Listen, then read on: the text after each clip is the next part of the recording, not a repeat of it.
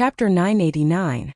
Surrounded by the cauldron of myriad demon, Ka's divine soul was like a candle flickering in the wind, flickering erratically. Given the realm of Han Shua's consciousness and the cauldron of myriad demons' power to manipulate Ka's divine soul, Han Shua was able to extract all of Ka's experiences from the moment he was born. He could even extract memories that Ka couldn't remember from the depths of Ka's soul. Only memories that existed couldn't escape Han Shua's great soul-searching art. Han Shua's consciousness spread across Ka's mind like a giant net. Threads of his consciousness wrapped around Ka's divine soul and dug out everything from the depths of his memories. Ka cultivated in the energy of life. At his realm, he had already escaped the fate of life and death. In his long life, he had experienced many things that left a deep impression on him. It would take Han Shua at least a day or two to comb through all of Ka's memories. After all, Ka had lived for nearly 10,000 years and had experienced many things every single day.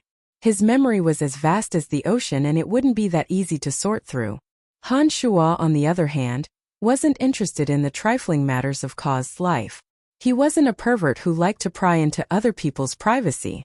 Therefore, Han Shua focused on the most important part of Ka's memories. Han Shua didn't even need to think to know that those were the most important memories in the depths of Ka's soul. Memories that he often thought about were much clearer than those of his daily life. Soon enough, Han Shua found what he was looking for. Han Shua's consciousness enveloped this deep memory and used the great soul-searching art to retrieve it in his sea of consciousness. This memory happened a few hundred years ago, not too far from the present. At that time, Ka had yet to become an overgod or become a god hunter. He was the patriarch of a major family clan in the Life Dominion. As the patriarch of a major family clan in the Life Dominion, not only was he not a god hunter, but he was also a hunter who hated god hunters to the core. While fighting against the god hunters in the Life Dominion, Ka was betrayed by a cousin of his and was imprisoned by the god hunters in a gorge called Tanai. Within 15 minutes, all of Ka's clansmen were slaughtered by the god hunters. Ka's wife and son were not spared. Ka, on the other hand, was stopped by the hegemon of the Life Dominion. He could only watch helplessly as his wife was raped and his son was dismembered. It was an unforgettable memory. Back then, the hegemon was merely a late-stage high god while Ka was merely an early-stage high god. He was no match for the hegemon and could only endure the humiliation for the rest of his life. Prior to this, Ka had hunted down god hunters in every city in the Life Dominion and was their greatest enemy. The former hegemon of the Life Dominion captured Ka and learned a few things about god hunters from the hegemon of the Life Dominion. That hegemon once told Ka that god hunters were an indispensable part of Elysium. The existence of every god on Elysium possessed too much elemental edictal energy. If the number of gods on Elysium exceeded a certain limit, the energy of heaven and earth would change. Such a change would affect the quintessence over gods and seem to be very detrimental to the quintessence. Therefore, the hegemon told Ka that god hunters would never disappear from Elysium, because their existence would reduce the number of gods on Elysium every day. It would effectively prevent such a situation from happening. For the quintessence over gods, the god hunters were actually helping them eliminate some of the hidden dangers. He rejected all of Ka's previous actions, saying that Ka's previous actions were idiotic, and that the Life Dominions over God just wanted him to fight the god hunters endlessly. It didn't matter if the god hunters died or their loyal subordinates were killed. It wasn't a bad thing for the quintessence over gods. In the end, Ka didn't die. The divine guards of every major city in the Life Dominion arrived just in time. Ka, who had lost a portion of his divine energy, was lucky enough to survive. Having lost most of his divine energy, Ka's strength was greatly reduced. When he returned to his family, he found that his cousin who had betrayed him had replaced him as the new patriarch. Having lost a portion of his divine energy, Ka was no longer a match for his cousin. He was defeated and chased out of his family. After his wife and children were killed and his cousin betrayed him, Ka's personality changed drastically. He abandoned his faith in the overgod of life. For the sake of revenge, Ka suddenly became the craziest god hunter.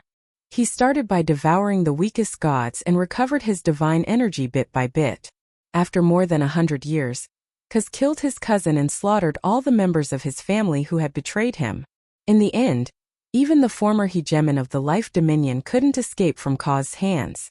Kaz used the most insidious method to burn his soul with poisonous flames. It took him more than 200 years to exhaust the last bit of energy in his soul. He only died after suffering for 200 years. Afterward, Kaz, who had lost his faith, became the new hegemon of the Life Dominion.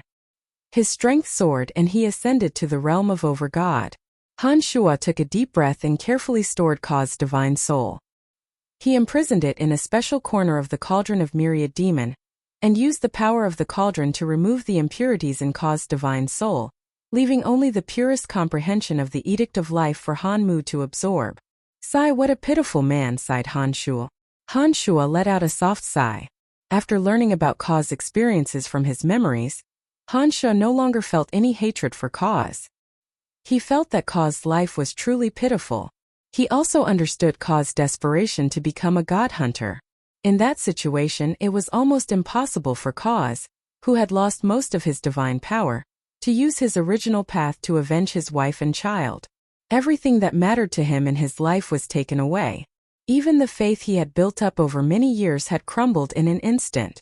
It was only natural that his personality would undergo a drastic change. Father, he said that there is a need for god hunters to exist? Really? When Little Skull saw that Han Shuo had sent his consciousness into Kaz's mind, he knew that Han Shuo could easily obtain all of Kaz's memories. Han Shuo nodded and sneered.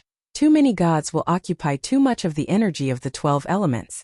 When a certain element is occupied too much by a god, the god of that element will undergo a mutation. Such a mutation is very bad for the overgods who possess the quintessence. Therefore, they need to maintain a delicate balance. At this point, Han Shuo suddenly recalled the War of the Gods mentioned by the Goddess of Destiny and the God of Light. He wondered if there was a reason for the War of the Gods. According to the God of Light and the Goddess of Destiny, a War of the Gods would definitely occur before the opening of Eternia. Many gods would die during the war. Could their deaths be a necessary procedure for the opening of Eternia? On Elysium, every once in a while a great war would break out that would engulf all of the dominions. Many geniuses would perish in those wars before they could truly become top experts. During the most crucial moments, the Goddess of Destiny would appear and calm the wars. Previously, Han Shuo didn't understand why such a thing would happen, and why the Goddess of Destiny would wait for many years before resolving the war. But now that he had learned these secrets from Kaz's memories, Han Shuo had his own guesses and vaguely understood some things.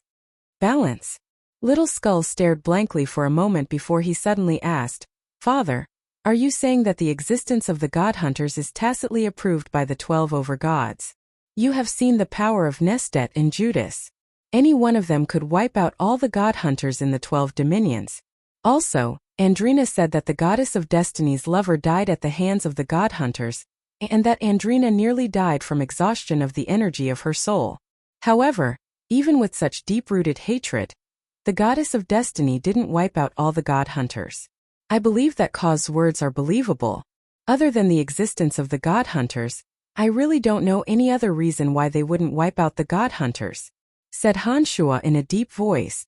Does that mean that the 12 quintessence overgods won't meddle in my business, even if I unite the God Hunters? Asked Han Hao after a moment of silence. Suddenly, his eyes lit up. That's right. As long as what you do is in line with their interests, they won't interfere.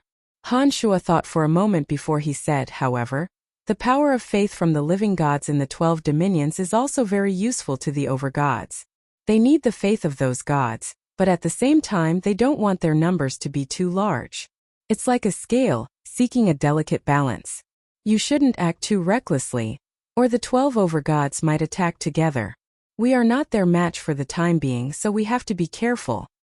Understood, Father. I'll be careful. Han Hao nodded in understanding. It was at this moment that 2 whistles sounded from the distance. After a short while, Salas and Wasis appeared before Han Shuo. Salas, who had no idea what was happening, hastily reported, Brian, many divine guards from the 12 dominions have gathered and are heading towards the fringe. It seems that they are planning to attack the God Hunters and us. Han Shuo nodded and said, if they want to maintain a delicate balance, the God Hunter alliance can't be too powerful. With the 12 dominions, the number of god hunters in the alliance might be a little too much for them to handle. They are probably planning to purge the alliance, right? Father, what should we do? Asked Han Hao. Han Shuo bunched his brows as he looked at the god hunters who had lost their 7 hegemons and were looking at him with fear. He smiled and said, "You are the new leader of the god hunters. You can decide what to do. I think the most important thing is to subdue them." I understand. Little Skeleton nodded and began to organize the god hunters around him. Chapter 990. There were a total of 12 hegemons in the God Hunter Alliance. But now not a single one of them was left. The god hunters who had lost their hegemons were at a loss, and had no idea where they could go in the future. At such a time, what they needed the most was someone who could bring a new light to the god hunters. Little Skull, Han Hao, in terms of strength, power, and his identity as a god hunter, was more than qualified to take on such a heavy responsibility. It didn't take long for Little Skeleton to unleash the terrifying quintessence energy on his body. All the god hunters prostrated themselves at his feet, obediently acknowledging his unrivaled position in the God Hunter Alliance. "Father, I might need to leave the fringe for some time. I will bring them away from the fringe and consolidate the power of the god hunters in the other dominions. I will solidify my position as the leader of the God Hunter Alliance." Little Skull bade farewell to Han Shuo. The dead hegemons still had many experts under them scattered across the dominions. They were left behind by the 12 hegemons to oversee the overall situation, and were unaware of the situation in the fringe. Now that all the hegemons were dead, Little Skull needed to intimidate those with ulterior motives and consolidate all the god hunters under his command as soon as possible. Han Shuo nodded and smilingly said, "Go ahead. Take Polo and the others with you. Be careful when you leave the fringe. Don't run into the city lords of the other dominions who are coming to kill you. I'm sure the 12 quintessence overgods will be satisfied with the outcome of the battle in the fringe. However, their subordinates won't be able to get word from them that they won't attack the god hunters. You should know what to do." Little Skull had demon generals at his disposal. Now that he had formed a new quintessence, he could easily detect the location and distribution of power of the divine guards in the other dominions. It wouldn't be difficult for him to avoid their encirclement. "I shall take my leave then. I will come back to see you after some time. I still need to comprehend the quintessence energy." Little Skull didn't dawdle. He gestured for the kneeling god hunters to follow him. He went to the edge of the Omphalos and found Polo. He instructed him to gather all the god hunter brigades in the fringe and leave the fringe with him for the time being. Han Shuo watched as Little Skull gave out his orders in an orderly manner and walked further and further away from the fringe. He felt a little reluctant to part with him. However, that feeling was quickly replaced by joy. Han Shuo was truly happy for Little Skull. Of Elysium, as of the most important person in his life, Han Shuo hoped that Little Skull would not only have the power to protect himself, but he would also have the power to rule over others. Only those who had the most power could stand on the continent. Soon enough, Little Skull's aura was getting further and further away from Han Shuo. Han Shuo suppressed the emotions in his heart. It was also at this moment that Han Shuo sensed the aura of Akeley, whom he hadn't seen for a long time. Akeley came over with a big smile on his face and said, "Brian, it's all settled. Those troublesome poisoners and those eccentrics you mentioned are all docile now. You've worked hard. Haha, from today onwards, the Celestial Pearl Pharmacy will become the most powerful pharmacy on the continent. As long as we put in some effort and set up branches in every divine domain, we can count our black crystal coins in peace," said Han Shuo smilingly. The Celestial Pearl Pharmacy was already very famous, but it was all because of the medicinal pellets he refined.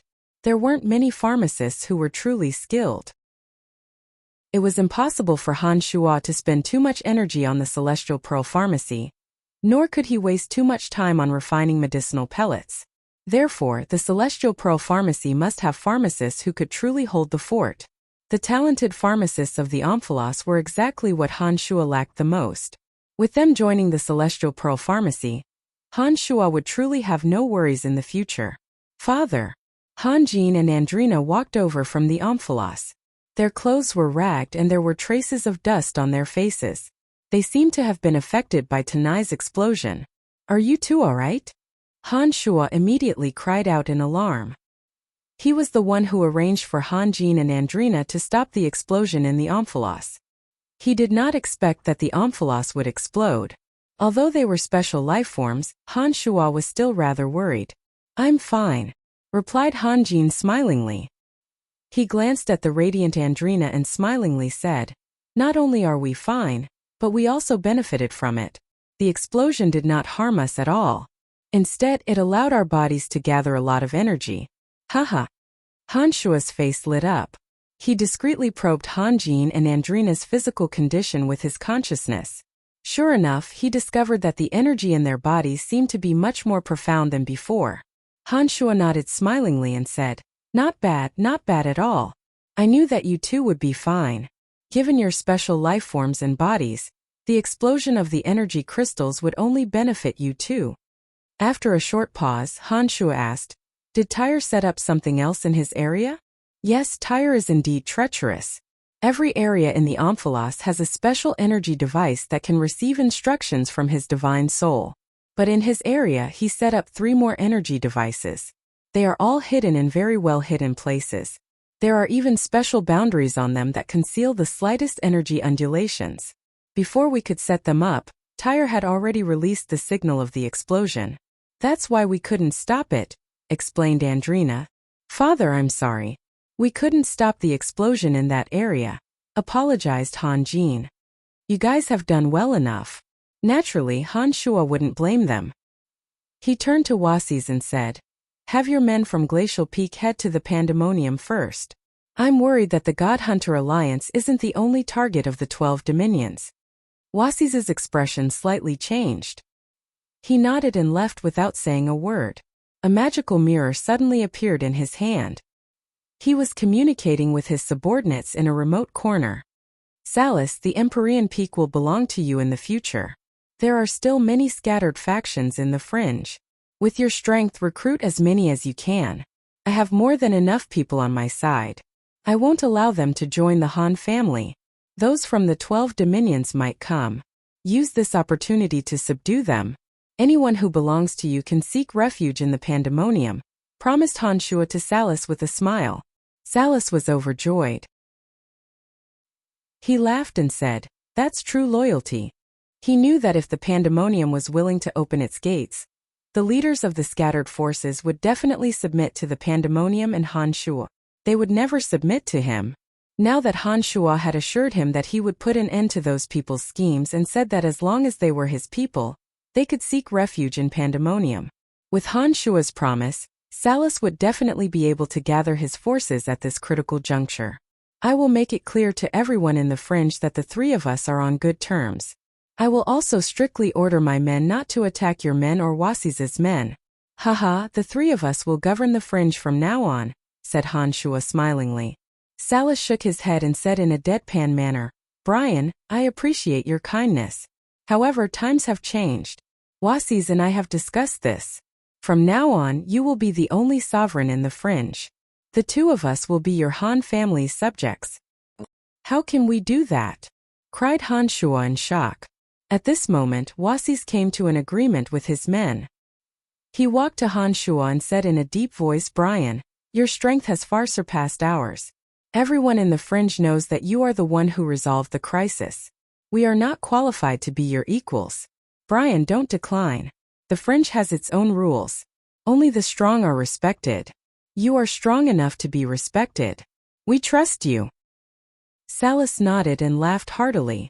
"With you in the fringe, even the overgods with quintessence will have to think twice before dealing with the fringe. From now on, we don't have to fight and kill all day. The fringe should have its own rules like the other major cities." It was hard to refuse such hospitality. Moreover, Wasis and Salus were being so sincere.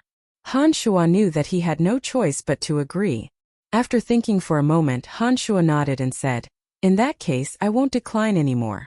From now on, the Omphalos will no longer exist. I will rebuild the Omphalos and name it Hexapolis. Just like any other city, I will be the city lord and you will be the chiefs of divine guards. The 3 of us will govern it together." Hexapolis. Hexapolis. Salus repeated the name a few times. He mumbled, The name sounds a little strange, but it does sound imposing. All right, let's call it Hexapolis then, shouted Wasis. I won't go to the Pandemonium. I will stay in Demonic City for the time being. I want to see what the 12 divine guards can do to me. Suddenly, Han Shuo felt a sense of heroism. He thought to himself, given my strength and my importance to the 12 overgods, what do I have to worry about before I activate Eternia? The quintessence overgods definitely won't make things difficult for me at this time. Apart from them, who else on Elysium could be a match for me? With that thought in mind, Han Shuo felt that he had nothing to worry about at all. He laughed heartily as he gathered the demonic energy in his body. A stream of pitch-black demonic energy fell into the ruins of Loge's territory. The demonic energy swirled around and gathered a few large rocks nearby before flying towards him. Bang! Bang! With a few deafening noises, a few 10-meter-tall boulders were erected at the entrance. Strands of black lines swam across the smooth and flat surface of the boulders. One could only hear the ka-ka sounds of the boulders as pieces of rubble were sent flying. After a while, a strong gust of wind blew past, blowing away the dust and debris on the rocks. Then, 3 majestic words appeared on the rocks: Hexapolis. Chapter 991. Apart from Han Shuo, Wasis and Salas were also stationed in Hexapolis. Wasis had already sent word that his subordinates would head to the Pandemonium to seek refuge. Salas, on the other hand, made use of this time to roam around Hexapolis and meet with the leaders of the various factions. Han Shuo clearly stated that the Han family would not want him, and that the fringe would be jointly managed by him, Salas, and Wasis. It was only after Han Shuo's message was sent out that the leaders of the various factions who didn't take Salas seriously considered his proposal. A few leaders who knew that they weren't strong enough, and that they wouldn't be able to strut around even if the fringe returned to normal, accepted Salas's sincere invitation to serve under him. Han Shuo purged the divine souls of the god hunter hegemons from the Celestial Pearl Pharmacy, leaving behind only the purest understanding of the profound mysteries of energy. He made a few profound orbs and had Han Jin and Andrina bring them to the Pandemonium. In this battle, Han Shuo captured all the god hunter hegemons in one fell swoop. Daka, Tyre, Loge, Acer, Tuckamore, Sayant, Regis, Miller, Belinton, and Kaz made from the souls of Tuckamore, Kaz, and Belinton. Naturally, Han Shuo, Han Hua, and Han Mu's profound orbs were given to Han Hua, Han Mu, and Han Shui. Other than Han Hua, Han Mu, and Han Shui, Akeley received a destruction orb from Tyre's divine soul. Fanny would receive Loge's pure divine soul orb of death, while Emily would naturally receive Acer's darkness orb. There were also destruction orbs made from Daka's divine soul, earth orbs made from Isaiah's divine soul, lightning orbs made from Regis's, and wind orbs made from Miller's. Han Shuo also handed them to Han Jin, indicating for Han Jin to use them on his family members. The fact that Han Jin was able to become the owner of Goldstone meant that he wasn't any less intelligent than Little Skull Han Hao. Ever since he befriended Andrina, he had been evolving at a rapid pace. Han Shuo felt at ease leaving such an important item in Han Jin's hands. After Han Jin and Andrina left, Han Shuo settled down in Fringe Hexapolis. He spread the news that people from all over the Fringe were coming to the Land of Chaos, and at the same time he came up with new rules for Fringe Hexapolis. With the full support of Wasis and Salas, Han Shuo became the undisputed #1 person in Fringe Hexapolis. Imitating some of the rules of Ethereal City and the City of Shadows, Han Shuo came up with a new set of rules. Han Shuo vetoed all the tyrannical rules of Omphalos. From now on, Fringe Hexapolis would become the true center of the Fringe. Gods who entered Fringe Hexapolis would no longer have to pay black crystal coins, and could stay as long as they wanted. The God Hunter War that had engulfed the Fringe had caused a sharp decline in the population of the Fringe. Many of the Fringe dwellers who used to live in the Fringe had either been slaughtered by the God Hunters or had temporarily left the Fringe to seek refuge in remote and desolate places. As the Fringe was now sparsely populated, Han Shuo had come up with many favorable measures and new rules to restore the Fringe as soon as possible. It took Han Shuo a few days to come up with the new rules of Fringe Hexapolis. After everything was back on track, Han Shuo cultivated in the secret room beneath Celestial Pearl that Earth Elite Zombie had opened up for him. Ever since Han Shuo made a breakthrough in his state of mind during the battle at Pandemonium, He discovered that the 13 avatars formed from the demon generals and various energies in the demonic cauldron were incredibly powerful. A single avatar might not be as powerful as an overgod without the quintessence, but when two avatars fused, they would be even more powerful than an overgod without the quintessence like Tyre. Although the new avatars formed from the fusion of 6 energies weren't as powerful as an overgod with the quintessence, they were still terrifyingly powerful. So-called pseudo-overgods like Tyre and Log couldn't even put up the slightest resistance against them. Judging from the strength of the new avatars, if all 13 were successfully fused, Han Shuo believed that even an overgod with the quintessence wouldn't necessarily be a match for him.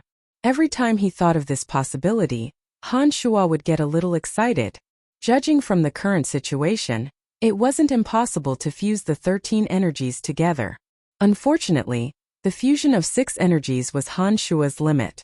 During this period of time, Han Shuo had been trying to see if he could fuse the other 7 avatars, but he just couldn't find the right opportunity to do so. He had tried fusing the other 7 energies once, but he still couldn't fuse them together. This gave Han Shuo quite a headache. Han Shuo sat cross-legged in the underground secret room. The 6 avatars of destruction, death, darkness, lightning, wind, and water gradually overlapped with each other. As soon as the 2 energies fused together, the 6 energies were like 6 streams flowing together. They immediately strengthened and formed a new energy. Han Shuo took a deep breath and continued to fuse the energy of light with the energy of the 6 elements. However, he discovered that as soon as his avatar of light approached the source of the fused energy, it would be repelled by a force. Han Shuo wasn't in a hurry. As he tried repeatedly, he used his consciousness to carefully feel for the reason. Gradually, Han Shuo discovered that the energy of light was being repelled by a very distinct energy of darkness. That energy of darkness in his avatar that had fused with 6 elemental energies had become abnormally powerful. It seemed to be on the verge of breaking away from the state of fusion. Han Shuo tried many times, but every time, he discovered that the fused energy of darkness would repel the newly added energy of light. After many fruitless attempts, he had no choice but to give up and start experimenting with other energies. After the energy of light, Han Shuo tried the other 6 energies: fire, life, space-time, fate, fighting aura, and earth. Among them, the energy of fire repelled the energy of water, and the energy of life repelled the energy of death. Only the 4 energies of space-time, fate, earth, and fighting aura did not feel this kind of repulsion. However, there were no signs of fusion. Light and darkness opposed each other. Death and life opposed each other. Water and fire were incompatible. These 6 energies seemed to be natural enemies. It seemed as though there was no possibility of them fusing. Han Shuo thought about it carefully for a while. He felt that these 6 energies might not be difficult to fuse, but it should be rather difficult. Thinking about it this way, Han Shuo felt that he should spend more effort on fusing space-time, fate, earth, and fighting aura. Among these 4 energies, there were some special types of fighting aura that seemed to be the easiest to deal with. When he fused his fighting aura with his avatar, Han Shuo vaguely felt a little comfortable. Although he couldn't fuse it with his avatar for the time being, he felt that the fusion of fighting aura should be the easiest. Han Shuo spent a dozen or so days meditating in silence. During this period of time, Han Shuo did not make any breakthroughs. However, he had a clear direction. He planned to spend more time and effort on the 4 energies of space, destiny, earth, and fighting aura, especially the energy of fighting aura. As for light, fire, and life, Han Shuo felt that he should leave them for last. It was obvious that fusing these 3 energies would be extremely difficult. It was still unknown whether or not he could fuse them. One day, Han Shuo came out from his meditation. He went to Wasis and Salis and asked them to bring all the scattered people into Hexopolis. Han Shuo's powerful consciousness could sense that the divine guards from the 12 divine dominions were about to arrive at Hexopolis. "Brian, how many are there?" Salis bunched his brows and appeared rather worried. "More than the God Hunter Alliance," replied Han Shuo calmly. He shot a glance at Salis and said, "But you don't have to worry. Numbers won't change anything. I'd like to see what they can do to me." As long as Han Shuo was in the fringe, the connection between him and Little Skull Han Hao would not disappear. Han Shua had communicated with Little Skull a few days ago, when the connection was about to be severed. From Little Skull Han Hao, Han Shua learned that the God Hunter Alliance did not suffer too great a loss and had left the fringe. The information from Little Skull Han Hao allowed Han Shua to learn about the number of divine guards from the 12 divine dominions. However, Han Shua did not pay too much attention to it. He only remembered one of them, the Keeper of Light, Jar. Among the leaders of the expedition to the fringe was McKinley, the city lord of Ethereal City who was closest to the fringe. He was one of Han Shua's closest friends and had communicated with Han Shua before he came. Therefore, Han Shua was well aware of the movements of the fringe. Brian, Jar has also come. If possible, I hope you can help me get rid of Jar.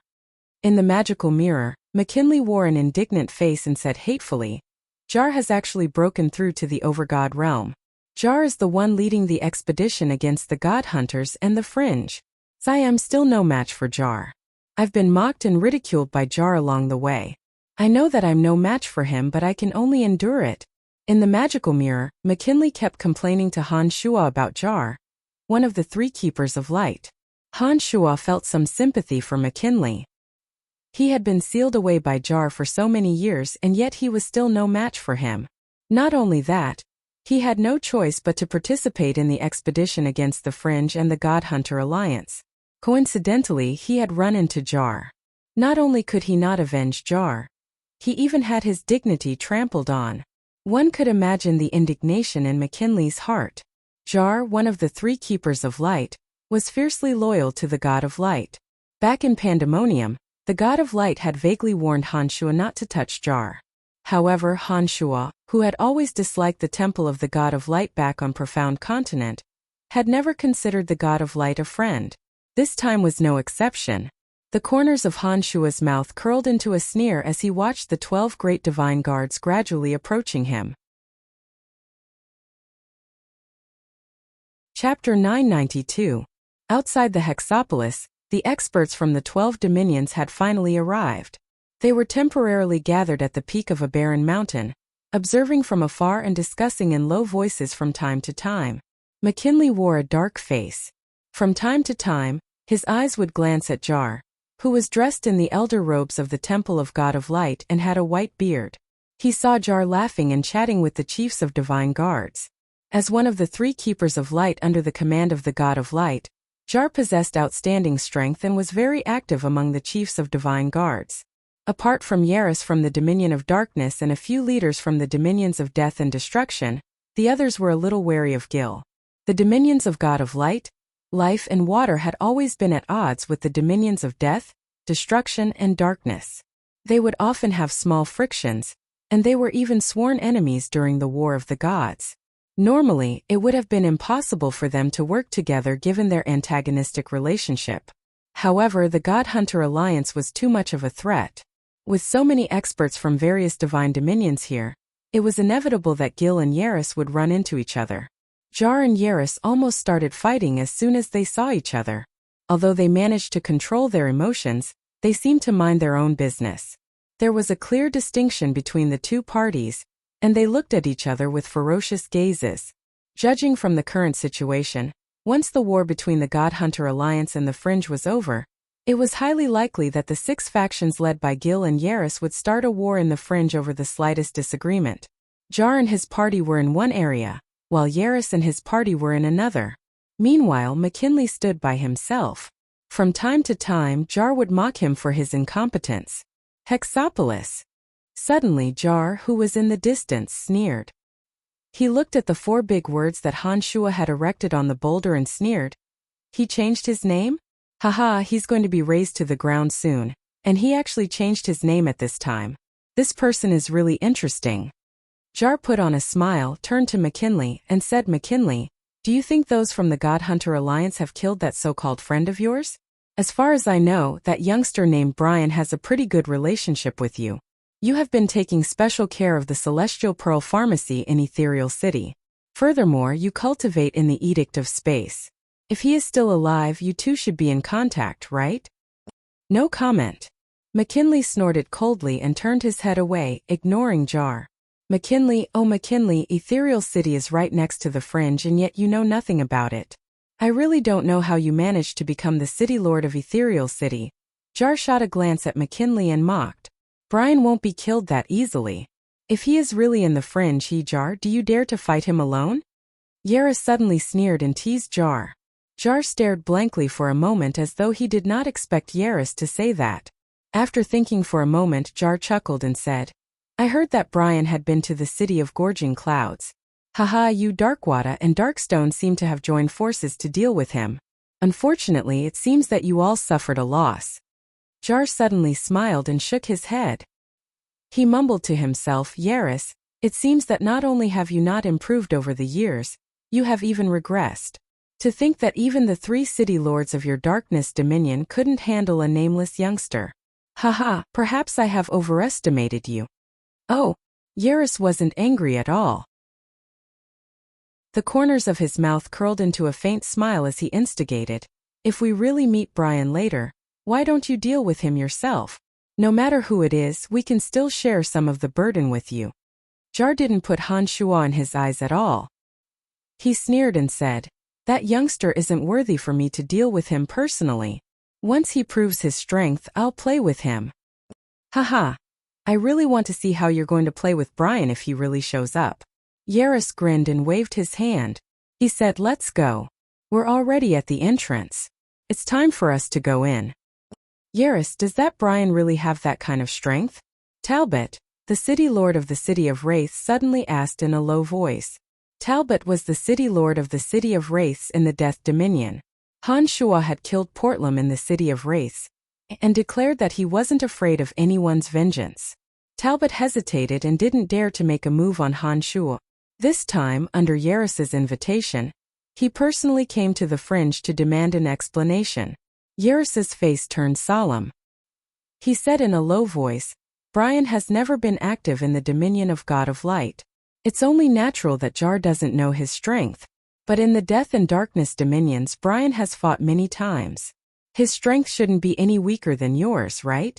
If he wasn't strong enough, Darkwater, Darkstone, and I would have killed him back in the city of Gorging Clouds. Are you sure you can defeat him this time? Talbot's expression changed slightly and his voice became even softer. Yaris shook his head with a bitter smile and said, not yet. Even with the help of the 2 of you, I still can't see through him. However, Jar and the others don't know Brian's strength. If he's still in the fringe, we'll let Jar take the lead. Once Jar and the others are heavily injured, we'll retreat from the fringe and deal with Jar and the others. Yaris used the energy of darkness to form a barrier around the 2 of them. Even the people around them wouldn't know what they were talking about, let alone Jar. Brian can seriously injure Jar? Talbot was shocked once more. Just you wait and see. Yaris smiled mysteriously and said in a low voice, remember, if Brian shows up and shows his strength, we must leave the fringe immediately and ambush Jar and the others. I've already communicated with the Overgod before I came here. He said that the war of the gods is inevitable and we should strike first. After a while, the divine guards from the 12 dominions finally gathered around the giant boulder that had the words Fringe Hexopolis carved on it. Jar let out a long laugh and shouted, it doesn't matter if the people inside are god hunters or prisoners of the fringe, they all deserve to die. Today, the holy light of God of Light shall shine upon this filthy place and bring new light to the fringe. Creek behind the boulder, the gates of the Fringe Hexopolis opened. A loud and clear laughter sounded from within. Haha! I've been waiting for you all for a long time. You are my guests from afar. Oh, and McKinley and Yaris. Very good, very good. They're all acquaintances. Who are you? Jar asked in a loud voice after hearing the unfamiliar voice. Those from other divine dominions were also puzzled. They had no idea what was going on inside, but they felt that something was amiss. Most god hunter hegemons were middle-aged or elderly. They had never heard of such a young hegemon before. Yaris' face jolted. He hesitated for a moment before he shot a glance at Talbot. He forced a smile and said, I didn't expect you to be the master of the fringe. Since you have invited me, I'm here to ask for a cup of wine. But let me make it clear that our target in coming to the fringe is the god hunters, not you. Don't misunderstand. Brian. You're that Brian? Jar immediately realized who the owner of the voice was after hearing Yaris' words. He hesitated for a moment. Jar had a bad feeling about this and hesitated. Who was the one who said that a certain someone wasn't qualified for him to fight? What's wrong? We haven't even come in yet. And you're already afraid? McKinley, who had been holding back all this while suddenly straightened his back and shouted. Shut up. Jar's face jolted. He shot a cold glance at McKinley and said, Loser. Since when did you have the right to mock me? After saying those words, Jar let out a groan, signaled to the others with his eyes, and walked into the fringe. The others followed closely behind him. Yaris put on a strange smile. He could tell with one glance that Jar was a little scared. Tanai's absence of the God Hunter Alliance was enough to prove that the God Hunters had been defeated. To be able to drive the God Hunter Alliance out of the fringe, the strength of the Master of the Fringe was indescribable. Talbot, be careful. The Divine Guard should stay outside for the time being. Our goal is different from that of Jar and the others. There's no need for us to get involved in this mess. If the situation changes, we will leave immediately. Yaris reminded Talbot as they walked towards the Omphalos. Talbot, who had solemnly vowed to seek revenge on Han Shuo, grew more and more uncertain after hearing Yaris' words. His strength was inferior to Yaris, but for even Yaris to be so fearful of Han Shuo, Talbot's confidence gradually diminished. He gradually lost the will to fight to the death with Han Shuo. The party slowly walked into the Omphalos that had been renamed Hexopolis. McKinley was the only one who wasn't afraid of Han Shuo. As he was on good terms with Han Shuo, it was only natural that he knew that Han Shuo wouldn't harm him. Therefore, he was the first to enter the Omphalos. As soon as McKinley entered the Omphalos, he saw Han Shuo standing with his hands clasped behind his back. Beside Han Shuo were Salis and Wasis. Other than Han Shuo, Salis, and Wasis, there was no one else in the spacious street. All three of them had smiles on their faces. Han Shuo wore a gentle smile, Salis wore a faint smile, and Wasis wore a cold smile. McKinley did not talk too much with Han Shuo. He merely nodded and shot a meaningful glance at Han Shuo, indicating to him which one was Jar. Han Shuo didn't need McKinley's hint. With his current strength and means, he had long figured out who Jar was. Han Shuo smiled and nodded, indicating that he knew what was going on and not to worry. Chapter 993. You're Brian? Humph, you've got guts at such a young age, said Jar with a sneer. Long time no see. I didn't expect that you would become the master of the Omphalos in the fringe. Yaris wore a solemn expression. Not only did he keep his distance from Gil, he also kept his distance from Han Shuo. Han Shuo ignored Jar and looked at Yaris with a smile. He was rather puzzled. Han Shuo had killed Yaris' brother Larixin with his own hands. Back in the city of Gorging Clouds, Han Shuo had also slaughtered a lot of people. Han Shuo did not expect Yaris to show that he wasn't here for revenge. Larixin was killed by me. You said that you came to the fringe to deal with the God Hunter Alliance? Asked Han Shuo with his brows bunched. He stared at Yaris and asked, Is that true? Yaris's heart tightened as he nodded with a bitter smile. Believe it or not, I really don't intend to seek revenge on you this time. He had received some instructions from the Overgod of Darkness a long time ago. No matter how unwilling he was, he didn't dare to go against the Overgod's will. Where are those from the God Hunter Alliance? Asked Jar after he saw that Han Shuo wasn't paying attention to him. This time Han Shuo finally turned his gaze to him. He couldn't help but recall the advice the God of Light had given him. After carefully observing Jar for a while, Han Shuo discovered that Jar was a fanatical believer of a religion. Jar had the kind of obsession that only a fanatic could have. His fanaticism would only serve the God of Light. Although Jar was wearing a pure white elder's robe, he didn't seem calm at all. On the contrary, he seemed fierce and irascible. Just as McKinley had said, Jar wasn't born on Elysium but on an unknown plane. He used to be a fanatical believer of the God of Light. Jar's strength continued to grow by leaps and bounds. His fanatical faith in the God of Light eventually attracted the attention of the God of Light, who bestowed upon him a mark of God of Light. Gil's strength improved by leaps and bounds under the influence of the divine seal from the God of Light, becoming the first mid-god of that lesser plane to cultivate the energy of light. His achievements astonished the God of Light. The God of Light dispatched him to various major planes to wage war. Jar never let the God of Light down. He eradicated all the heretics on more than a dozen planes big and small, expanding the influence of the God of Light to many planes.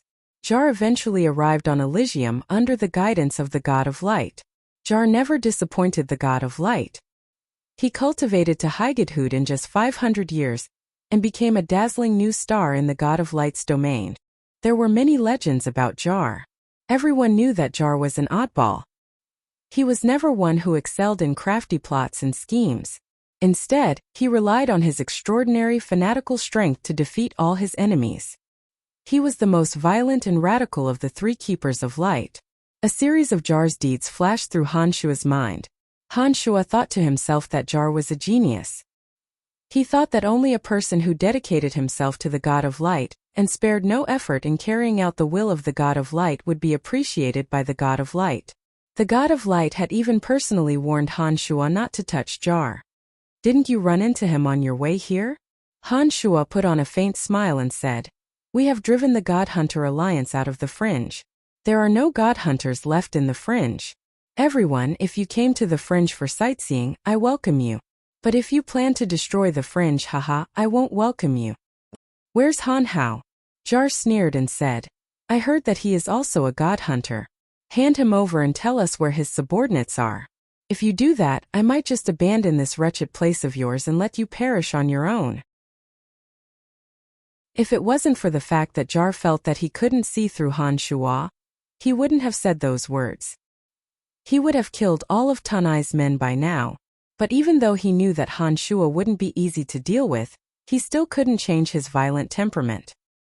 He behaved as though everyone in the world should listen to his orders. It was as though everyone but those who cultivated in the energy of light and believed in the God of Light were heretics and deserved to die. Han Shua had no intention of letting Jar off the hook. When he heard that Han Shua was so arrogant that he demanded him to hand over his little skull, Han Shua's face sank. He put on a mischievous smile and said, "Jar, who do you think you are? Do you think you're worthy of such a condition?" In Han Shua's mind, he had already regarded himself as a being on the same level as the God of Light who possessed the quintessence. It was only natural that Han Shua was extremely displeased that Jar, a so-called follower of the God of Light, was showing off in front of him. Ha ha ha. Jar was instantly enraged. He laughed maniacally and said, "I, Jar, have lived for thousands of years and have never feared anyone but the quintessence over gods. You are the first person in all these years to act so arrogantly in front of me. Good, very good. Even if you hand over Han Hao now, you'll still be dead." Jar wasn't as cunning and scheming as Yaris, who wouldn't immediately attack without a word. The holy light on his body suddenly became blinding as the holy Aurum armor covered his body. Holy energy emanated from his body and the olive branch in his hand, making everyone feel pressured. Jar had a violent and direct personality. He wasn't suited to rule a city, but he was the best fighter.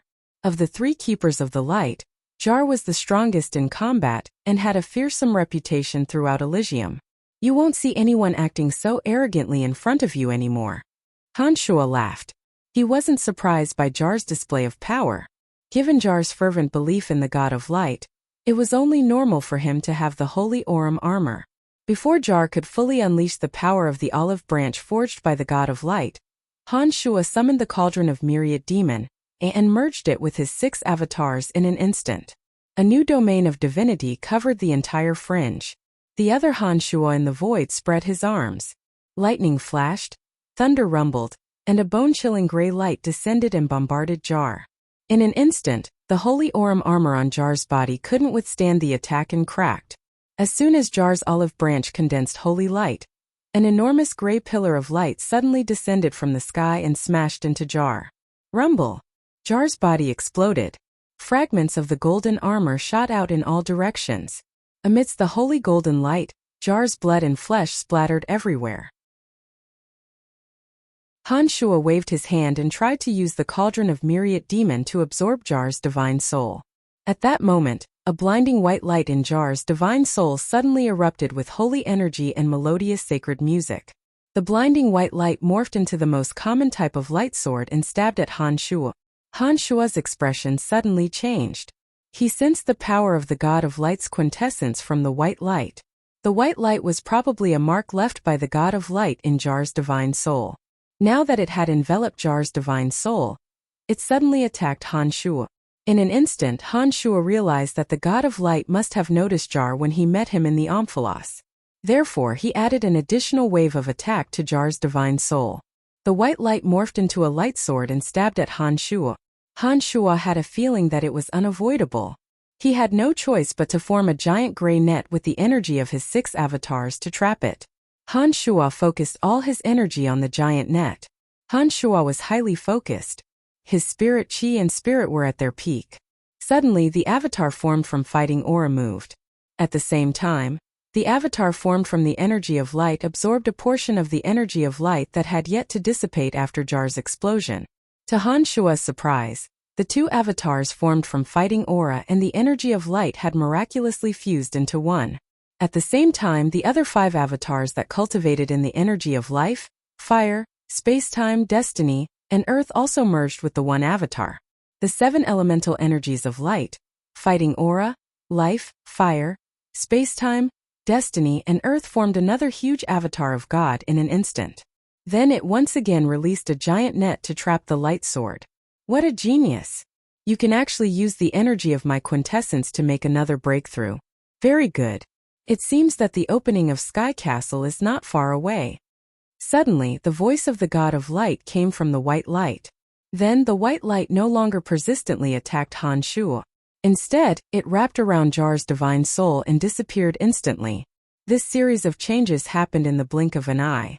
It started abruptly and ended in an instant. Han Shuo had a very strange feeling in his heart. He raised his head and looked at the 2 huge shadows above his head. He sensed the incompatible aura of the 2 avatars and had a strange expression on his face. He had been trying to fuse the other 7 elemental energies into his original avatar, but had never considered the possibility of this happening. Light and darkness opposed each other. Death and life opposed each other. Water and fire were incompatible. Therefore, it was very difficult to fuse the 3 energies of light, life, and fire. On the other hand, there was no barrier between the 3 energies of light, life, and fire.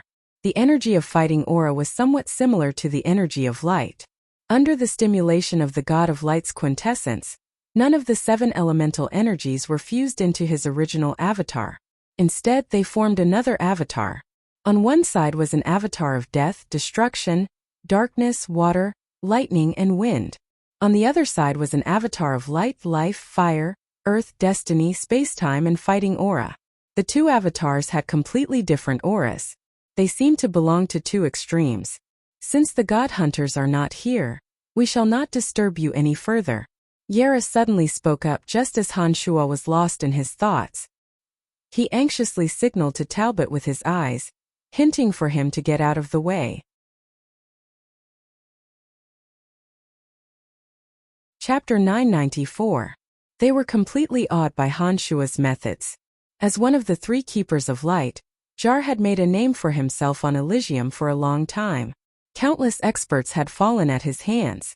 For so many years, Jar had been the #1 warrior in the God of Light's dominion and was feared by all. Yet, Han Shuo had effortlessly killed such a formidable character. But that wasn't the most terrifying part.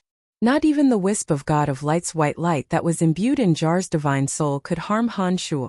Instead, it expressed its admiration for Han Shuo and quietly left. Yaris was a man of great wisdom and vision. He could sense the existence of the God of Light just from that wisp of weak energy from the God of Light's quintessence. His #1 warrior Jar had been killed, but the God of Light did not kill Han Shuo immediately. Instead, he said those words. Yaris immediately realized that Han Shuo was not someone he could deal with. When he thought of Han Shuo's massacre in the Dominion of Death and Darkness, as well as the 2 overgods' playful attitude, Yaris vaguely grasped some things. Talbot finally understood why Yaris was so afraid of Han Shuo. He immediately retreated after hearing Yaris's shout. He no longer dared to harbor any thoughts of revenge against Han Shuo. He had completely forgotten about Han Shuo's arrogance in the city of wraiths. Yaris and Talbot exchanged glances before they stared at Han Shuo with vigilant gazes. They retreated step by step from the Omphalos, fearing that Han Shuo would suddenly make a move and leave them forever in the Omphalos that had been renamed the Omphalos. The Divine Guard chiefs who came with Jar felt a chill run down their spine when they saw that Jar was killed by Han Shuo in an instant. When the divine seal of God of Light transformed into a strand of white light and vanished, the fear in their hearts grew infinitely greater. Hearing Jar's words of farewell, those people did not hesitate to speak up. If the God Hunter Alliance isn't here, we won't disturb you. We came to the Omphalos for the sake of the God Hunter Alliance. We have no intention of becoming enemies with the Pandemonium. We still have important matters to attend to. There's no need to send us off. After Yaris, everyone used different excuses to leave. Without waiting for Han Shuo's reply, they all looked at Han Shuo as if they were facing a formidable enemy and slowly retreated. The only person standing in front of Han Shuo was the overjoyed McKinley. McKinley's eyes were glistening as he stared at the blood splattering from Jar's body. He muttered, "Dead. Just like that. You're finally finished."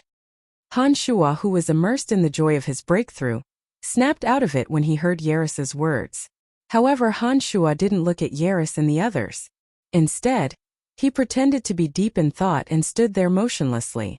The divine guards from the 12 dominions possessed extraordinary strength. Yaris and a few of them even possessed overgod strength. Therefore, Han Shuo didn't pay much attention to them. After pondering for a moment, Han Shuo decided that there was no need for him to deal with those people. On one hand, he didn't want to anger the 12 overgods behind them so soon. On the other hand, Han Shuo had overheard the conversation between Yaris and Talbot. The war of the gods that would engulf the 12 dominions was about to begin. Han Shuo was still looking forward to the battle between Yaris and Talbot. Naturally, he wouldn't come looking for trouble with him. Han Shuo had no intention of participating in the war of the gods. Therefore, it would be wise for him to remain silent at such a crucial moment. With that thought in mind, Han Shuo ignored Yaris and the others as they quietly left. He pretended to be deep in thought about his breakthrough. When Yaris and the others saw that Han Shuo wasn't even looking at them, they hastened their retreat. When they were out of the valley, they immediately turned around and left as fast as they could. In the blink of an eye, the chiefs of divine guards from the 12 dominions had retreated at a much faster speed than when they arrived. It was as though they were afraid that Han Shuo would react and attack them. "Brian, are we just going to let them leave?" Wasis, who was standing beside Han Shuo, hesitated for a moment before he softly asked. Han Shuo put on a smile and replied, "They all have quintessence overgods backing them. Some of them have overgod imprints in their souls. It wouldn't be wise for us to keep them in the fringe. Let them be. They will fight each other anyway." "You mean they will fight among themselves?" Salas was stunned for a moment before he asked in astonishment, "Of course. Just wait and see. The moment we leave the fringe, they will start a war." Who would have thought that the new war of the gods would start in our direction?" explained Han Shuo. "I will remain neutral. I don't want to get involved," said McKinley. It was at this moment that McKinley took a deep breath and bowed at Han Shuo. In a deadpan manner, he said, "Brian, it's all thanks to you that we have a grudge for so many years." Han Shuo gestured at McKinley and smilingly said, "You don't have to say that given our friendship." "Haha, McKinley, you better hurry back to Ethereal City as soon as possible. Their battle might affect Ethereal City. You need to be prepared." "I understand," nodded McKinley. After pondering for a moment, he looked at Han Shuo with a grave face and asked, "Brian, Jar's divine soul is still intact. Is that white light that envelopes him really the God of Light?" "That's right." Han Shuo's expression changed slightly. He said to McKinley, "You don't have to think too much about this. The God of Light has protected Jar's divine soul. I have no way to completely destroy him. However, Jar is in a terrible state. Back then, only your divine soul and divine body were separated. Although Jar's divine soul is unharmed, his divine body is completely destroyed. You can say that you have avenged your grudge. I'm already satisfied. However, I'm a little worried about you. The God of Light has remembered you. I'm afraid that something bad will happen to you." McKinley frowned and paused for a moment before he lamented, I really don't know how you cultivate to be able to kill Jar so effortlessly. You don't have to worry about me. Han Shuo smiled and said, Don't worry. I have the ability to protect myself. You should return to Ethereal City as soon as possible. Ethereal City needs you the most right now. Alright, I'll be on my way. Take care, Brian. McKinley did not waste any more time talking to Han Shuo. He decisively left the city and followed behind Yaris and the others. The might of the battle had awed all the invading divine guards. A crisis had been easily resolved. Haha, the Fringe shouldn't be facing any more dangers for the time being. We still need to hurry up with the reconstruction of Hexopolis. I'll be returning to Pandemonium first. You guys stay here. If you encounter any problems, just contact me through the magical mirror and I'll be there as soon as possible. With the God Hunter Alliance no longer in danger, Yaris and the others hastily retreated from the Fringe. Han Shuo was certain that the Fringe would be safe for a long time to come. He then began to arrange some new tasks. Alright, we will gather all the remaining gods in the Fringe in Hexopolis. We will govern the place according to your rules. Don't worry, we will take good care of the place. We won't let anything happen to it, said Salus. He was in a good mood and was smiling happily. From now on, there would be fewer conflicts in the Fringe. Without Tyre, Asura, and Logue, those three despicable fellows, they would be able to properly govern the Fringe. Once the War of the Gods kicked off, many from the 12 dominions would flock to the Fringe. At that time, the Fringe would return to its former glory, perhaps even stronger than before. Alright, I'll leave this place to the two of you for the time being. Let's keep in touch, said Han Shuo smilingly before he left Hexopolis. Alright, I'll leave this place to the two of you for the time being. Let's keep in touch, said Han Shuo smilingly before he left Hexopolis. With his current level of consciousness, he could sense any abnormalities in Hexopolis even though he was in Pandemonium. If there were any enemies around Hexopolis, he wouldn't even need Wazer or Salus to inform him. He would have known about them beforehand. Therefore, Han Shuo was very relieved. Soon enough, Han Shuo returned to Pandemonium. Thanks to the innate powers of the 5 elite zombies, the Pandemonium was gradually restored to its original state. The cracks in the ground had all healed and Tanai was once again shrouded in the mist that lingered around Tanai all year round. After returning to Pandemonium, Han Shuo started to rebuild the Pandemonium. First, he had the 5 elite zombies alter the structure of the mountains around the Pandemonium according to the structure he had in mind. Then he used his immense energy to alter the edicts of heaven and earth. He even collapsed the earth, moved the mountains and filled in the seas. Han Shuo's mental state had reached the demonic lord realm.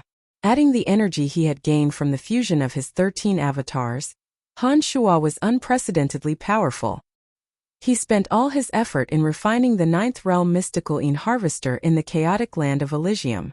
The 9th realm mystical Een Harvester was able to attract Han Shuo from another universe in a small place like Profound Continent, turning Profound Continent into one of the 5 perilous lands. Once it was constructed on Elysium, where the yuan qi of heaven and earth was 100 times denser, it would become a divine formation that would shock the heavens and make the gods weep. It was a monumental project. Han Shuo immersed himself in it. Using the powers of the 5 elite zombies and his new understanding of the realm, he collected all kinds of materials from the Fringe, Ethereal City, and the Destiny Dominion. He didn't hesitate to spend an enormous amount of black crystal coins to fill the Pandemonium. 1 year, 2 years, 5 years, time flew by and the Pandemonium gradually transformed. The Pandemonium, which was already enormous in size, was added to the surrounding mountains and lakes. Unbeknownst to them, the Pandemonium had expanded 5-fold. Tanai would often see lightning flashes, thunder rumble and snow fall. Gradually, a wondrous land of incomparable grandeur on Elysium began to take shape as the War of the Gods began to unfold.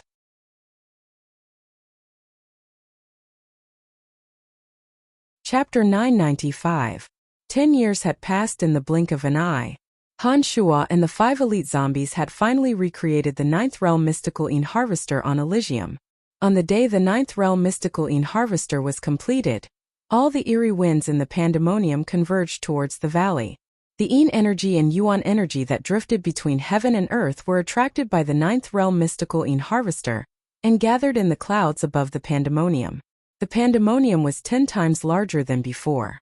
At a glance, there were several mountain peaks that pierced through the clouds like giant swords. At the center of the peaks was a majestic palace that towered into the sky. Under the moonlight, the faint energy that could be seen with the naked eye filled every corner of Tanai. The ninth realm mystical Ein harvester was used to gather the spiritual energy between heaven and earth. After it was completed, all the cultivators in Tanai could sense that the energies in Tanai's body had become incredibly dense. They even felt as though they were floating in an ocean of elemental energy. Deep in the center of the ninth realm mystical Ein harvester was an amber chamber. It looked like the purest of crystals, constantly sparkling with dazzling radiance. Inside the chamber, Han Shua's main body was quiet and motionless. Wisps of faint mist visible to the naked eye were entwined around his body. Once the ninth realm mystical Ein harvester was completed, it would continuously absorb mystical Ein aura from between heaven and earth. The mystical Ein aura could then be converted into demonic yuan, increasing the speed at which he could condense demonic yuan by 100 times, or even 1,000 times. Without the ninth realm mystical Ein harvester, given Han Shua's current cultivation speed, it would take a long time for him to gather enough demonic yuan to break through to the realm of Demon Lord. It would take him 1,000 years or even 10,000 years to make the breakthrough. However, with the help of the ninth realm mystical Ein harvester, that speed could be increased by 100-fold or even 1,000-fold. Elysium was the continent with the densest vital energy in the universe. As soon as the ninth realm mystical Ein harvester was formed, the energy that had existed for hundreds of millions of years began to flow towards the pandemonium. Under the nourishment of this enormous power, Han Shua's devil body was growing stronger at an unimaginable speed every second.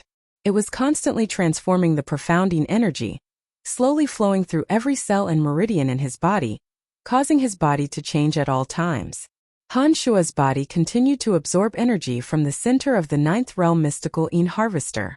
The cauldron of myriad demon remained in Han Shua's body as the core of the formation, helping Han Shua improve.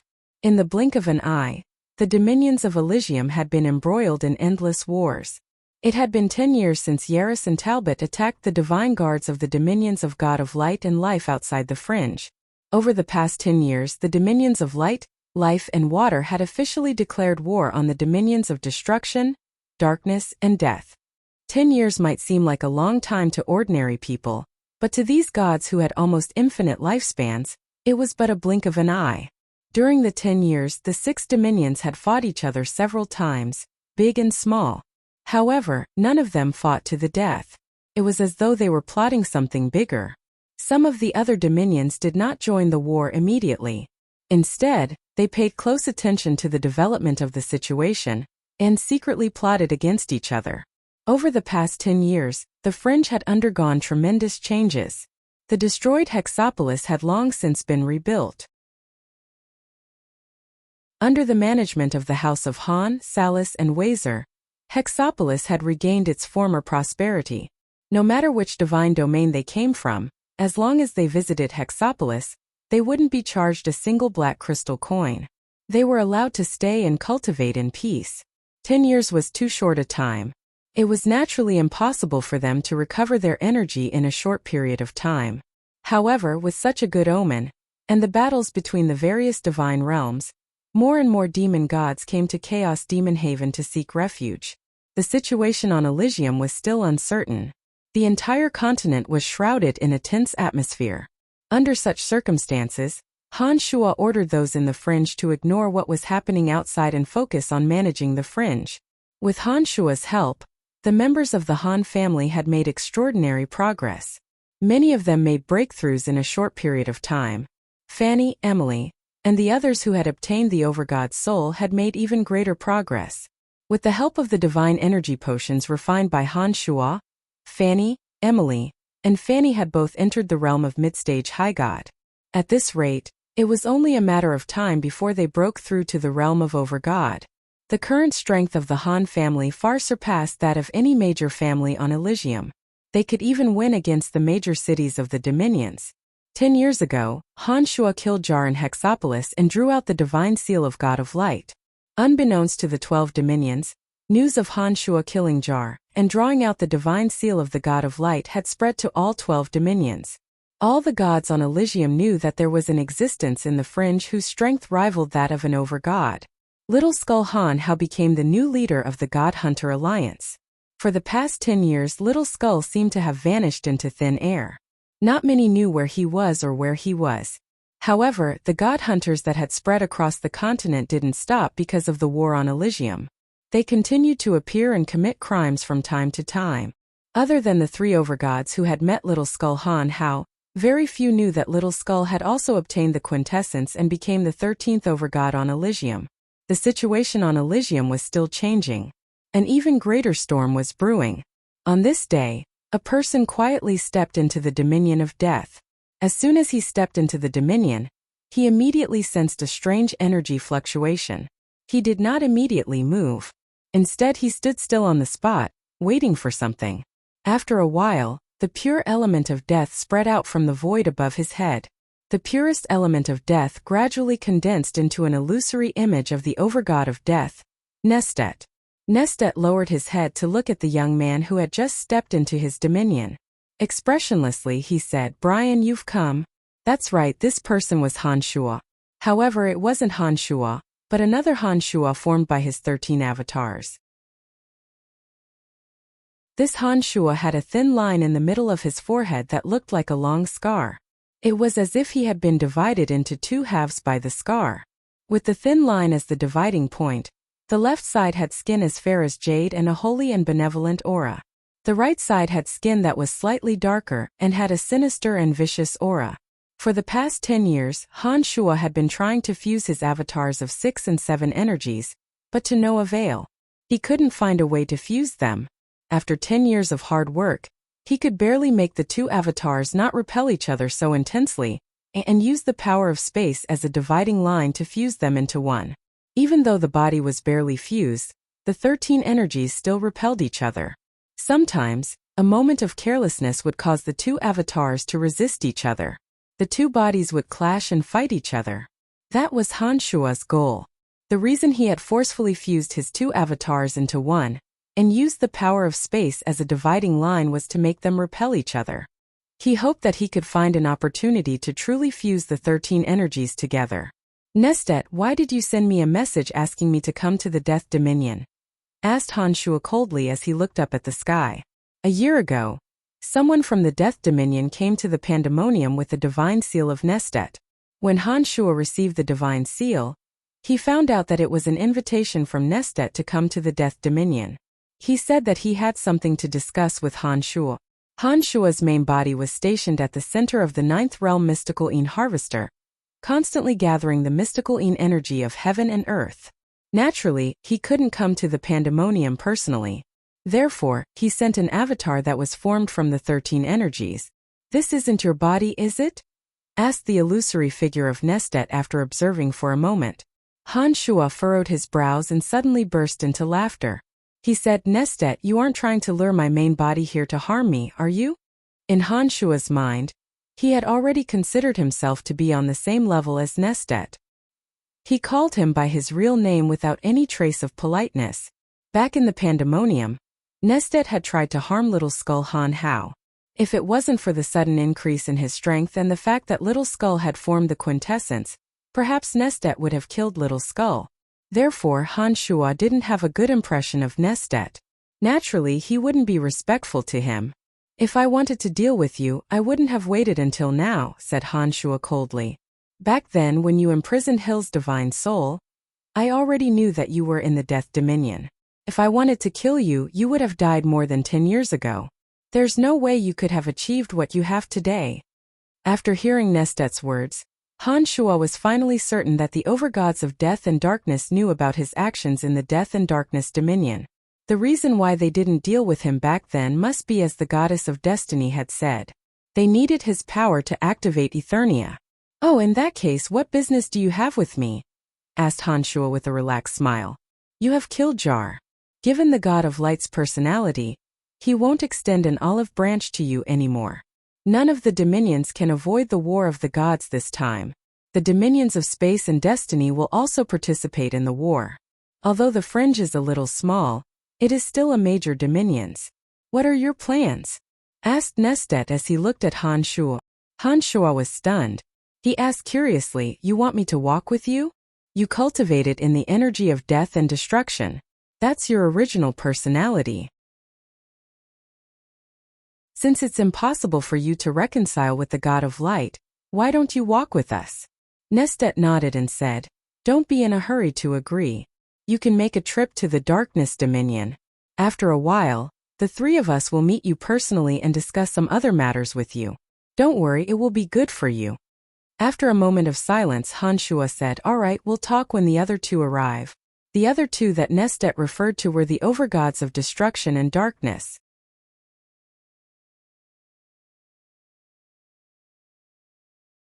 Chapter 996. The overgod of death, Nestet, did not have a deep conversation with Hanshua. He vanished as soon as he finished speaking. After Nestet disappeared, Hanshua suddenly had a strange feeling. Back when he was with the overgod of death, he was still trembling in fear that Nestet would come to him for Hill and Shada. Back then, although Hanshua had vaguely guessed some things, he wasn't certain. He had been worried that Nestet would show up in the Death Dominion. But now, after more than a decade, Hanshua was back in the Death Dominion, invited by Nestet. Not only did he not have to worry that Nestet would come after him, he could even talk to Nestet as an equal. The difference in treatment was like the difference between heaven and earth. Now that Hanshua thought about it, the reason he could talk to Nestet as an equal and the reason Nestet came to meet him was because Hanshua's strength had reached a whole new realm, a realm that Nestet could acknowledge. Back then, Nestet did not touch Hanshua because Hanshua still had some value. But at that time, Nestet did not show up to meet Hanshua. It was obvious that Nestet didn't think much of Hanshua. Hanshua could only change his position and destiny when he possessed sufficient strength. Only then would he not have to worry so much. Hanshua put on a carefree smile and shook his head. He stopped thinking about the problem and headed to the Darkness Dominion unhurriedly. Hanshua had many old acquaintances in the Darkness Dominion. He wondered how Erebus, Andre, Aobashi, and Carmelita were doing. Other than that, there was also Donna from Hushvale City. Hanshua would always feel a sense of guilt whenever he thought of her. Coincidentally, the meeting place with the death, destruction, and darkness overgods was the Darkness Dominion. Hanshua planned to visit Erebus and the others before heading to Hushvale City to have a good talk with Donna. After making up his mind, Hanshua increased his speed slightly. While rushing toward the Darkness Dominion, he continued to fuse the power of his two avatars. The City of Shadows, the Saint Residence. Andre, Carmelita, Erebus, Aobashi, and the others gathered together to discuss the War of the Gods in low voices. After Wallace was killed in the City of Gorging Clouds, Andre naturally became the new City Lord of the City of Shadows. Although Andre's strength wasn't as great as Wallace's, he was very talented in management. All these years, the City of Shadows had been developing very well under Andre's leadership. Andre was an amiable man, and had a very good relationship with the major family clans. He was not like Wallace, who was jealous of talents and would not forcibly expel people just because their family clans were too powerful. Perhaps it was because of Andre's strong points that the City of Shadows could develop so quickly. Unlike when Wallace was in charge of the City of Shadows, where wars would break out from time to time. However, Andre's weakness in strength was also very obvious. The patriarchs of the major family clans in the City of Shadows were not particularly respectful to Andre because Andre's strength was not enough to suppress them. If it wasn't for the fact that Andre was appointed to the position of City Lord by the Darkness Overgod, the patriarchs of the major family clans might have long joined forces to impeach him and force him out of the position. Yaris has sent someone to urge us to assemble all our divine guards and be ready to face the attacks from the three dominions at any time. According to Yaris, the dominions of light, life, and water seem to be up to something big. Perhaps the next time they attack, it won't just be a simple probe. Andre was rather worried. After hesitating for a moment, he put on a bitter smile and said, "But the House of Kinson, House of Kisa, and House of Buller have their own plans. They do not wish to mobilize their forces so early and hope that others can take the lead. They are going against my orders in secret. This is really troublesome." Carmelita coldly groaned and said, "Those fellas are getting more and more ungrateful. I think it's time for us to make our relationship clear with them. If necessary, we might even have to resort to force. Andre stared blankly for a moment. After hesitating for a moment, he sighed and said, Carmelita, I know what you mean. But the three major family clans possess enormous power in the City of Shadows. Putting aside whether it's appropriate for us to go to war at such a crucial time, do you think that our strength is enough to make the three major family clans behave themselves? Carmelita did not say another word after hearing those words. Her face turned rather ugly. No matter how arrogant Carmelita was, she knew that the current strength of the House of Saint was no longer enough to suppress the three major family clans. This was a time when unity was needed the most. If the House of Saint were to act rashly, they might even infuriate the Overgod of Darkness. If the Overgod of Darkness felt that the House of Saint was acting against his will, the House of Saint would lose all support. Although the patriarchs of the three major family clans sometimes disliked Andre as the city lord, they at least maintained a respectful facade and did not dare to act against the House of Saint. The reason for this was because Yaris had conveyed the will of the Overgod of Darkness. The three major family clans were not afraid of the House of Saint, but the Overgod of Darkness. Forget it, just bear with it. After this storm blows over, I will immediately go into seclusion to cultivate.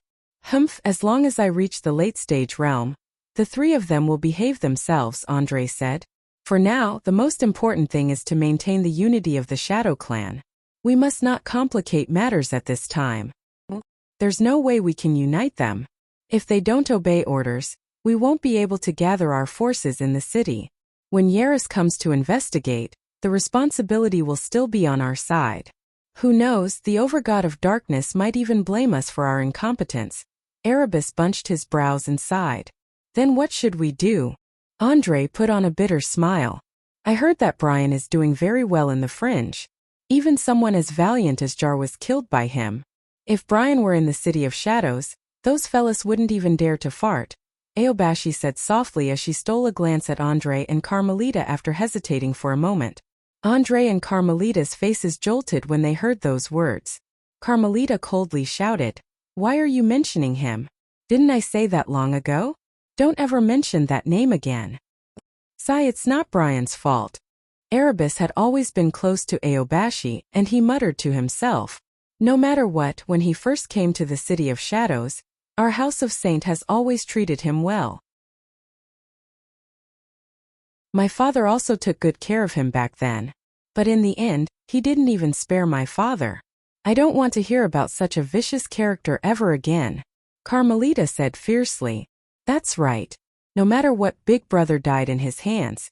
No matter how close we were to him in the past, we must never associate with him again, Andre said with a gloomy face.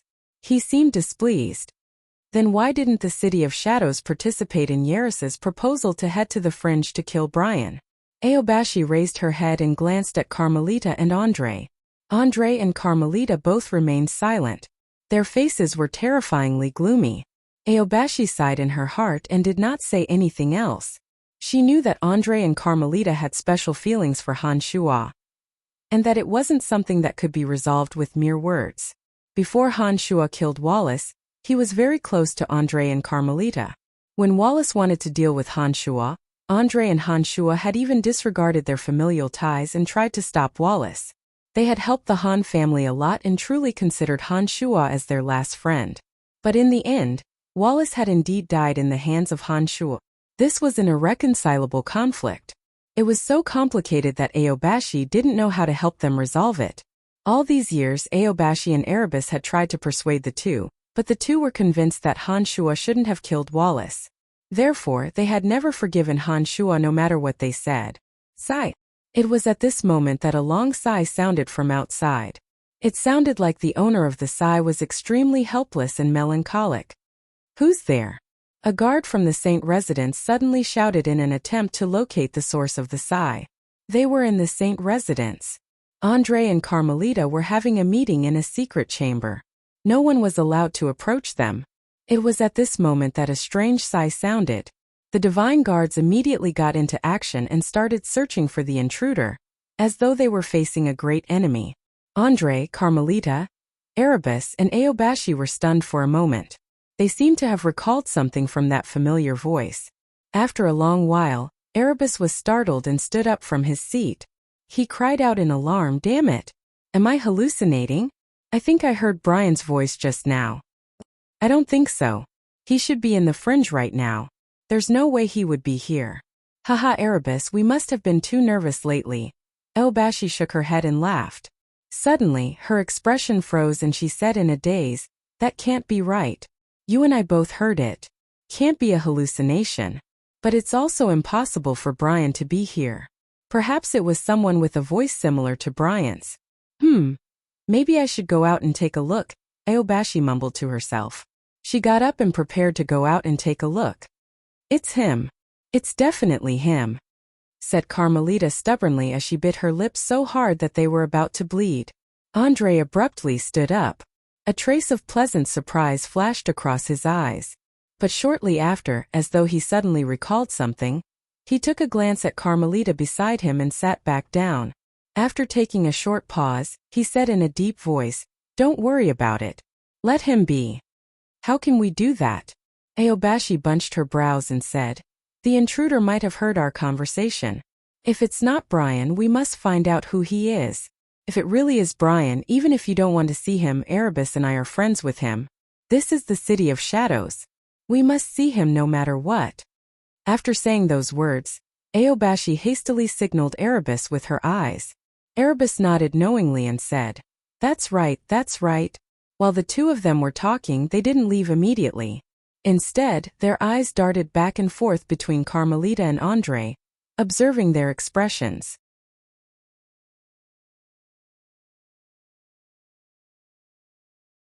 Chapter 997.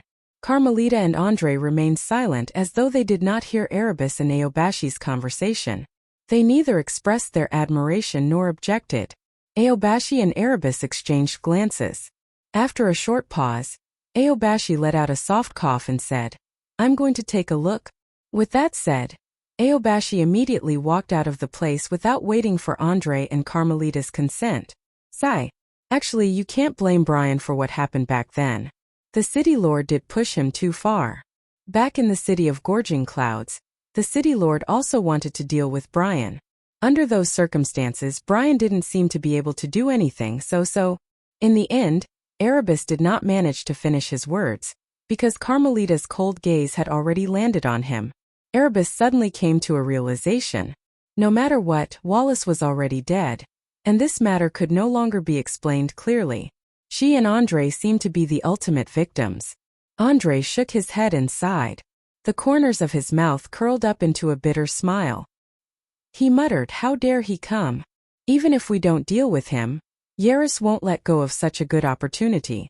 Besides, this is the Darkness Dominion. Big Brother's divine soul still has the Overgod's mark. I wonder if the Overgod will sense it and blame us." After taking the position of City Lord, Andre's thoughts were much more complicated than Carmelita's. It wasn't just the enmity between the House of Saint and Han Shuo. Looking at the bigger picture, Elysium wasn't at peace at the moment. It was extremely inappropriate for Han Shuo to come to the Darkness Dominion alone. Carmelita's expression changed. She hesitated for a moment before she said to Erebus, "You should go take a look. If it's really him, drive him away."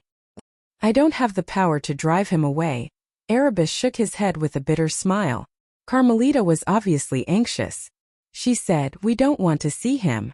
He won't get any benefits in the Darkness Dominion. Drive him away." It was only then that Erebus realized something. He sized up Carmelita suspiciously and then looked at Andre. When he saw Andre secretly nod at him, Erebus' eyes lit up as though he understood something. He nodded and said, "If I really see him, I will drive him away." After saying that, Erebus gave Carmelita and Andre a strange look before leaving without a word. After Erebus left, Carmelita sighed and grumbled, "Why did he come back? Isn't he doing fine in the fringe?" After a moment of hesitation, Andre said softly, "He should be fine. He was able to walk out of the Darkness Dominion unscathed the last time, so he should be fine this time as well." The streets of the City of Shadows were lined with shops. After exiting the Saint residence, Aobashi strolled alone in the surrounding shops without saying a word. Those divine guards in the City of Shadows who recognized Aobashi hastily went to report to her as soon as they saw her. They thought that something bad had happened in the city. Aobashi gestured for them to stay away from her. But after a few steps, she noticed that Erebus had also come out from the Saint residence and was happily following her. What's going on? Aobashi shot a glance at Erebus and asked indifferently. It's nothing. I can see that Carmelita and Andre still treat him as a friend. It's just that due to Wallace's death, it's impossible for them to be as close as before. Erebus smiled as he recounted Carmelita and Andre's reactions. Aobashi nodded and said nothing more after hearing his words. The two of them tacitly headed towards a secluded area. It was none other than the ruins of the Celestial Pearl Pharmacy in the City of Shadows. For some unknown reason, even after the Han family had left the City of Shadows, this piece of land, which was worth an inch of gold, had been preserved. No shop had been able to purchase it from the House of Saint. Perhaps because it had been a long time since anyone had cleaned the place, it was a little dirty and dusty. But Aobashi and Erebus paid no attention to it and walked straight into it. Everyone in the Darkness Dominion knew of Han Shua's deeds. Even though the Han family had long left the City of Shadows, no one dared to destroy this place. Many experts in the City of Shadows held this place in awe. Even the patriarchs of the three major family clans had secretly instructed their disciples not to destroy any of the Han family's buildings in the City of Shadows. The patriarchs of the three major family clans did not even treat the Saint family with such solemnity. This was a clear indication of how important Han Shua was to them. After Aobashi and Erebus entered the place, they suddenly discovered a person standing under a tall and dirty building. He was looking at them with a smile. Brian, it's been a while, Aobashi said in a subtle smile. Haha, it's really you. I knew my ears weren't that bad. Erebus laughed heartily. He suddenly took a few steps forward and hugged Han Shua. He only let go of Han Shua after punching him 3 times with his iron fist. Soon after, he put on a solemn face and sized up Han Shua. He asked, "What's wrong? Were you injured? Why is there such a long scar on your face? You can heal all of Carmelita's injuries, but can't you erase the scar on your face?" The thin line that split Han Shua in half was too conspicuous. Fortunately, Han Shua was wearing clothes. Otherwise, Erebus and Aobashi would have noticed that the thin line glowed brightly and gave off intense fluctuations of spacetime. It's just a small wound. I'm fine, Han Shua smiled and did not elaborate on the matter. He looked at Erebus and Aobashi and softly sighed. He asked, "Do they still hate me?" Erebus and Aobashi were rather embarrassed. They did not know how to answer. I knew it would turn out this way. Haha, it's only natural that they don't forgive me. Many of my Han family's guards were killed because of Wallace. Wallace also wanted to kill me. If I didn't kill him, the Han family would never have a day of peace. I had no other choice. Han Shua sighed and forced a smile. I came over this time just to see you guys. Since they don't want to see me, then forget it. Actually, it's not what you think. Andre and Carmelita are still your friends. They are very concerned about you. It's just that the entire city knows that you killed Wallace. If Andre and Carmelita are still in contact with you at this time, the entire House of Saint will find them for revenge, Erebus explained. Even just now, they were still very worried that you would be in danger in the Darkness Dominion. They were afraid that Yaris and the others would come after you. Erebus paused and looked up at the sky, as though he was worried about something. Aobashi's expression slightly changed. She reprimanded, "Don't talk nonsense." She knew that the Darkness over God possessed remarkable abilities, and that some of her words could send Erebus into a state of eternal damnation. It's fine. Elysium may be vast, but there aren't many who would dare to touch me. Not to mention in the dominions of darkness, death and destruction, Han Shua chuckled. With his current strength there was really nothing to fear. Oh, you sure are confident. Aobashi giggled and said, "You have grown up over the years. I heard that the entire fringe is yours. You even killed Jar, one of the 3 guardians of the light in the dominion of God of Light, right? I've been living in the City of Shadows for so long. How about I join you in the fringe? As long as you come to the fringe, I will raise both hands in approval." Han Shua of course knew that Aobashi was joking. She had lived in the City of Shadows for a long time and was indebted to Wallace. Even though Wallace was no longer around, she was still busy working for the House of Saint. She had always wanted to repay Wallace's kindness. Cowardly. Han Shuo stared blankly for a moment. He bunched his brows and said, "Given your strength in the City of Shadows, Erebus, and the House of Saint, who would dare to go against you? The situation has changed." Erebus forced a smile and explained the current situation in the City of Shadows to Han Shuo. After Erebus finished, Han Shuo nodded and said, "So that's how it is." Without saying much, Han Shuo took out a few items and handed them to Erebus and Aobashi. He smilingly said, "Take these. These are for the two of you. The rest are for Carmelita and Andre. They are." Back in the Fringe, Han Shuo had killed quite a number of high gods. Among them, quite a few were experts in late-stage high god realm. Han Shuo had refined their divine souls into orbs of arcana that allowed him to fuse the essence of the energy contained within with his own soul. Other than those two items, Han Shuo also gave Erebus and Aobashi some divine energy medicines that could help them achieve breakthroughs. These are too precious. Where did you get them?" Erebus' expression changed abruptly after hearing Han Shuo's explanation. "Nothing precious. I have plenty of them." Ignoring Aobashi and Erebus' astonishment, Han Shuo said, "As for Carmelita and Andre, don't tell them that I gave them to them. I'm afraid that they won't accept them. The reason why Andre can't suppress those people is because he doesn't have enough strength. This is very important to him." Without giving Aobashi and Erebus a chance to refuse, Han Shuo laughed heartily and said, "It's not easy for us to meet again. Come, let's drink till we're drunk." As soon as he finished those words, fine wine and delicacies appeared in a miniature space in midair as though by magic. Han Shuo greeted the two, handed them wine, and drank to their heart's content. While Andre was in the middle of dealing with the affairs of the City of Shadows, a divine guard suddenly appeared and knelt in front of Andre. He reported, "City Lord, the patriarchs of the Kinson, Kisa, and Buller family clans have sent representatives to us at the same time. They say that they are willing to accept our terms and conditions. They will integrate the forces of their family clans into the Divine Guards and be under our command." "What?" Andre was greatly astonished. "I have been trying for so long, but the three family clans have been indifferent to me.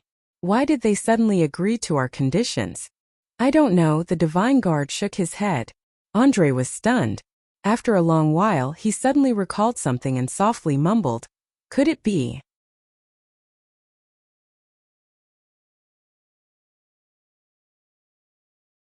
Chapter 998. The attitude of the three family clans changed drastically. They obediently accepted Andre's orders and did not dare to haggle over the details. The problem that had been troubling Andre for a long time was solved overnight. The change was too sudden. Others might not know how selfish and treacherous the patriarchs of the three family clans were. But how could Andre, who had known them for so many years, not know? "You're dismissed." Andre waved his hand. When he was alone in the secret chamber, he muttered, "Brian, oh Brian, you sure are a big deterrent. Even after so many years, the patriarchs of the three family clans still listen to you." The problem that had been troubling Andre was, of course, solved by Han Shuo. Han Shuo asked Erebus to meet with the three patriarchs and vaguely expressed his attitude towards them under the guise of reminiscing about old times. The patriarchs of the three family clans immediately turned pale with fright. They immediately sent messengers to the Saint residence and obediently accepted the Saint residence's orders. Putting aside how powerful Han Shuo had become, the news of Han Shuo returning to the Darkness Dominion alone, wreaking havoc in the City of Gorging Clouds, and killing Wallace and Hafs in a fit of rage had long spread throughout the Darkness Dominion. In the eyes of the gods of the Darkness Dominion, Han Shuo, who had killed Wallace and Hafs and then left the Darkness Dominion in such a calm manner, was shrouded in an incomparably powerful and mysterious aura. Not many would dare to disrespect such a character. Aobashi Erebus, I've been in the City of Shadows for a few days now. Haha, I've had a great time drinking. But I still have some matters to attend to and will be leaving for Hushvale City today, said Han Shuo smilingly as he bade farewell to the two in the lush forest outside the city. Han Shuo had spent the past few days chatting and laughing with the two at the Celestial Pearl Pharmacy ruins. Some powerful characters in the city had vaguely heard of Han Shua's whereabouts, but no one dared to cause him trouble. Han Shua had purposely asked Aobashi and Erebus to spread some news. However, Andre and Carmelita did not show up. Han Shua was more or less a bit disappointed, so he decided to leave as soon as possible. Don't think too much about it. Andre is busy dealing with important matters in the city. He shouldn't have the time. Carmelita is still cultivating in the gymnasium. Perhaps she doesn't even know that you are in the City of Shadows, Erebus explained. Han Shua, of course, knew that Erebus wasn't telling the truth. He simply smiled and waved his hand, saying, "Take care of yourselves. Come to the fringe whenever you're free. Haha, you're always welcome." As soon as he finished speaking, Han Shua took a step forward, and he was already 50 kilometers away. In the blink of an eye, his figure disappeared without a trace. After a while, rustling sounds could be heard from the dense thicket. Carmelita walked to Erebus and Aobashi's side. She looked at the direction in which Han Shua disappeared and said, "I don't think he will return to the City of Shadows anymore. No, he will come over when he has time." Aobashi stepped forward and pulled Carmelita's little hand. The corners of her mouth curved into a faint smile as she said, "Given his strength, he must know that you are nearby. Haha, although you didn't show yourself, he should know that you came to see him off." "I didn't come to see him off. I was just passing by." Carmelita curled her lips and softly groaned. "So be it. Come, let's return. I have a lot of good stuff with me. Bring them to the city lord later. They will be very useful for increasing your strength." Aobashi pulled Carmelita's little hand and slowly returned to the City of Shadows. Just as Carmelita said, with Han Shua's consciousness, he had long discovered Carmelita's presence. But since Carmelita did not take the initiative to meet him, he could only feign ignorance. Han Shua still felt somewhat guilty towards Carmelita. No matter what, he had killed her father. Although Wallace was cruel to him, he loved his daughter dearly. The grudge in Carmelita's heart wouldn't be easily erased. However, Han Shua was very gratified that Carmelita was willing to come. He felt that his trip to the City of Shadows was not in vain. Even if he couldn't be as close as he used to be with Andre and Carmelita, at least he wouldn't have to hate them. Han Shua felt much more relaxed after having a weight lifted from his heart. He stealthily made his way to Hushvale City. Donna's graceful figure gradually entered Han Shua's mind. The corners of Han Shua's mouth curled into a strange smile. He galloped to his heart's content. In just one night, Han Shua had stealthily arrived at Hushvale City. The so-called tight defenses of the city were practically non-existent to him. The House of Lavers took over Hushvale City at the behest of the Overgod of Darkness. Not only did Felder's House of Lavers survive, but he also obtained one of the 7 cities of the Dominion of Darkness. The grievances he suffered in the City of Gorging Clouds were long gone. Now, he was in high spirits as he managed Hushvale City. Unlike Andre, Field had made a breakthrough in his state of mind within a short period of time. Not long after he returned to Hushvale City and took over the position of City Lord, he broke through to late-stage High God realm in one fell swoop. Field, who now possessed valiant strength and the Overgod's imprint in his divine soul, had advanced by leaps and bounds. He even surpassed the patriarchs of the major family clans in the city. With the support of Field's formidable strength, the House of Lavers developed rapidly. On top of that, Field was a tactful person and had a good relationship with the major family clans. Hushvale City was unprecedentedly united. The House of Lavers had completely replaced the House of Hoffley and became the new overlords of Hushvale City. Currently, the Lavers' residence was located in the center of the most flourishing street in Hushvale City. It was even better than when the Lavers' residence was in the City of Shadows. The moonlight was cold and the breeze was gentle. Han Shua strolled in the Lavers' residence. None of the energy towers around him seemed to have detected his presence. They did not emit even the slightest vigilance. With a faint smile on his face, Han Shua unhurriedly walked to a room based on the probing of his consciousness. After he arrived, he started drinking and waiting. Not long after, Donna, who had been summoned by Field to discuss important matters in the city, slowly walked towards Han Shua. Field attached great importance to Donna's opinion. For the past few years, Wallace had been obedient to Donna's every word. Usually, he would consult Donna for her opinion on important matters in the city.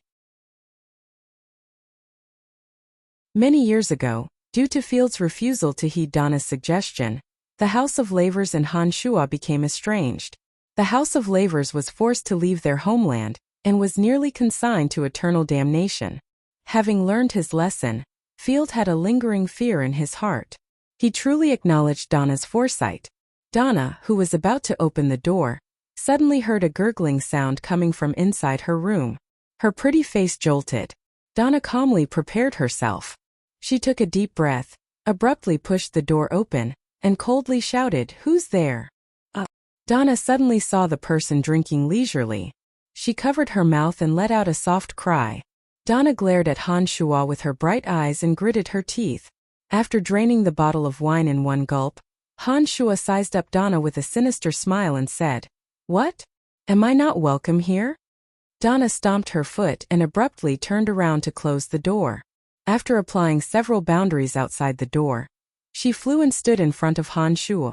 She stopped one step in front of Han Shua and asked in a low voice, "Why are you here?" Grabbing Donna's soft and fair hand, Han Shua smilingly said, "Can't I come?" Joy overflowed from Donna's face to Donna's entire body. Her petite body was trembling and her face was flushed.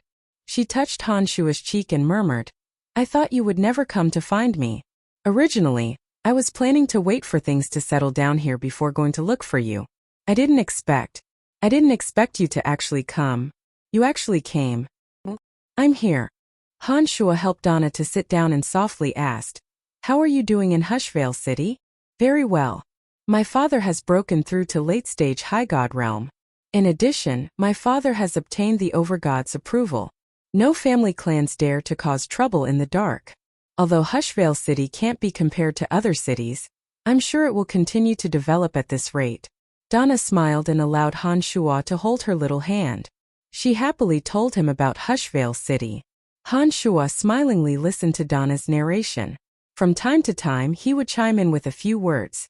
As he listened to Donna, he gained a deeper understanding of the situation in Hushvale City. Suddenly Donna stopped talking. She looked at Han Shua's little hand that was holding hers as though she was complaining about something.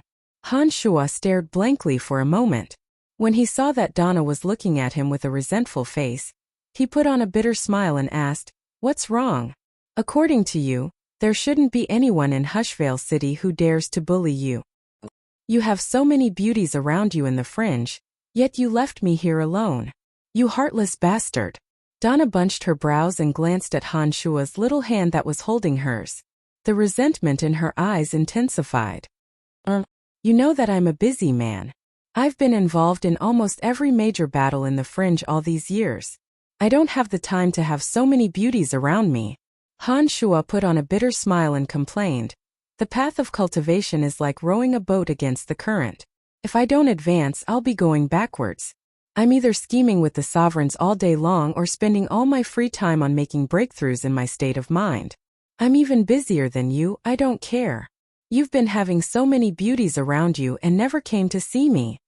Donna suddenly threw a tantrum. She pulled her hand away from Han Shua's grasp and put on an indignant face. It was obvious that Donna was angry. However, her anger came out of nowhere. Everything was fine just a moment ago, but it suddenly turned out like this. Even a so-called expert like Han Shua, who had a good understanding of women, couldn't grasp Donna's thoughts for a moment. He secretly looked at Donna with a pleasant expression. Donna put some distance between herself and Han Shua as though she was still mad at him. She didn't even look at him. Han Shua, who didn't know what Donna was thinking, took a step forward with a bitter smile and grabbed Donna. Before she could struggle, he hugged her tightly. In a situation where you don't know what a woman is thinking, hugging is the best solution. This was Han Shua's many years of experience. As expected, Donna pretended to struggle for a moment and then stopped moving. She buried her head on Han Shua's shoulder and said resentfully, "Why are you so well behaved this time? Why are your hands and feet so obedient?" Han Shua was stunned for a moment before he realized what was going on. He smiled bitterly in his heart. "So Donna is blaming me for not making a move on her. She's too honest.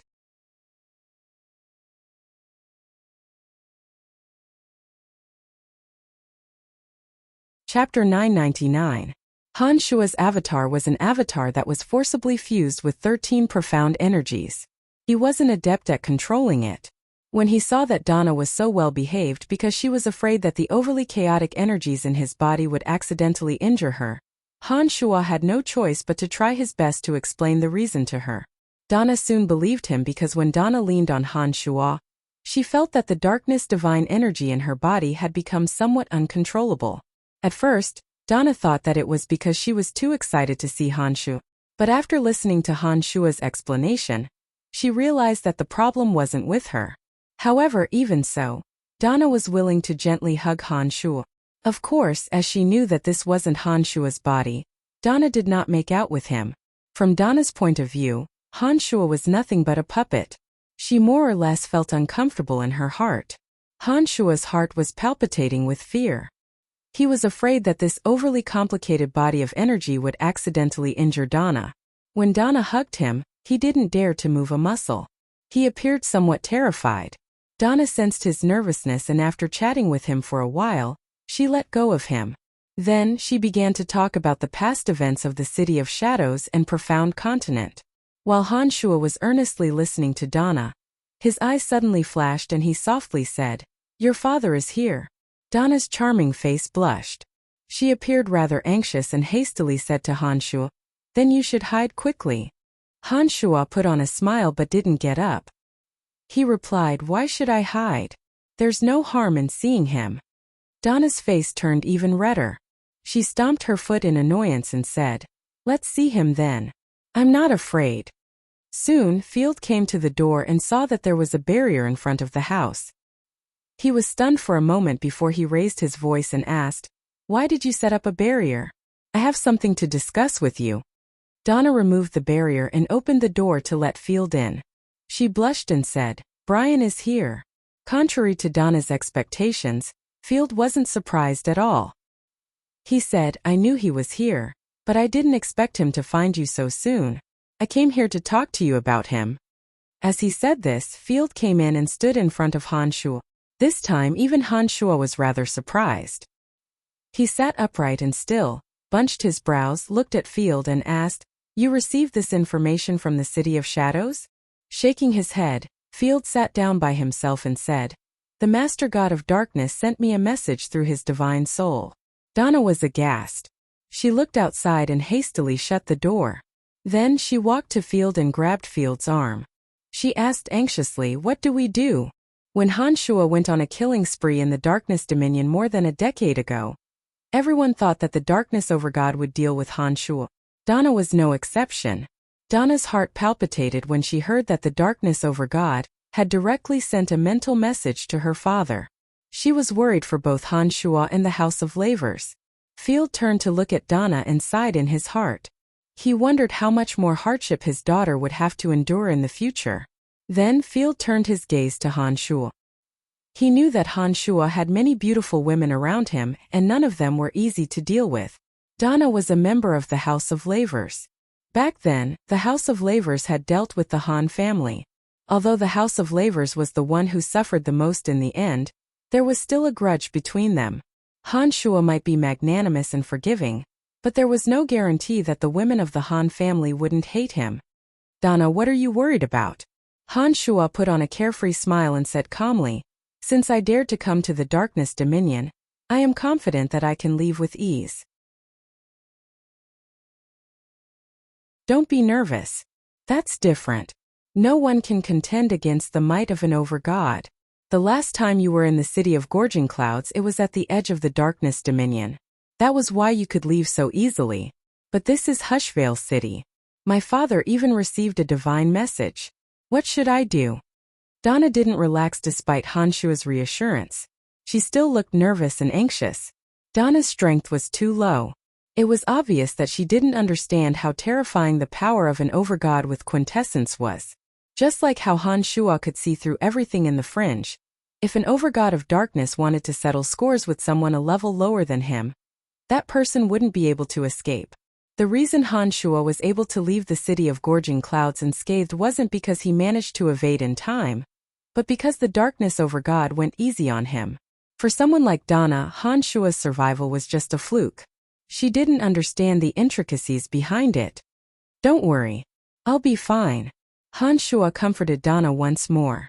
Then he turned to Field and said with a smile, "The darkness over God didn't send you a spiritual message to deal with me, did he? Tell me, what message did he want you to pass on to me?" Hanshua maintained a leisurely attitude even when he was talking to Field, Donna's father. At his realm of strength, he wouldn't be bound by the rules of the secular world. "You know that the darkness over God didn't want us to deal with you?" Field was a little surprised. "I came to the Darkness Dominion under their invitation. Of course I know that he didn't send you a spiritual message to deal with me." After taking a short pause, Hanshua put on a smile and said bluntly, "Besides, even if he really wanted to deal with me, he wouldn't have told you about it." Although Field had advanced to late-stage high god realm, he posed no threat to Hanshua. Hanshua could kill him with a wave of his hand if he so desired. Nestet, the overgod of death, had witnessed Hanshua's strength 10 years ago. The darkness overgod, who was on good terms with Hanshua, could roughly guess Hanshua's strength. If Hanshua really wanted to deal with Hanshua, he wouldn't have sent a small character like Field. Field couldn't help but put on a bitter smile after hearing Hanshua's words. He knew that what Hanshua said was true. 10 years ago, Hanshua was able to kill Jar with ease. Given the strength of Hushvale City, even if all of them joined forces, Hanshua wouldn't be a match for Hanshua. Suddenly, Field's heart thumped and he asked, "The three invited you? Who else?" "The three overgods of death, darkness, and destruction have invited me to the Darkness Dominion. I wonder what they are up to," replied Hanshua casually. Field and Donna were stunned. They looked at Hanshua in disbelief. The overgods of death, darkness, and destruction were existences far beyond their reach. They had never even seen the overgods that they worshipped in their shrines. Yet, these existences that stood at the pinnacle of Elysium had invited Hanshua to the Darkness Dominion, and all three of them. What did such treatment mean? It meant that they had treated Hanshua as a distinguished guest. That was simply impossible. The majesty of an overgod with a quintessence was deeply rooted in the hearts of the people on Elysium. They would only interact with overgods who also possessed a quintessence. Other than that, they viewed everyone else as their slaves. There could only be one explanation for the three overgods inviting Hanshua to the Darkness Dominion at the same time. They had treated Hanshua as an equal. "Brian, you're not joking, are you?" Donna only recovered from her shock after a long time. However, the shock on her face was still there and her voice was trembling slightly. Hanshua understood what an overgod with a quintessence meant to them. He didn't explain too much and asked Field with a smile, "What message did the overgod of darkness want you to pass on to me?" Field, who had finally recovered from his shock, took a deep breath and went over the message from the overgod of darkness in detail. After making sure that he had not misunderstood, he said to Hanshua, "He wants you to head to the Darkness Shrine in 2 days. I will tell you the location of the Darkness Shrine." After a short pause, Field forced a smile and shook his head. He said to the still skeptical Donna, I'm afraid that Brian is telling the truth. I've thought about it carefully. The message the overgod left me was to treat Brian as a distinguished guest. I didn't understand why the overgods were behaving so strangely, but now I know that Brian was invited by the three overgods." Donna was dumbfounded. She looked at Hanshua up and down for a long while before she asked, Are you really that powerful?" She knew that Hanshua had made rapid progress. However, back when she first met Hanshua on Profound Continent, Hanshua was just a puny low god who had only been on Elysium for a few hundred years. In just a few hundred years, Hanshua had gained the strength to attract the attention of the quintessence overgods. To Donna, who had been paying close attention to Hanshua's growth and progress, this was too much for her to accept. "Haha, I don't know if I'm really that powerful." Hanshua spread out his hands and said smilingly, "But I know that even the quintessence overgods wouldn't dare to kill me. Besides, they would have a favor to ask of me." Donna was at a loss for words. She looked at Han Shuo absent-mindedly and found it hard to imagine how Han Shuo managed to reach this realm. Ahem. Field shot a glance at Donna and said, "Little Na, can you leave for a moment? I have something to discuss with Brian in private. You are not allowed to know the location of the Shrine of Darkness." Donna looked at Han Shuo in a daze for a moment before she softly said, "I'll be leaving then. You two talk." After Donna left, Field suddenly let out a soft sigh and said, "If I had listened to Little Na back then, our House of Lavers wouldn't have suffered such heavy losses." Every time Field saw that Han Shuo grew stronger, the regret in his heart would deepen. It was because he had underestimated Han Shuo that his younger brother Avery died, caused the House of Lavers to be forced to leave their homeland and almost be exterminated in the city of Gorging Clouds. Where is the Shrine of Darkness? Han Shuo didn't want to dwell on the past. After telling Han Shuo the location of the Shrine of Darkness, Field looked deeply at Han Shuo and said, "Brian, treat Donna better." After a moment of hesitation, Field said softly, "I beg of you." He knew that due to the huge gap in strength, he could never put on airs in front of Han Shuo. Han Shuo nodded and said seriously, "Don't worry, I will treat her well."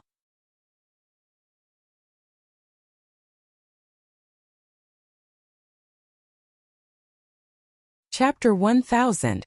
As soon as Field left, Donna immediately asked Han Shuo, "What did my father talk about with you?" "He just talked about the Darkness Shrine. There's nothing special about it." Han Shuo smiled and said to Donna, "Your father's luck is pretty good. The Darkness over God specifically sent him a spiritual message. Seems like he thinks highly of him. With this, his position in Hushvale City will be unshakable in the future. In a divine territory governed by a quintessence over God, as long as the overgod took a liking to you, you would definitely rise to prominence one day." Field's strength was clear for all to see, and he was quick-witted.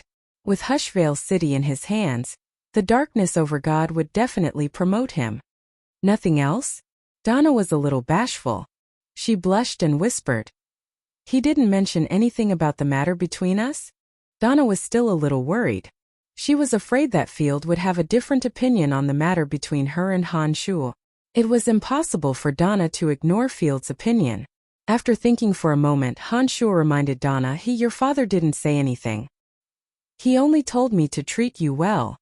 To prevent Donna from thinking too much, Han Shuo reminded her. Donna understood.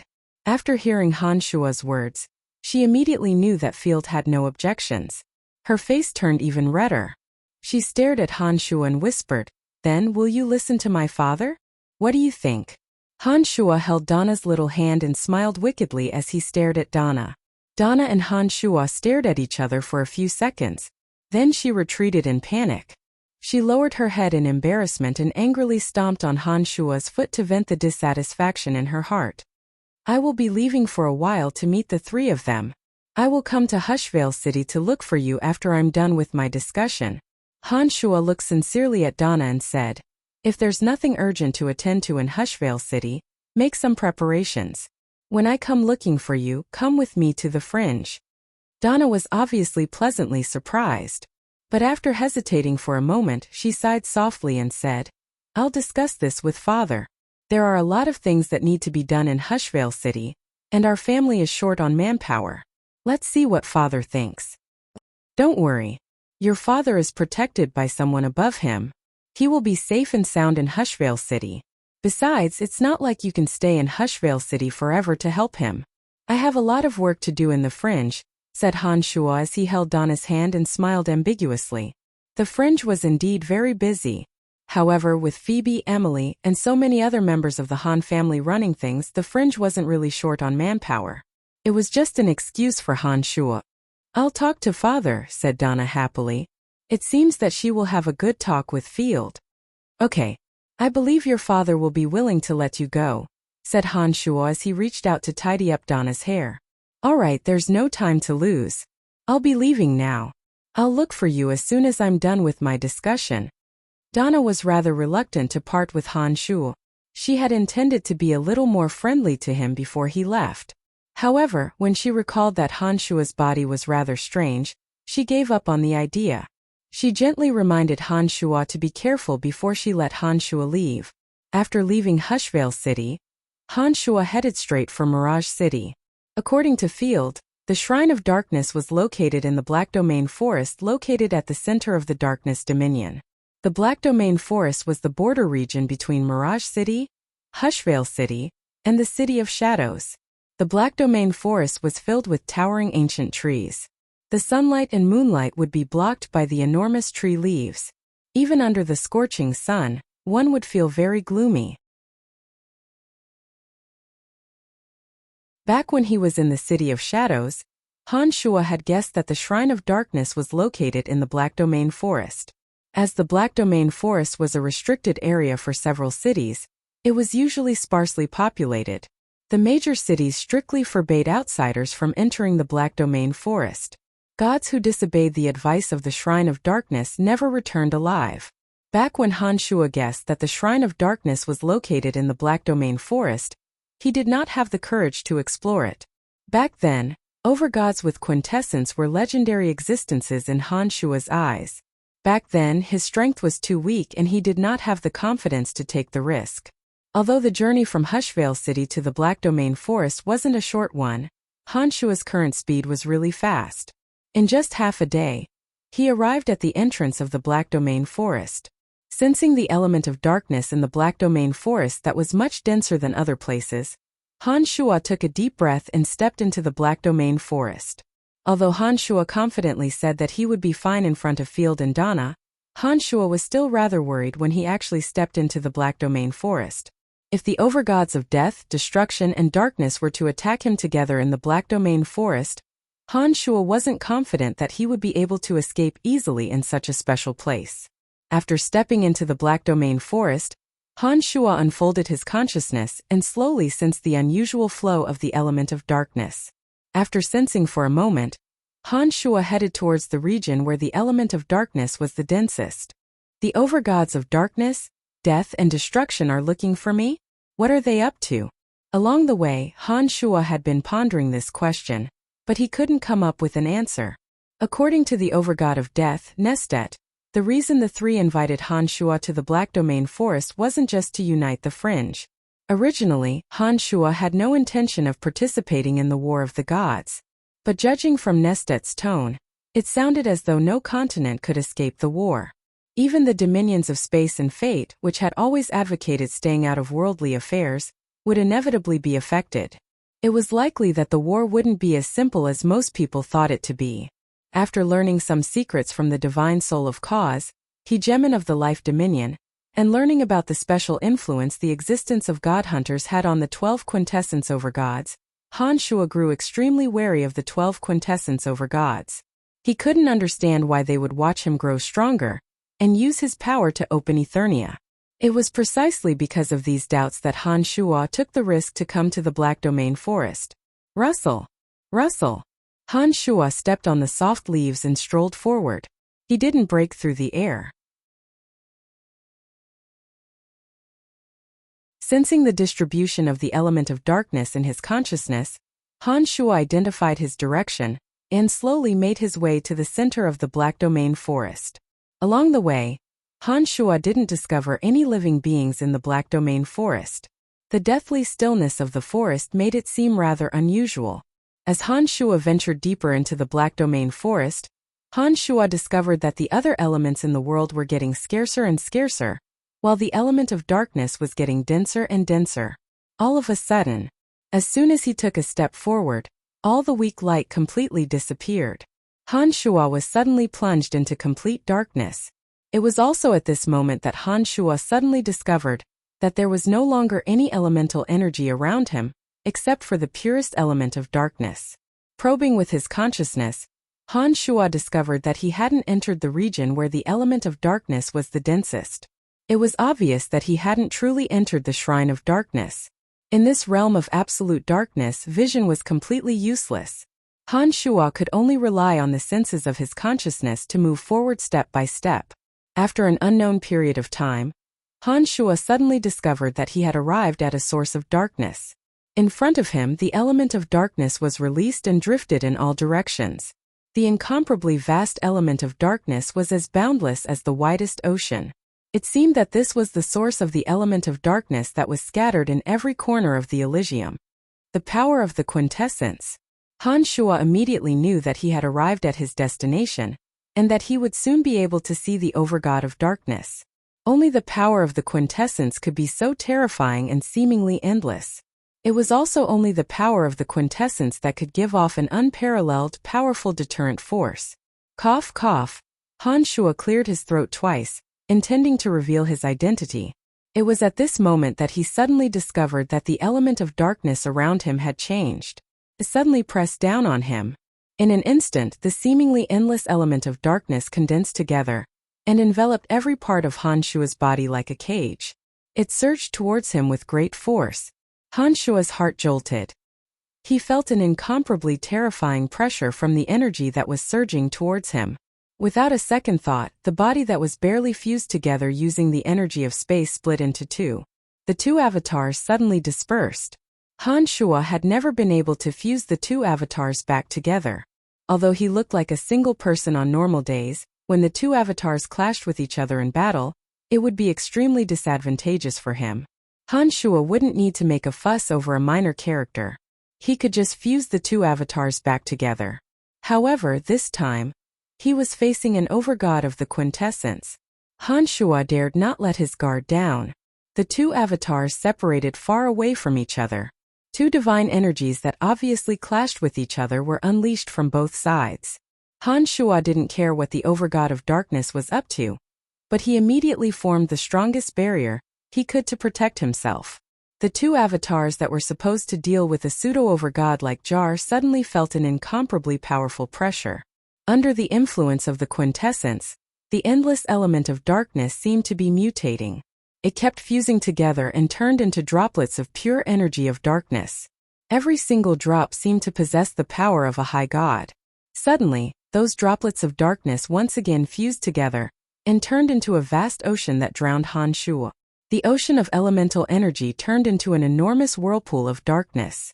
It pulled both Han Shuo's avatars into it and spun at high speed.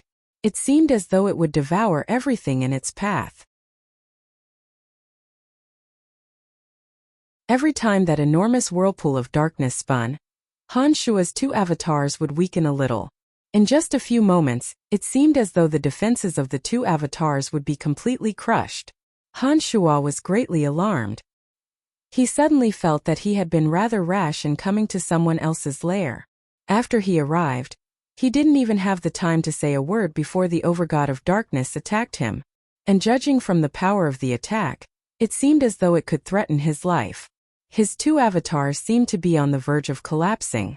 The power of an overgod of the quintessence was indeed incomparably powerful.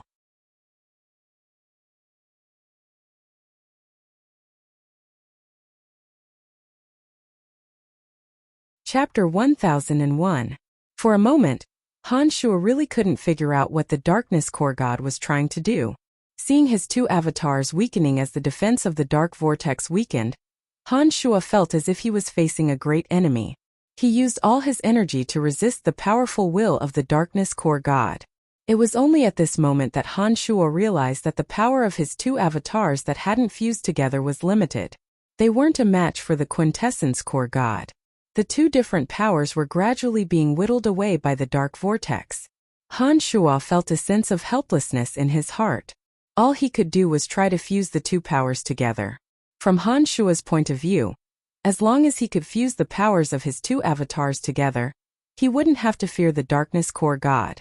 It was a pity that fusing 13 different powers was too difficult. It was practically a fantasy for him to achieve a breakthrough in such a short period of time. Seeing the power of his two avatars gradually being whittled away, Han Shuo grew anxious. All of a sudden, an idea flashed past Han Shuo's mind. Since it might be impossible to fuse them together temporarily, then let's try to clash our powers together. With a thought, Han Shuo's two avatars suddenly approached each other. The power that was originally used to defend himself suddenly transformed into two cone-shaped charging forces that clashed fiercely against each other like a long dragon. An earth-shattering explosion rang out from the center of the collision between the two new divine powers. Terrifying energy ripples erupted like a flash flood, spreading in all directions. In that instant, Both of Han Shua's avatars felt the powerful impact. They were sent flying out from the center of the dark vortex, escaping the entrapment of the dark vortex. Delighted, Han Shua didn't even think about it. He hurried back the way he came, heading toward the area where the element of darkness was thinner. Huh! A surprised exclamation came from the area where the quintessence was located in front of Han Shua. He seemed to be wondering why Han Shua's two avatars were able to escape the influence of his darkness quintessence. At this time, Han Shua did not care what he was thinking. He desperately retreated outside, hoping to get as far away from the area where the godhoods were. Alas, Han Shua had underestimated the power of the quintessence over God. Suddenly, the boundless darkness spread out and engulfed Han Shua as he moved. No matter where Han Shua fled to, he couldn't see his own hand in front of his face, and the thick element of darkness kept a close eye on him. However, Han Shua's speed was too fast, and even the core deity of darkness couldn't form another dark whirlpool to pull Han Shua into it. Crack, crack, crack. Crack, crack, crack. A peculiar voice descended from the sky. An earth-shattering energy of destruction pressed down on Han Shua. Han Shua, who was in the midst of escaping, turned pale with fright. Before he could evade, he was stopped by the energy of destruction. His two avatars fell to the ground. At the same time, a cold light of death appeared in front of Han Shua. Nestet's blurry figure gradually became clearer under the light of death. The quintessence of destruction and death clearly appeared beside Han Shua. Han Shua's limbs turned cold. He calmed down when he saw the three quintessence overgods appear at the same time. From Han Shua's point of view, it would be very difficult for him to leave this place now that the three overgods were here. Even if his two avatars were destroyed here, his main body would still be in the pandemonium. Han Shua hardened his heart and forcefully twisted his two avatars together. A spatial rift split him into two. Han Shua suddenly clasped his left and right hands together. In an instant, incomparably shocking energy waves erupted from Han Shua's body. With Han Shua's two hands as a bridge, Han Shua's two avatars collided and exploded at a speed that was hard to see with the naked eye. An unforgettable pain came from the souls of both avatars. It was a heart-wrenching pain. All this while, Han Shua's two avatars had never dared to touch each other with their left and right limbs. That was because Han Shua had tested it before. Whenever his two hands touched, his two avatars would immediately feel as though their souls were on fire. It was an indescribable pain. The pain was 10 times more intense than when Han Shua's body underwent a metamorphosis when he broke through to the Skybreak realm. It wasn't something that an ordinary lifeform could endure. Had it not been for the cultivation of demonic arts that had given Han Shua an abnormally high level of endurance, the pain from the contact between his hands would have shattered his divine soul. However, Han Shua also discovered that once his two bodies touched each other, under the unbearable pain, the collision of the two bodies would erupt with a terrifying energy field. This was a move that would destroy indiscriminately. Wow! Amazing! Not bad! The three exclaimed at the same time. The three quintessence overgods came from three different directions. When they saw Han Shua's two hands clasped together in the terrifying energy field, they were clearly shocked. At that moment, Han Shua's eyes widened.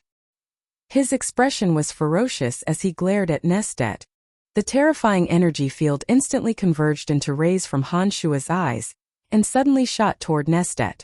Nestet's expression changed, and he cried out in alarm, "Oh no!" He dodged in a panic. "Brian, don't be rash. We mean no harm. Amphalos was just testing you just now." Nestet hurriedly waved his hand after dodging the ray attack from Han Shua's eyes, telling Han Shua not to act rashly. As Nestet spoke, the endless darkness seemed to have been pulled away, and the cold moonlight shone down once more. It was also at this moment that a handsome young man with a cold expression and a tall, burly man appeared from the darkness. Both of them stared at Han Shua, and their eyes shone with a strange light. The quintessence energy that only an overgod possessed was incomparably clear.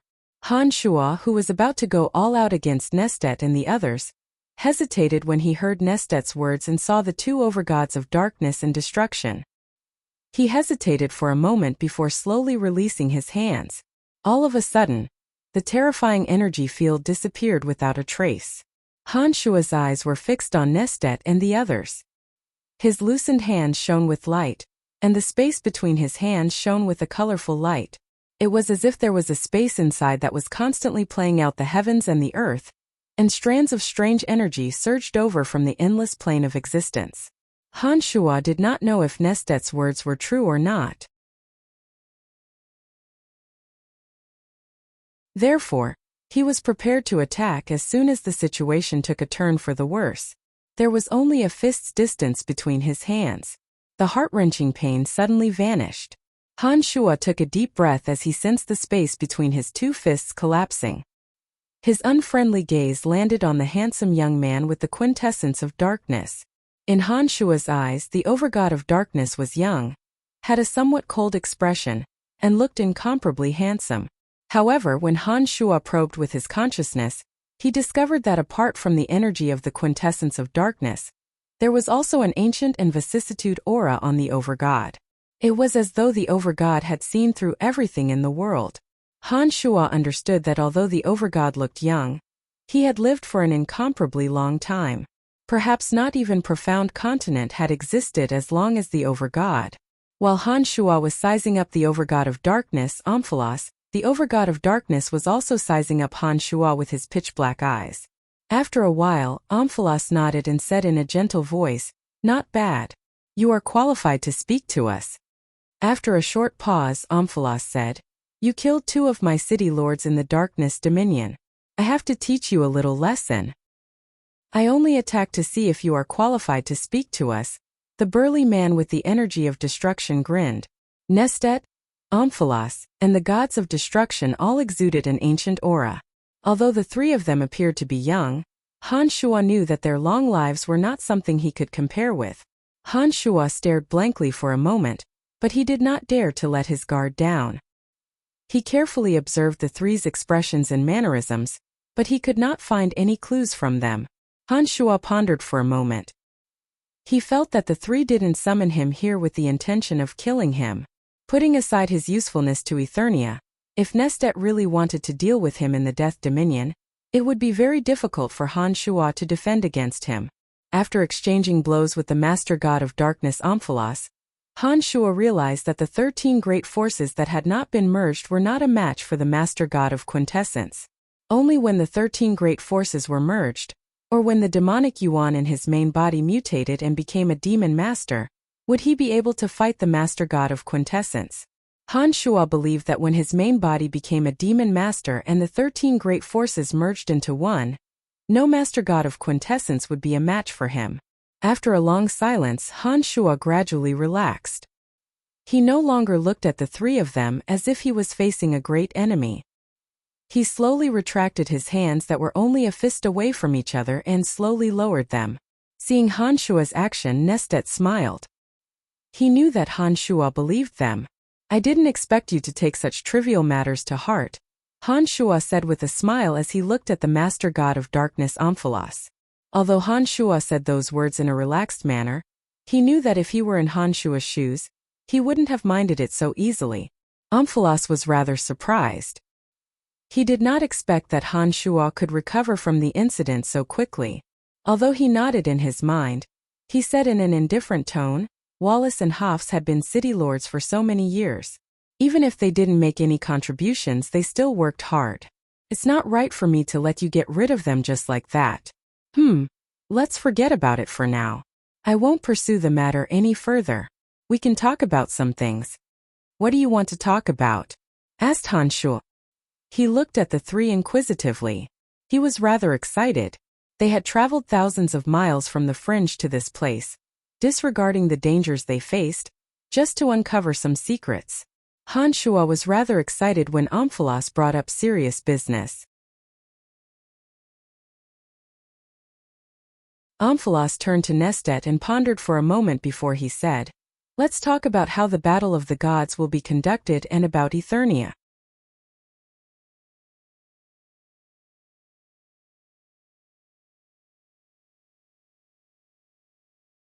Chapter 1002. The War of the Gods and Eternia were the 2 things that had been on Han Shua's mind for the past few years. Both the goddess of destiny and the god of light had vaguely mentioned those two things when they met with Han Shuo. To Han Shuo, the War of the Gods and Eternia were major events that concerned him and the survival of the Fringe. These two events involved the 12 overgods of the Quintessence and the 12 Dominions. Unfortunately, neither the god of light nor the goddess of destiny had revealed any information to Han Shuo about these two things. Han Shuo had tried to find out more about them but to no avail. Now that the War of the Gods had begun, the dominions of light, life, water, darkness, destruction, and death had officially begun their confrontation. A change that would engulf the entire Elysium was about to begin. According to Nestet, no region would be able to escape from this great whirlpool, not even the weakest fringe. At this critical moment, Han Shuo still knew nothing about the War of the Gods and Eternia. This was a fatal weakness. The reason Han Shuo had risked his life to come to the Dominion of Darkness was to find out the ins and outs of these two events. Now that Omphalos wanted to talk about it, he couldn't contain his excitement. "Oh." Han Shuo raised his eyebrows and said, "I know nothing about the War of the Gods and Eternia. I hope the three of you can explain it to me first." Omphalos shot a glance at Nestet and pondered for a moment before turning to the gods of destruction. When the two nodded, Omphalos said to Han Shuo, "Let's talk inside." Omphalos strode into the region where Han Shuo had come from. Nestet and the gods of destruction followed Omphalos without hesitation. Han Shuo raised his head and saw an enormous palace piercing through the clouds in the place that was previously shrouded in boundless darkness. The palace was 10 times larger than the Pandemonium, and looked like several mountains piled on top of each other. Han Shuo felt a sense of reverence at first glance. Seeing that Omphalos and the two gods of destruction had turned into small dots shooting into the enormous palace, Han Shuo hesitated for a moment before following suit. Han Shuo gradually calmed down. Suddenly, he sensed that the enormous palace was like a terrifying whirlpool. Apart from the element of darkness that was 100 times denser than the Pandemonium, there were wisps of extremely weak, bizarre energy converging from all directions and slowly flowing into the enormous palace. With a thought, Han Shuo carefully sensed for a moment, and immediately discovered that the strands of extremely weak energy were the power of faith of the overgod of darkness. The power of faith was endless and there were hundreds of millions of strands flowing into him like tiny streams. Looking at Omphalos, Han Shuo discovered that as soon as he entered the Shrine of Darkness, the millions of wisps of power of faith began to converge towards him. Han Shuo squinted his eyes and suddenly discovered that the power of faith in the eyes of his two avatars had turned into colorful rays of light.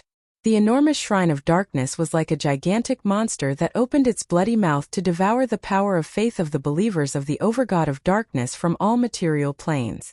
Some of those wisps were as thick as an arm, while others were thousands of times thinner than a hair. After sensing for a moment, Han Shuo quickly discovered that the wisps of power of faith that were as thick as an arm contained a faint aura of a high god. As for the wisps of power of faith that were thousands of times thinner than a hair, they were so weak that Han Shuo couldn't even detect them. After sensing for a moment, Han Shuo immediately understood that the more powerful a being was, and the more powerful their soul energy was, the thicker the amount of power of faith they contributed to the overgod of darkness. As for the wisps of power of faith that were thousands of times thinner than a hair, they came from the commoners of some low-level material planes. The majestic Shrine of Darkness pierced through the clouds.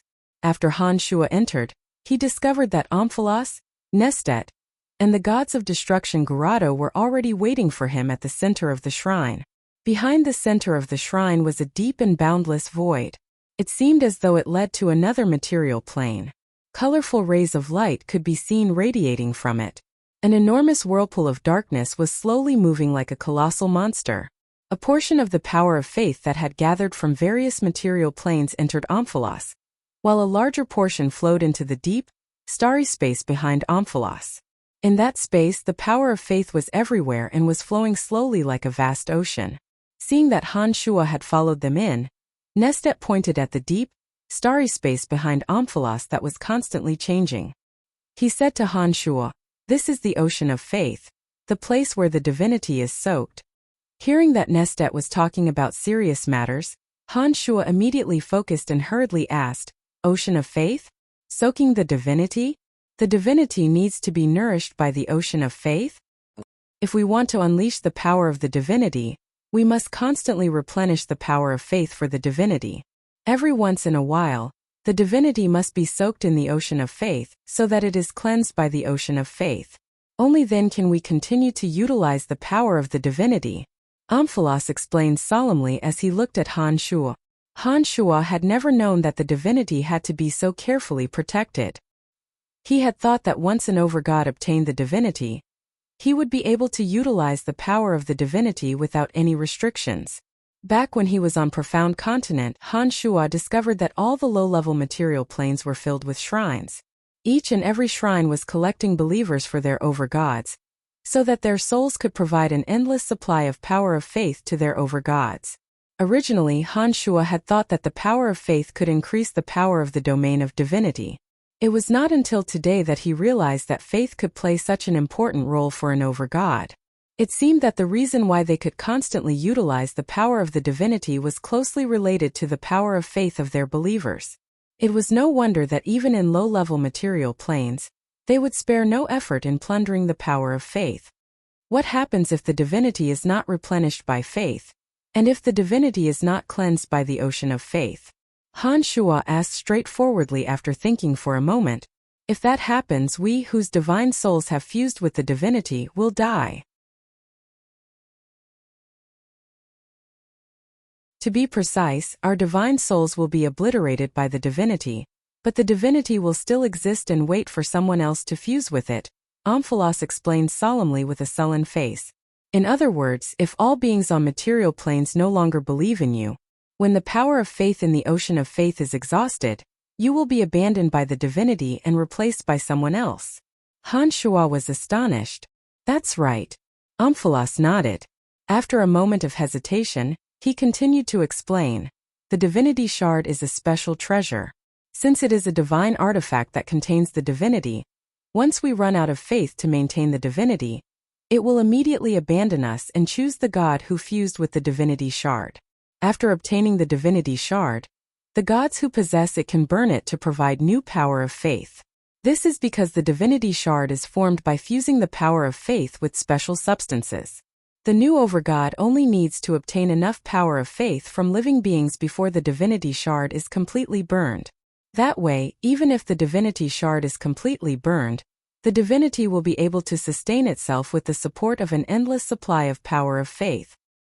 Can the overgods without the divinity shard obtain the divinity shard after their divine souls are obliterated?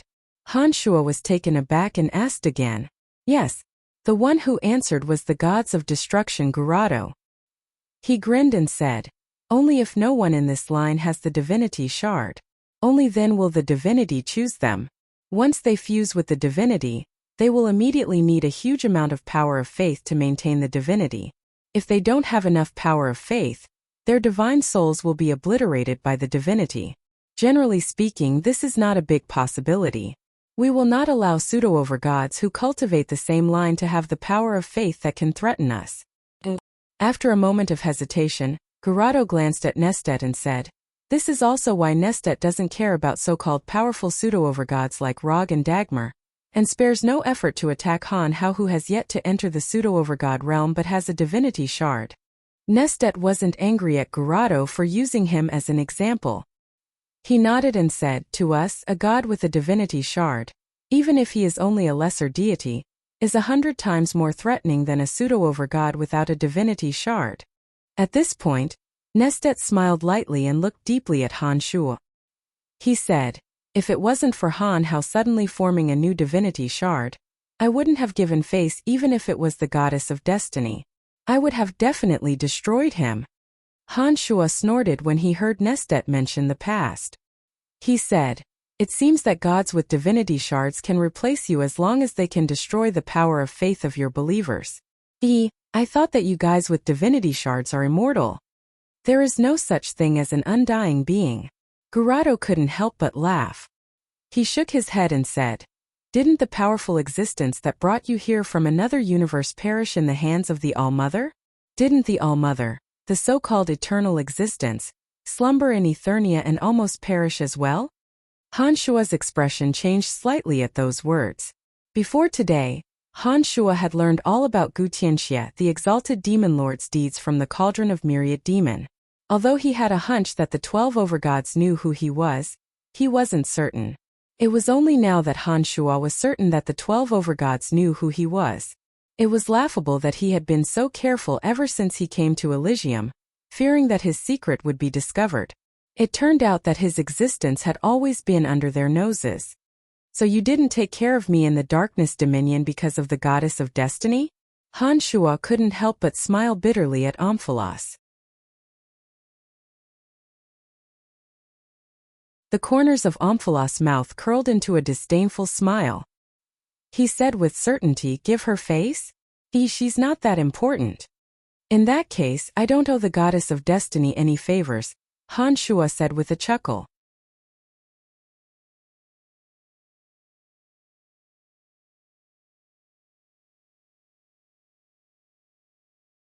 Chapter 1003.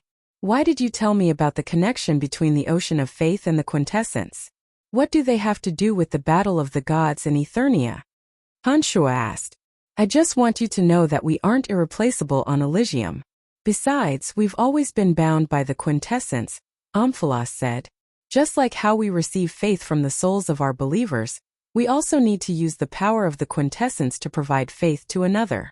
A large portion of the faith we gather from the various planes is used on the quintessence, which in turn gives it to the All-Mother.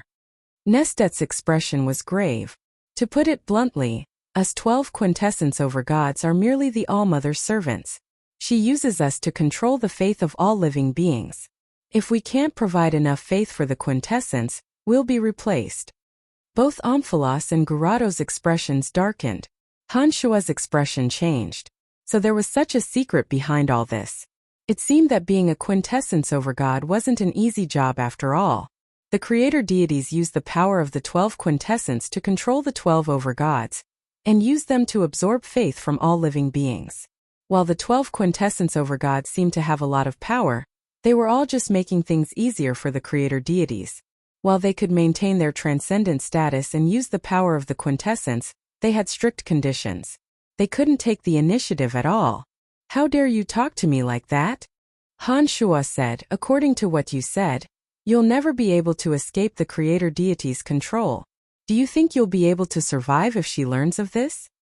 Things are different now. Gurado smiled and took a deep breath. He stared at Han Shuo and said, many years ago, an incredibly powerful being tore a rift between the two universes and arrived here. His power was incomparably terrifying. The 12 overgods and the ancestral mother goddess felt that terrifying power. You should know who I'm talking about. Han Shuo nodded. Of course, he knew that Han Shuo was talking about Demon Lord Gu Tianxie.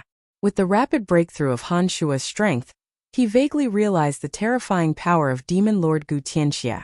Now that his consciousness had reached the level of a demonic lord, he was certain that once his body was reborn, he wouldn't need to fear any quintessence overgod. Gu Tianxie, the exalted demon lord, was even stronger. Who in this universe could possibly be his match? Who would be able to hurt him? The answer was self-evident. Naturally, it was the All-Mother that they were talking about. I know who it is. Go on. Han Shuo waved his hand and concentrated on Gurado. He tore through the endless obstacles of the two universes, and his physical body suddenly descended. At that moment, the 12 of us received the order of the Mother of Creation at the same time. We gathered around the Mother of Creation and immediately attacked that person who had yet to recover. Gurado straightened his back and smiled wryly. You can't imagine how terrifying that battle was.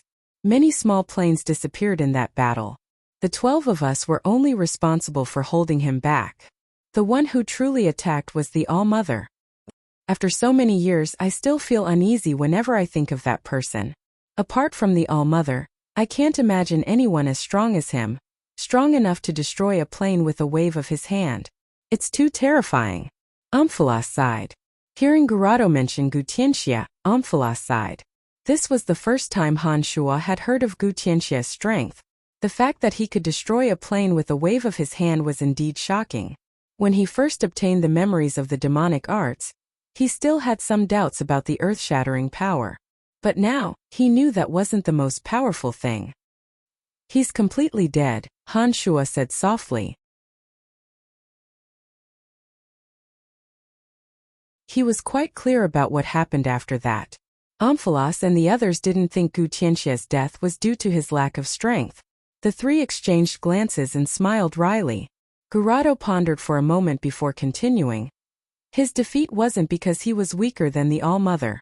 It was probably because he exhausted too much energy tearing through space.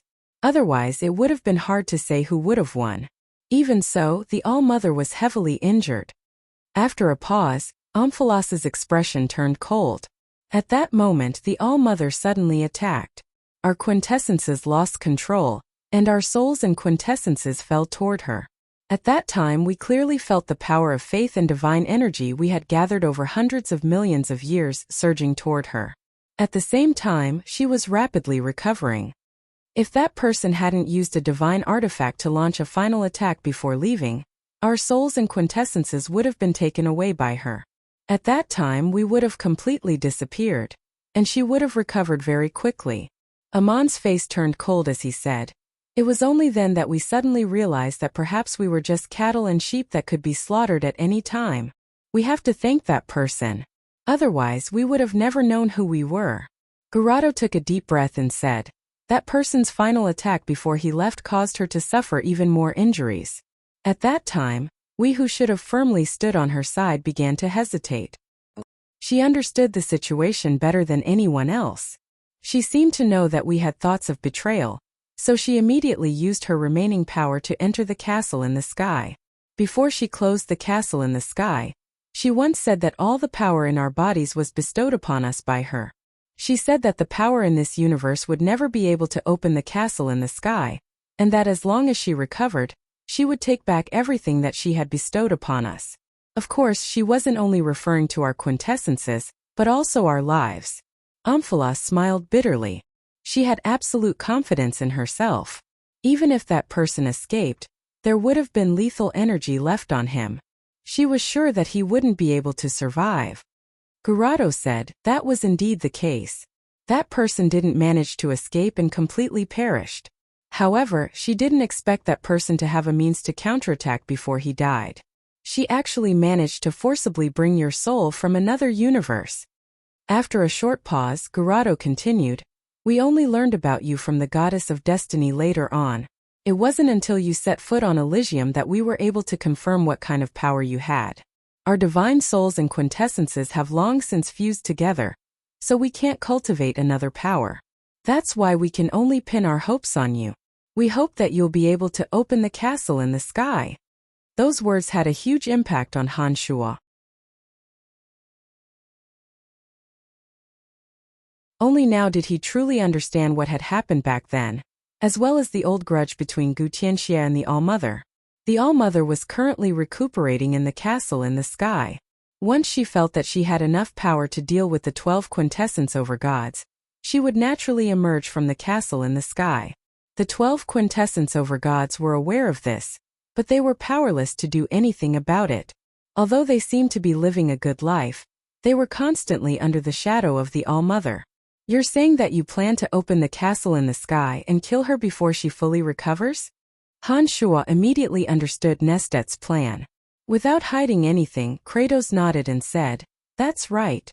We don't have a choice. Once she accumulates enough power, she'll naturally come out and take back our divine souls and quintessence. We've been her puppets for billions of years. We've given her most of the power of faith we've obtained. If she wants to kill us, we can't just sit around and do nothing." If that person hadn't appeared, we wouldn't have been able to resist her even if we knew that we were nothing more than her livestock. After all, she's far stronger than us. The 12 of us together wouldn't have been enough to deal with her. Fortunately, that person's appearance gave us a once-in-a-lifetime opportunity. With her injuries, we don't have to be so passive anymore, said Darkmantle excitedly. Han Shuo stared blankly for a moment. He stared at the three of them carefully and suddenly asked, "Judging from your expressions, it doesn't seem to be as simple as killing her. Is there something in the castle in the sky that you've been yearning for?"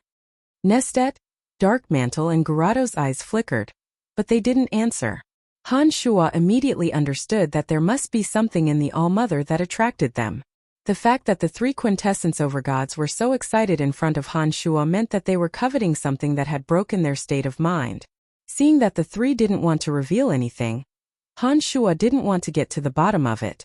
That thing was too far away for him right now. He'll find a way to ask when he's actually going to open the castle in the sky. I know a little about the castle in the sky, but why are you in such a hurry to enter the battle of the gods? Asked Han Shuo. We can feel that the quintessence is demanding more and more power of faith. It's getting out of our control. Although we can't sense her presence, the quintessence's abnormality shows that her control over it has deepened. Although we've tried our best to control it, there's not much we can do. The goddess of destiny said that she'll come out of the castle in the near future. We don't have much time left. Dark Mantle looked at Han Shuo with a heavy expression and continued, the battle of the gods is the key to opening the castle in the sky. Now that you're strong enough, we're in a hurry to leave. Han Shuo was stunned. He felt sorry for Nestet and the others. It seemed that the All-Mother was too much of a threat to them. Han Shuo felt a chill in his heart when he heard that she would come out of the castle in the sky soon. He knew that his existence was a greater threat to the All-Mother. Once she came out of the castle in the sky, the first one to need her help wouldn't be the 12 quintessence overgods, but him.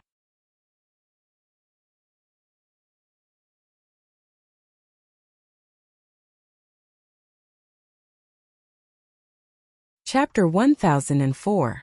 As for why the War of the Gods must begin immediately, it is because even though she is in Eternia, she can still affect the 12 quintessences. For example, recently, we have been able to sense that the quintessences are trying to break free from the shackles of our divine souls and return to Eternia. Amphalos looked at Han Shuo and continued, it has been about 50,000 years since she entered Eternia.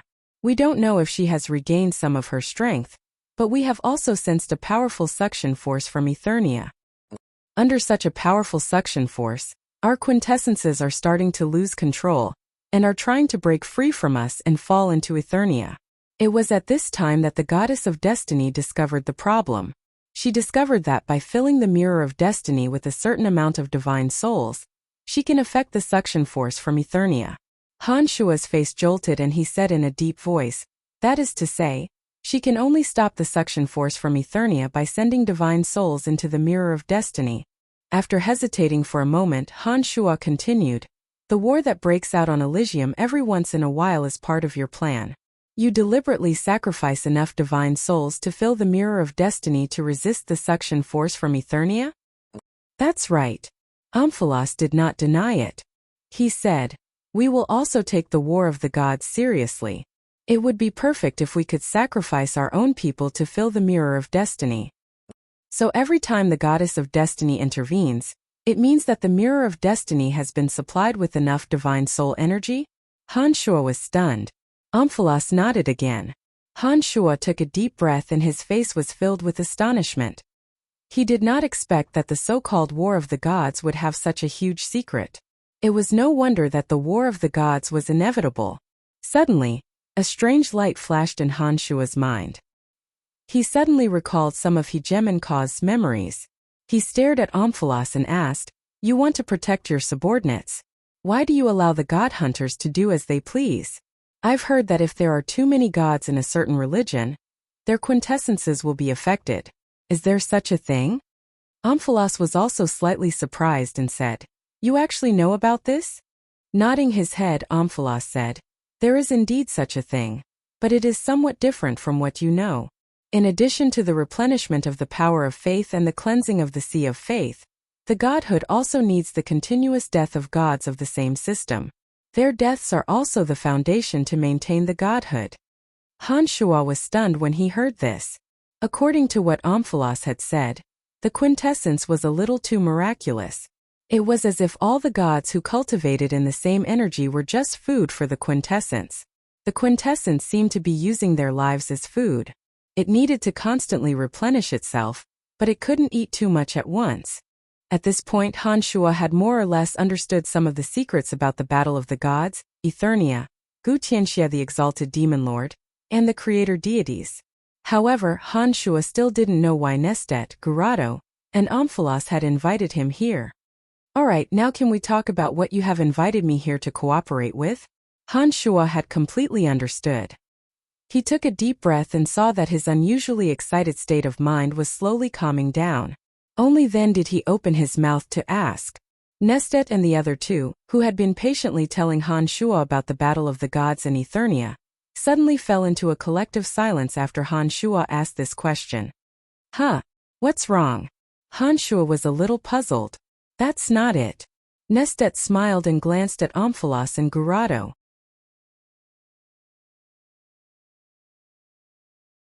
He asked, do you think he's qualified to be on our side? Amphalos and Gurado carefully sized up Han Shuo.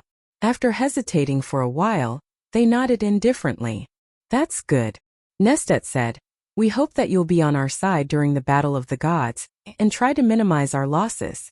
Also, when we're in Eternia, we hope that you'll work together with the three of us to advance and retreat together. What do I get in return? Han Shuo hesitated for a moment before asking. Originally, according to the agreement, once Eternia is broken, you'll lose your value and we'll get rid of you first. After all, that person's power is too terrifying, and you'll be a great threat in the future. Nestet said solemnly, however, if you agree to advance and retreat together with us, once Eternia is broken, we'll do our best to protect you. As for the future, we'll come to a conclusion after the matter with Eternia is over. Han Shuo knew that once he opened Eternia, he would lose his value. It was only natural that the 12 quintessence over gods would abandon him. Gu Tianxia the demon lord was too much of a deterrent to them. Even if the 12 of them worked together to destroy the creator deities, Han Shuo's existence was still the biggest threat.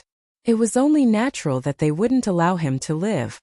You mean that after Eternia is broken, when others plan to attack me, you'll help me deal with them and protect me from being killed? And when the matter with Eternia is over, we'll go our separate ways? Han Shuo asked with a strange expression. That's right. Nestet nodded. What's in Eternia? Han Shuo snorted coldly. The three's expressions changed slightly. Nestet pondered for a moment, then said in a low voice, something that can become the new creator deities. This is just the goddess of destiny's guess. We don't know if it's true or not. But whether it's true or not, we'll fight for it with all our might. Something that can become the new creator deities. Han Shuo was shocked.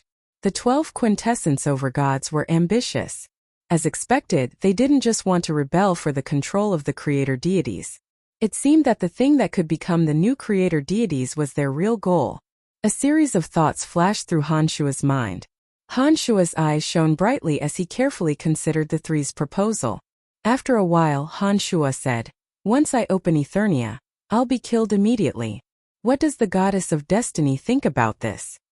Gurado had a strange expression on his face, and his lips curled into a strange smile. What does she think?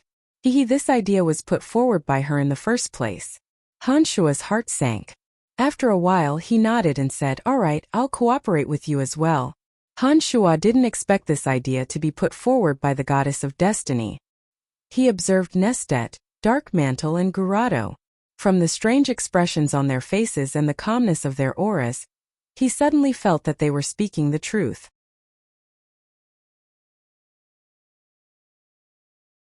He didn't expect that the goddess of destiny, whom he had a good impression of, would be the one who put forward this idea. Han Shuo suddenly realized that the goddess of destiny was the most uncertain factor among the 12 quintessence over gods. And he had always thought that the goddess of destiny could help him the most. You agreed so easily? Gurado asked with a smile.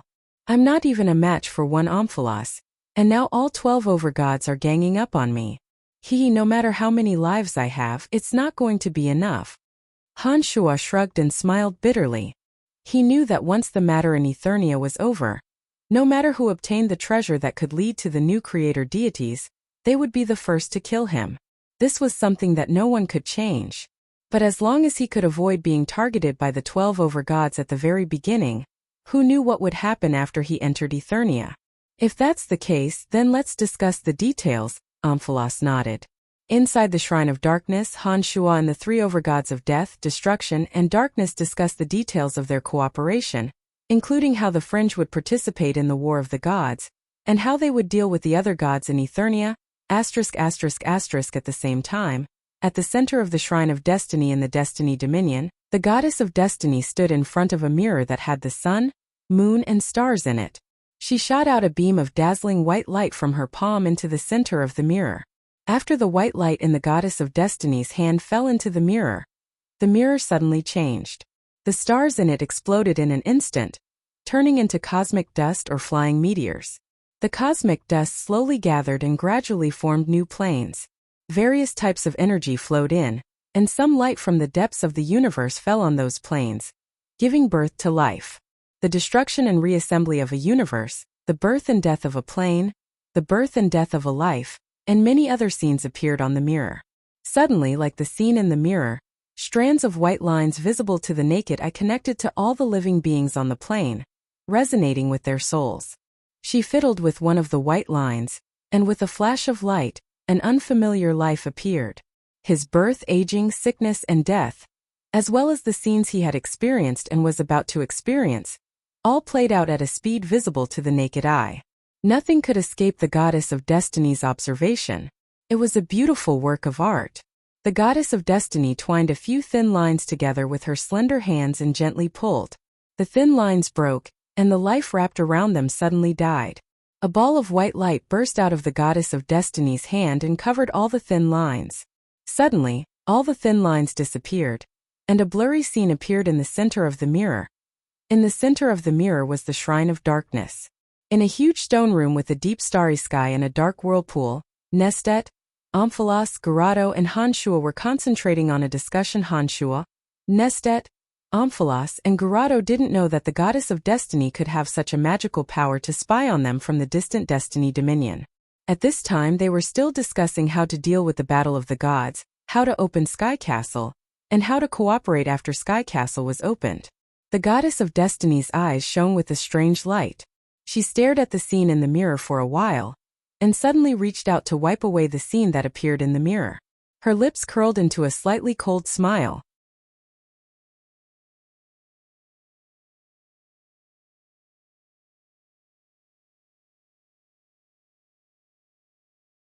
Chapter 1005. Deep beneath the pandemonium in the land of chaos. At the center of the ninth realm mystical Een harvester was a secret chamber where all the mystical Een energy on Elysium was gathered. Hanshua's body was sitting cross-legged, motionless. Electric sparks were coiling around his body like tiny snakes. For the past few years, Hanshua had left most of the Fringe and Pandemonium's affairs to his family members. His two avatars would take care of certain matters that he absolutely had to attend to. His main body, on the other hand, had remained in the chamber, slowly refining his body with the mystical Een energy. Hanshua's consciousness had been in a dormant state all these years, digesting the comprehension of the demonic arts he had obtained from the cauldron of Myriad Demon. The mystical Een aura of heaven and earth on Elysium was indeed extremely dense. Under the effect of the ninth realm mystical Een harvester, the mystical Een aura that was drifting across the entire continent was drawn into this secret chamber like a stream of water. It was as though the mystical Een was being reborn. Hanshua's consciousness, which had been in a deep slumber for many years, suddenly trembled. A trace of mystical energy surged towards him. Hanshua, who had been in a deep slumber for many years, suddenly opened his eyes. His deep gaze seemed to transcend the distance of space, and was suddenly projected into the distant dominion of destiny. Just a moment ago, Hanshua had sensed a faint energy ripple from the dominion of destiny. That faint energy ripple seemed to be related to him. His consciousness felt as though it was being spied on. Electric sparks flashed in Hanshua's eyes. Those electric sparks intertwined in the air in front of him, gathering more and more mystical Een energy in the secret chamber. Suddenly, Hanshua shut his eyes, severing the connection between his eyes and the electric sparks. Wisps of divine sense abruptly spread out in all directions with this secret room as the center. Mountains, lakes, forests, cities, life. With the pandemonium as the center, Hanshua's consciousness extended infinitely outwards. Soon everything in the Fringe had been seen. At this moment Hanshua was the undisputed god of the Fringe. In just a few seconds, everything in the Fringe was reflected in Hanshua's consciousness. His consciousness didn't stop there. It surged towards the dominion of space and destiny, More sceneries and lives were reflected in Han Shua's consciousness. The wonderful feeling of being in control of everything was very comforting. Suddenly, Han Shua's divine sense stopped extending. His divine sense had reached the outside of the Destiny Dominion. As long as his divine sense took another step forward, it would be considered as entering the Destiny Dominion. He did not rashly venture deeper. His divine sense, which was about to surge into the space domain, suddenly stopped. Just like that, Han Shua's consciousness stopped in front of the Destiny Dominion. He slowly sensed the wondrous energy ripples coming from the Destiny Dominion. After a while, Han Shua suddenly discovered that the wondrous energy ripples had passed through the Fringe, the Death Dominion, and reached the Darkness Dominion. In an instant, Han Shua retracted his divine sense and returned to the depths of the Pandemonium in a few seconds. The Shrine of Destiny, the goddess of destiny, who had just erased the scenes in the Mirror of Destiny, suddenly looked in the direction of the Fringe in astonishment. She saw some kind of starlight glowing around her. Just like the scene in the Mirror of Destiny, there seemed to be a sun, a moon, and a star that represented the birth and death of the world. After a long while, the light in the goddess of destiny's eyes disappeared. She let out a soft sigh and softly muttered, "What a terrifying vigilance."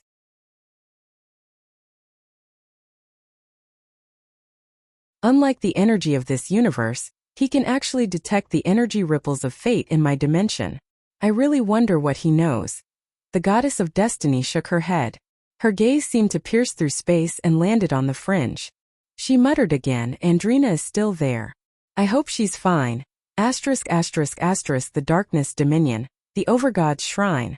Han Shua's avatar, who was in the middle of a conversation with the Overgods of Death, Destruction and Darkness, suddenly froze and immediately shut his mouth. Nestet and the other two were stunned. When they saw that Han Shua had suddenly stopped talking, they thought that Han Shua was dissatisfied with something. They looked at Han Shua with a puzzled expression. Nestet furrowed his brows and asked, "What's the problem?" Han Shua didn't answer. He suddenly stood up, walked to the window and looked at the deep starry sky. He took a deep breath and said with his back facing the three, "Perhaps the goddess of destiny already knows about us." Upon hearing this, Nestet, Omphalos and Gerado's expressions changed slightly. "What do you mean?" Omphalos also stood up and slowly walked towards Han Shua. As Omphalos was speaking, the quintessence that looked like a black crystal flew out from the back of his head and fell into the Sea of Faith. As soon as the quintessence entered the Sea of Faith, the power of faith in the Sea of Faith gushed into the quintessence. The power of faith in the Sea of Faith rapidly decreased. "You should know that this body isn't mine. The one in the depths of the Pandemonium is my true body." While we were talking, my true body in the faraway Pandemonium sensed an unusual fluctuation in the Dominion of Destiny. That faint energy fluctuation obviously came from the Shrine of Destiny.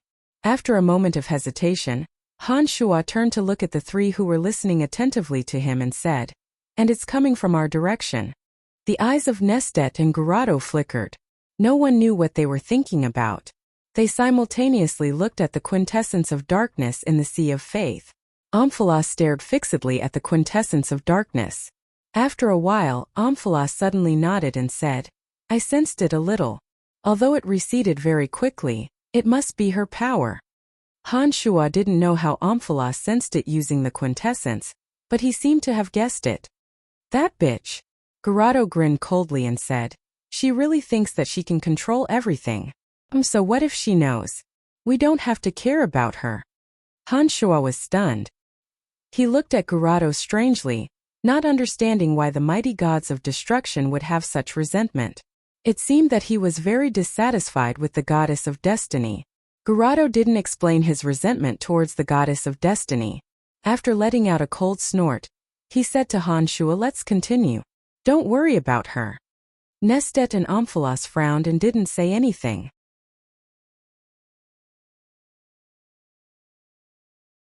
Seeing that the three didn't have a deep understanding of the goddess of destiny, Han Shua didn't probe further.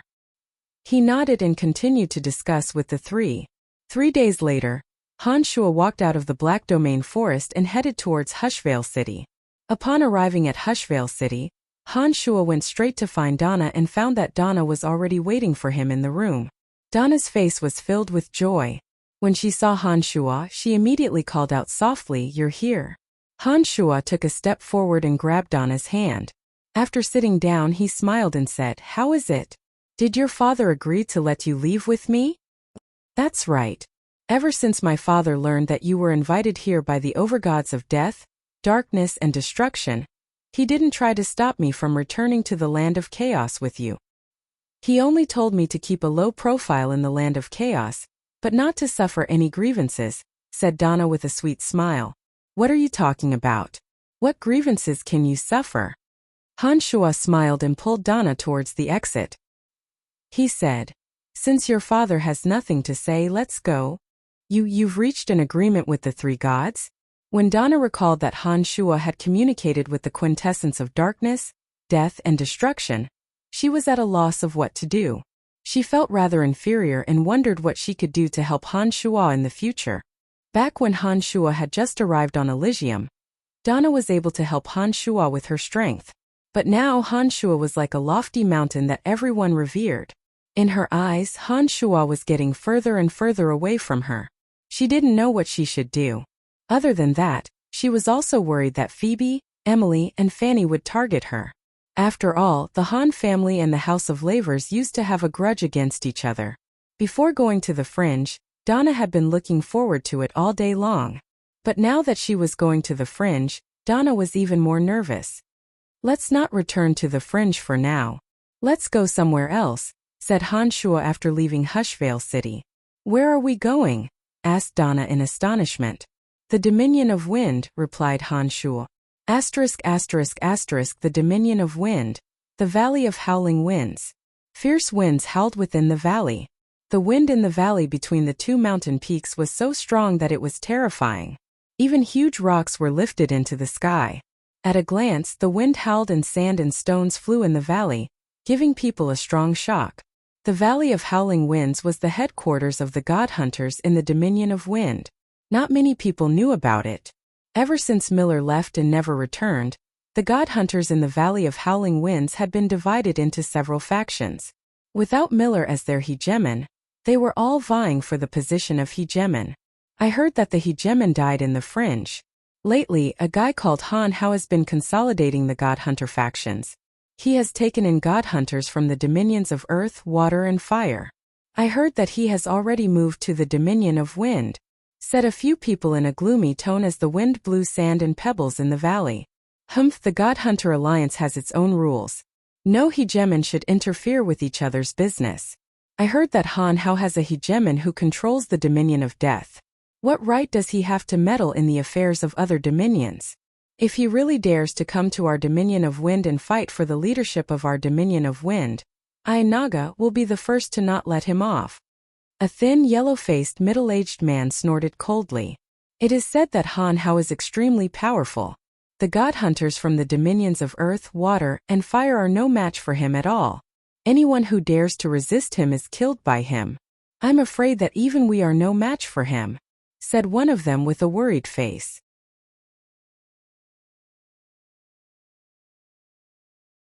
Gather all our forces in the Valley of Howling Winds.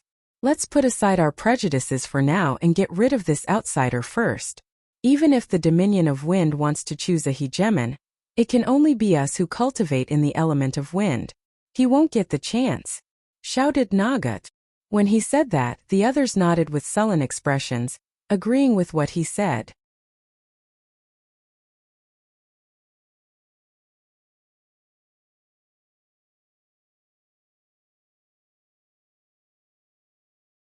Chapter 1006. Suddenly, a figure descended into the Valley of Winds and released a sinister energy.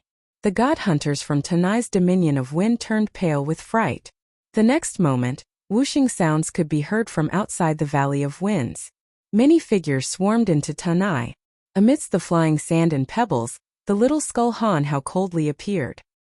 He swept his sinister eyes across the crowd and said, "So, you are the God Hunter leaders of the Dominion of Wind?"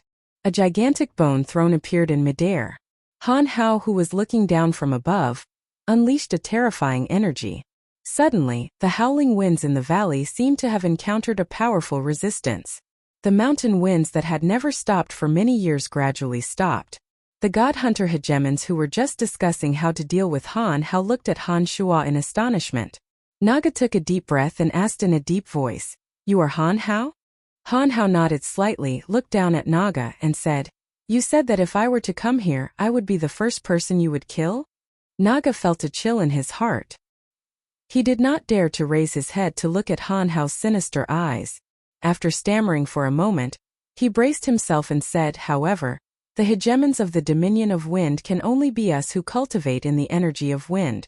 Outsiders are not allowed to interfere."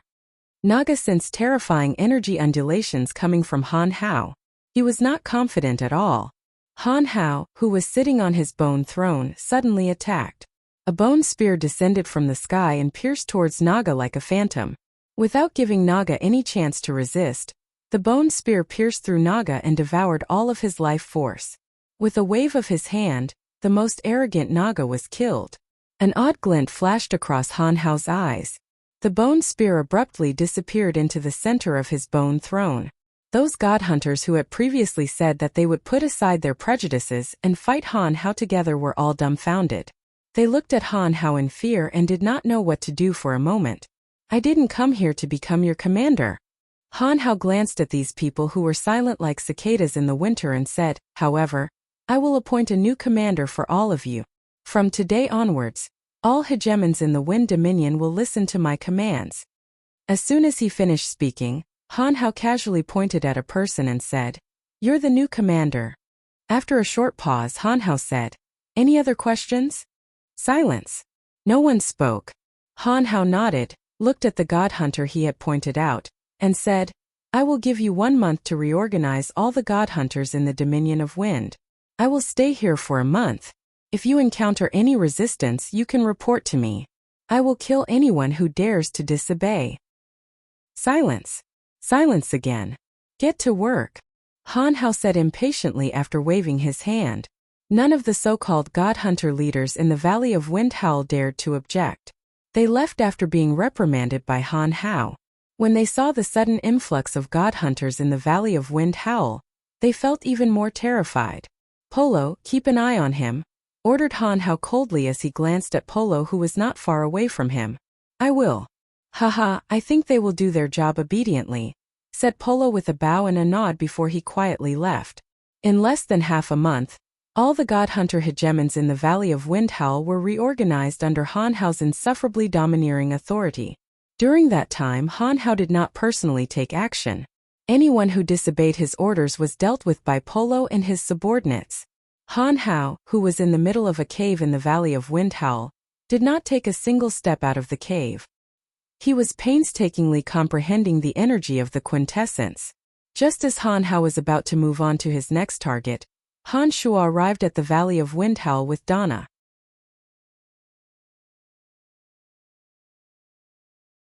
They easily found Han Hao, who was cultivating hard. "Father, why are you here?" asked the little skull. Han Hao, who had always been insufferably arrogant in front of his subordinates, with a joyful smile on his face. "How is it? Have you comprehended the energy of the quintessence?" asked Han Shuo smilingly after he arrived at the little skull. "I have been trying to use the energy of the quintessence all these years, but I'm still not very adept at it. My ability to use the energy of the quintessence is far inferior to that of Nestet and the others," replied Han Hao. "I'm here this time to talk to you about the quintessence. Before I came here, I went to the Darkness Dominion and made an appointment with Nestet, Gurado, and Omphalos. I learned some things about the quintessence from them." Han Shuo told Little Skull about the conversation he had with the 3 quintessence overgods in the Darkness Dominion. He then said in a deep voice, "I'm worried that you will lose control of the quintessence when you burn up all the quintessence shards, so it's best that you start gathering the power of faith during this time." According to Nestet and the others, the maintenance of the quintessence required the help of the power of faith, as well as the cleansing of the ocean of faith. There were many restrictions. Little Skull might not need the power of faith for the time being because he had the quintessence shards. However, once he burned up all the quintessence shards, he would need the power of faith to sustain the quintessence. Without the power of faith, the quintessence would wipe out his divine soul and choose a new master. After learning this secret from Nestet and the others, Han Shuo decided not to return to the fringe for the time being. He immediately went to talk to Han Hao. Although Little Skull Han Hao was not in the fringe, he would send messages to the fringe from time to time. Therefore, Han Shuo knew Little Skull Han Hao's whereabouts. However, in order to prevent their conversation from being heard by others, Han Shuo did not use any other means of communication with Little Skull. He only contacted Little Skull face to face to avoid any unnecessary trouble. "Father, my situation seems to be different from what you said." Little Skull listened attentively to Han Shuo. He knitted his brows and pondered in silence for a long time before he spoke. "Different?" Han Shuo was surprised. His interest was piqued. He asked, "How so?" "My quintessence seems to be formed from the fusion of the quintessence of death and the demonic arts I cultivate. Now that the quintessence shard is gone, I don't feel that it needs the power of faith. Not only that, the quintessence is constantly releasing energy into my divine soul and body. It seems to be strengthening me at all times." Little Skull thought for a moment before he told his father what he felt. "What?" Han Shuo was shocked. He looked deeply at Han Shuo with a bewildered expression.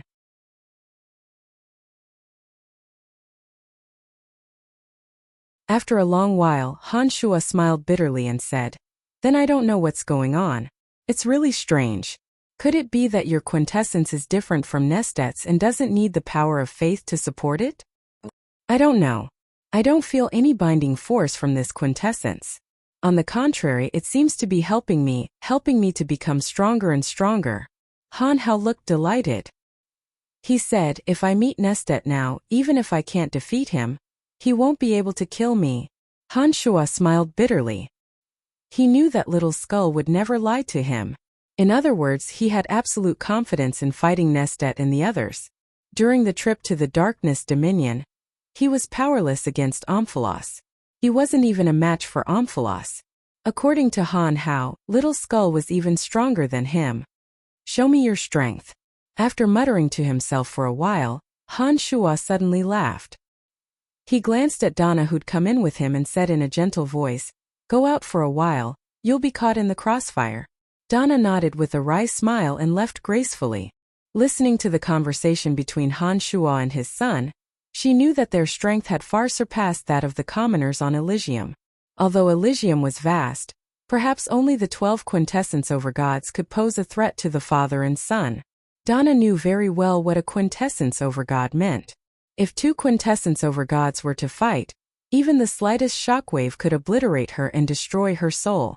Donna deeply felt the gap between herself and Han Shuo.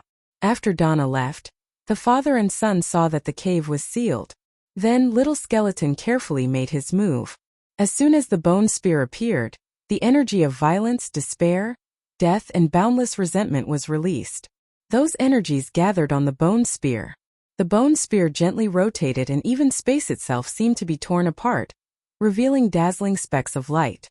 Han Shuo slowly closed his eyes as he sensed the energy from the bone spear. After a long time, he gently nodded and said to Little Skeleton, "Your energy is very special. It is based on the energy of death in this world. Using the profound understanding of the soul of the energy of death and the comprehension of the soul of demonic arts, you gather all the negative energy in the instant before the death of all living beings and unleash it." Little Skull, Han Hao, had always lacked a true understanding of his own power. He listened attentively to Han Shuo's explanation and asked, "Father, are you saying that this is the energy that is released by the soul before the death of a living being? A special energy formed between life and death?" Nodding, Han Shuo opened his eyes and frowned. "This is actually an elemental energy. Before every living being completely disappears, there would still be a portion of their energy drifting between the heavens and the earth. If a person who dies of old age or sickness dies normally, they would die very peacefully since they knew their fate. A peaceful death would not produce too much special energy. However, this energy of yours is a little extreme. It is the energy of the heavens and the earth produced by those who die abnormally. Those who die abnormally would be filled with fear, hatred, despair, violence, slaughter, and madness. These energies are truly the most evil energy in the world. You are very lucky to be able to use these energies to form a new quintessence. After hesitating for a moment, Han Shuo put on a bitter smile and said, "You're the only one who can make use of this energy to form a quintessence. Due to your unique life form, if it were any other god, their divine soul wouldn't be able to withstand so much negative energy. They would have perished before their quintessence could form." "Father, what should I do?" Little Skull asked in shock after listening to Han Shuo's explanation for a while. "I don't know.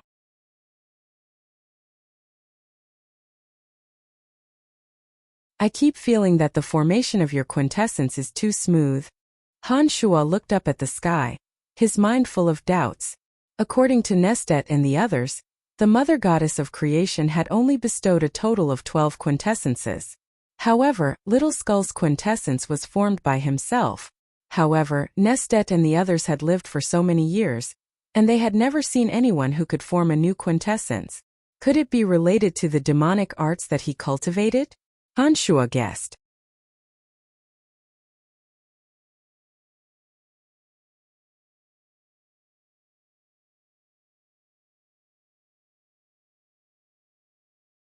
Chapter 1007. Han Shuo and Dana did not stay too long in the wind-howling valley. After discussing the issue of the quintessence with Little Skull, Han Shuo discovered that the quintessence formed by Little Skull seemed to be different from the other 12 overgods. He stopped giving Little Skull too much advice and let him experience the power of the quintessence on his own. Han Shuo's avatar did not immediately return to the fringe with Dana. Instead, he accompanied Dana on a leisurely sightseeing tour, leaving Dana to make arrangements for the time being. At present, Han Shuo's avatar had nothing to worry about other than the fact that his energy could not be completely fused. Without finding a way to fuse the energy of the 13 elements, Han Shuo would not be able to advance any further. Therefore, with his main body still in the pandemonium, Tanai was able to advance by leaps and bounds while this avatar stayed to accompany Dana. Although Han Shuo could not be overly intimate with Dana due to his special body, Dana felt that she was still very happy to have him by her side. Being able to hold Han Shuo's hand and stroll through the beautiful scenery filled Dana with more satisfaction than anything else.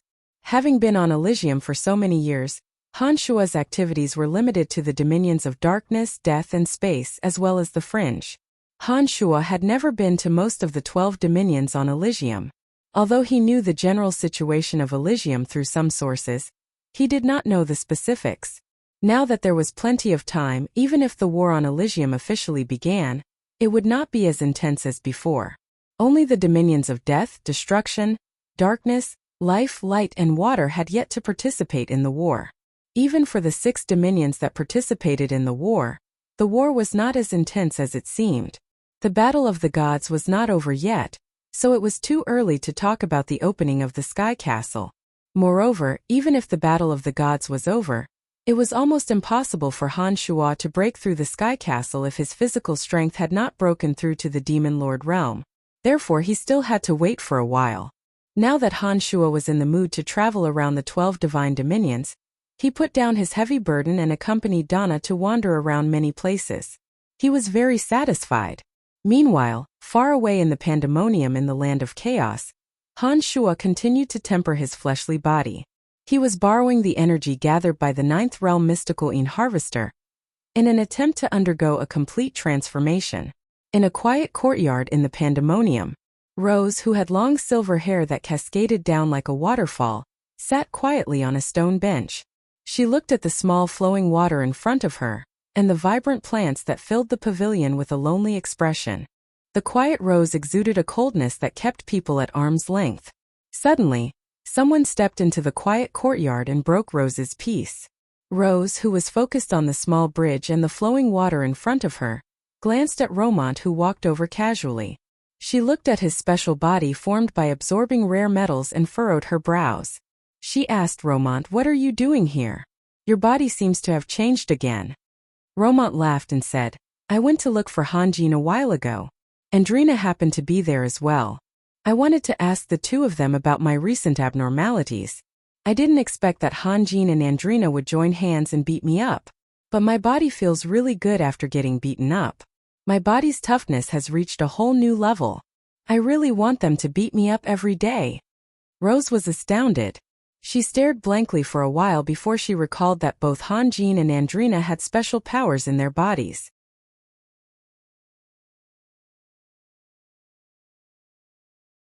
Romant's body would definitely benefit greatly if he could add some of the metal properties that Han Jin and Andrina had.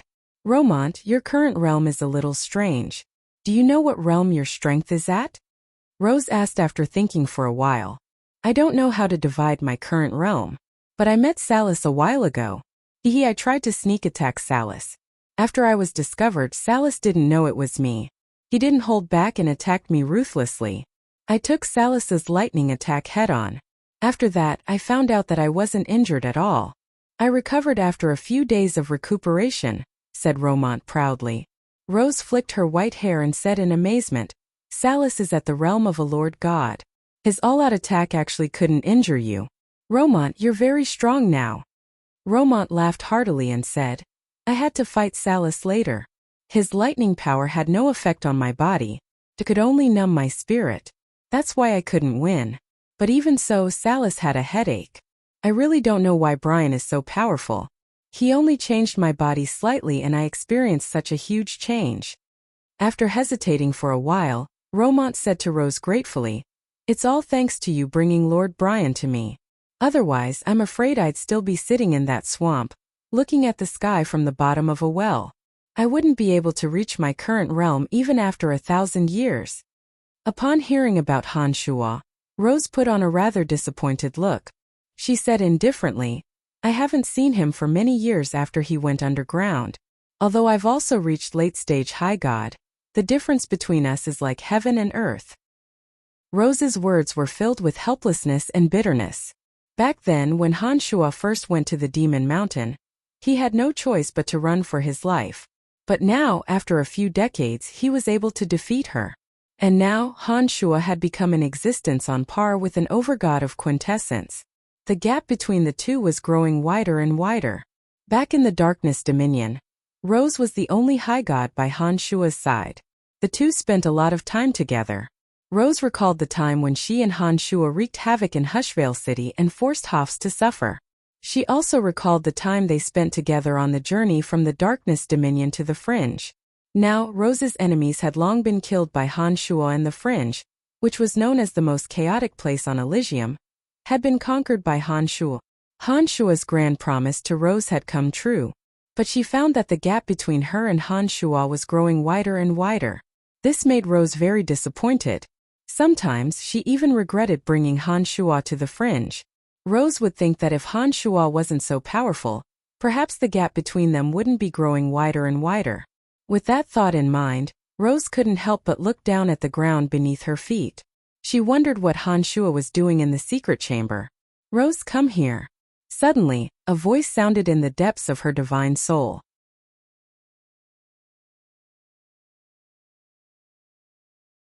Rose turned pale with fright. She immediately realized that it was Han Shuo's voice. She stood there blankly, not knowing what to do. What's wrong? Romant couldn't help but ask when he saw her in a daze. He's looking for me. He's looking for me. Rose couldn't hide her surprise and excitement. After saying those words, she hastily headed towards the underground tunnel, ignoring Romant's strange expression.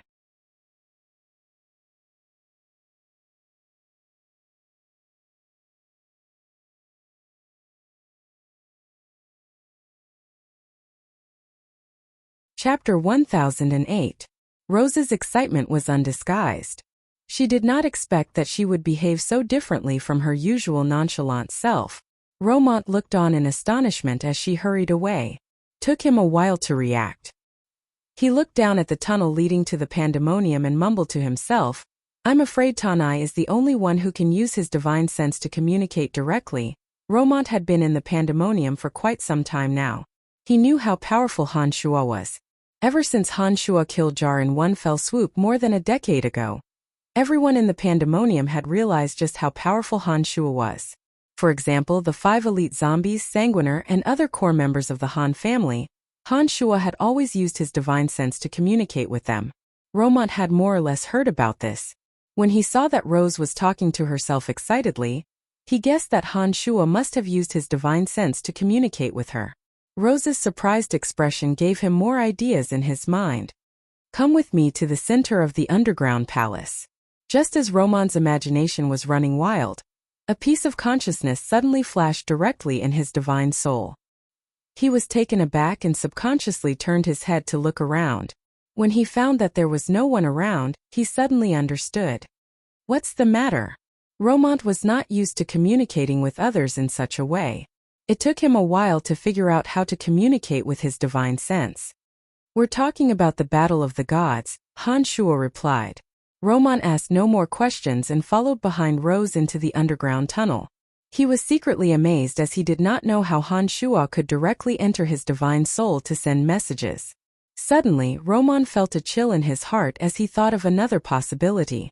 Since he could directly transmit a message to his divine soul, if he used this kind of power to attack his divine soul, wouldn't he be unknowingly attacked? With that thought in mind, Roman felt a little fearful as he approached the underground palace. He suddenly realized that even if Han Shuo didn't face him head-on, he could destroy his divine soul in an instant with a direct attack on his divine soul. Such an attack was too horrifying. It meant that as long as Han Shuo wanted to kill someone, no one within range of his senses would be able to escape. Unless, of course, he could stop Han Shuo's formless soul energy from attacking him. Roman knew that he didn't have the strength to do so, and he didn't think that Tanai and many others could do it. In fact, this was indeed the case. Over the years, as Han Shuo's consciousness had improved by leaps and bounds, his consciousness had once again gained a miraculous power in the Demon Lord realm. Now, with Han Shuo's consciousness, the entire fringe would be reflected in his consciousness. Using the power of his consciousness, Han Shuo could deal a fatal blow to any living being that he could sense. As long as his consciousness was in range, no one would be able to escape from his attack. In other words, if Han Shuo wanted someone dead in the fringe, he wouldn't even need to leave the fringe. As long as he had the thought, that person would be annihilated in body and soul. Rose was overjoyed. She walked to the center of the underground palace and saw Sanguiner, the 5 elite zombies, Phoebe, Emily, and the other members of the Han family. But her face turned a little gloomy. She thought that Han Shuo had asked her to come alone, but it turned out that wasn't the case. Soon enough, more and more important figures of Tanai arrived from all over the place. Statholm the old monster, Ermite Cotton, and the other core members of the Han family had gazes as sharp as lightning. It appeared that they had all made rapid progress over the years. All these years, the members of the Han family had been cultivating diligently in Tanai.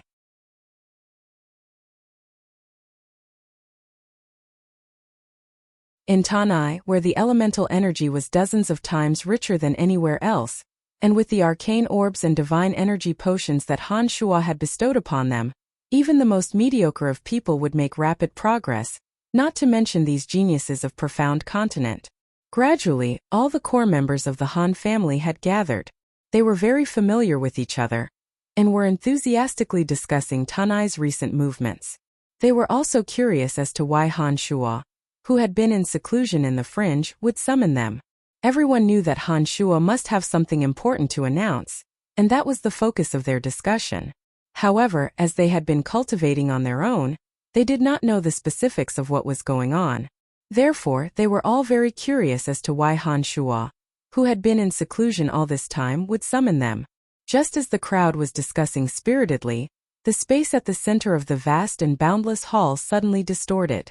A dim light flashed and vanished, and Han Shuo abruptly appeared. Han Shuo smilingly looked at the crowd who were still whispering to each other.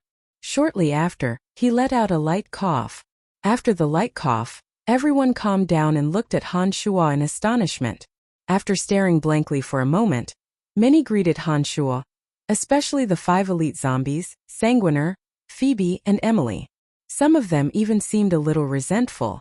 Gilbert even said that it had been a long time since they last saw him. Han Shuo gestured for the crowd to quiet down. The crowd quietened down again. Shortly after, Han Shuo smilingly said, "Let's sit down and talk." The spacious hall was filled with stone benches and chairs of all sizes. After everyone was seated, Han Shuo said, "I have gathered all of you here to tell you something. Back then I said that we would not participate in the battle of the gods. But now I know that this is no longer up to us. Since it is unavoidable, we can only prepare in advance. Upon hearing Han Shuo mention the battle of the gods, the crowd immediately became solemn. No one dared to speak carelessly anymore. Although only the 6 divine territories were participating in the War of the Gods, and the battle was still on a small scale, the War of the Gods in the past had never ended so easily. Many people would die in each War of the Gods. This War of the Gods would most likely be no exception. Back then, when Han Shuo did not participate in the Battle of the Gods, the crowd did not pay much attention to it. But now that they heard that Han Shuo was going to participate, their expressions turned grave. The Battle of the Gods this time will be even more tragic than the previous ones. Han Shuo knitted his brows and warned them in advance. Other than the dominions of death, darkness, destruction, life, light, and water, the rest of the dominions will have to avoid participating as well. There will always be people who will perish in this battle.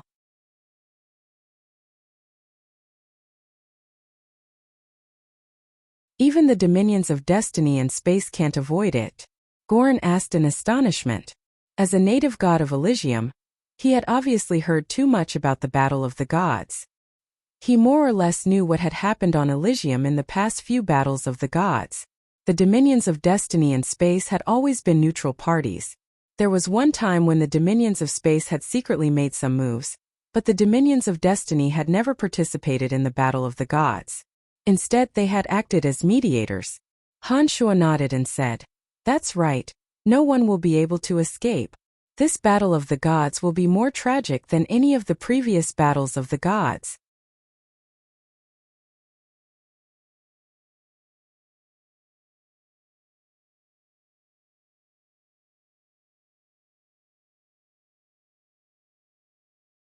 Chapter 1009. What should we do? Asked Goran solemnly. The other members of the Han family also turned solemn. Since we can't avoid it, we have to prepare for it. Han Shuo smiled, looking rather relaxed as he said, "I have discussed it with the overgods of destruction, darkness, and death. The Fringe will form an alliance with them in the upcoming War of the Gods." Those in the House of Han who didn't know the truth were all shocked.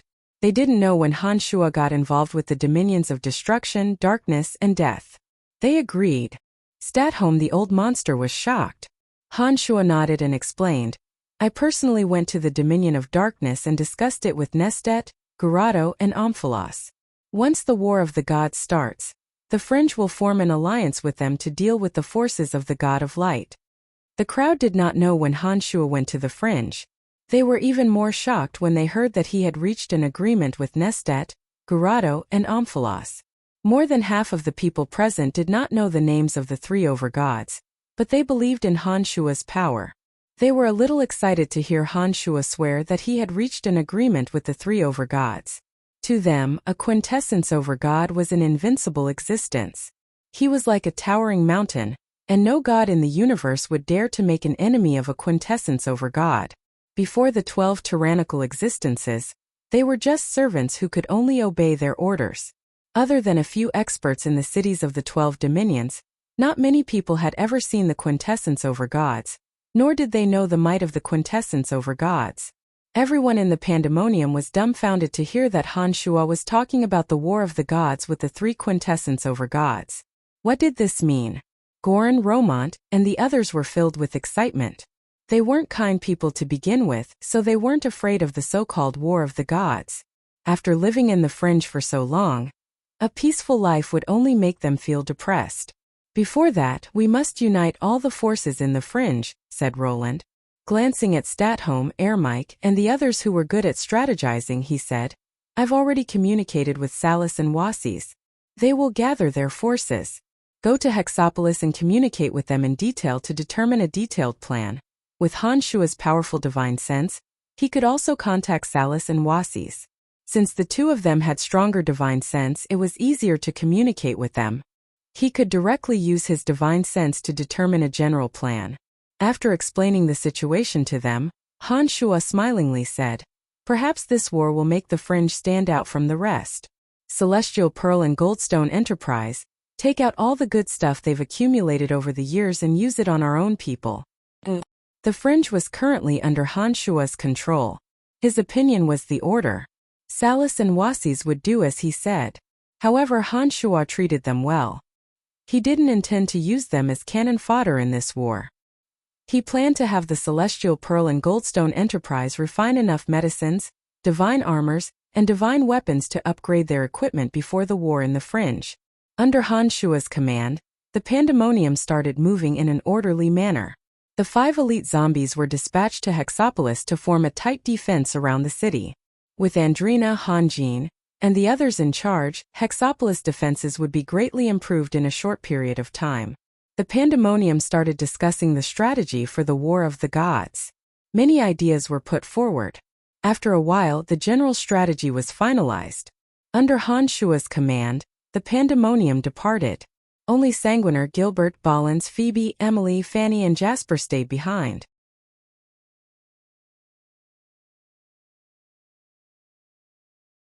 Sanguiner, Gilbert, and Han Shuo asked Han Shuo about some demonic arts they didn't understand. Phoebe and the others simply missed Han Shuo and wanted to have a private conversation with him. When Rose saw that they were surrounding Han Shuo, she felt a little disappointed. She had something she wanted to talk to Han Shuo about. Thinking about the distance between her and Han Shuo growing further and further apart, Rose felt a little sour in her heart. After hesitating for a moment, she suddenly took a step forward and said to Han Shuo in an indifferent manner, "Brian, I wish to leave the Fringe for a while."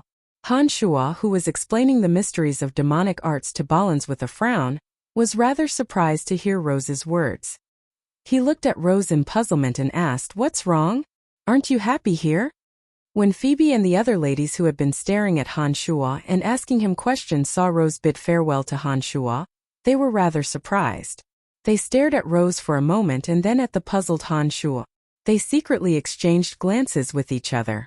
Tanai is now filled with experts. With you around, no one would dare to do anything to the Pandemonium. I don't have much use in Tanai anyway. I seem to have reached a bottleneck in my cultivation. I'm planning to travel to the 12 Dominions. Perhaps I can gain a better understanding of the energy of darkness there. Rose's expression was natural. However, when she saw the probing gazes of Phoebe and the other ladies, her eyes suddenly flickered. The elemental energies in Tanai are many times denser than in other places. Tanai also has more experts and it's easier to communicate with them. I feel that it will be easier for you to improve in Tanai. Han Shuo furrowed his brows and continued, "Not to mention that Elysium hasn't been peaceful recently. Even with your strength you will still be in danger. Why are you in such a hurry to leave?"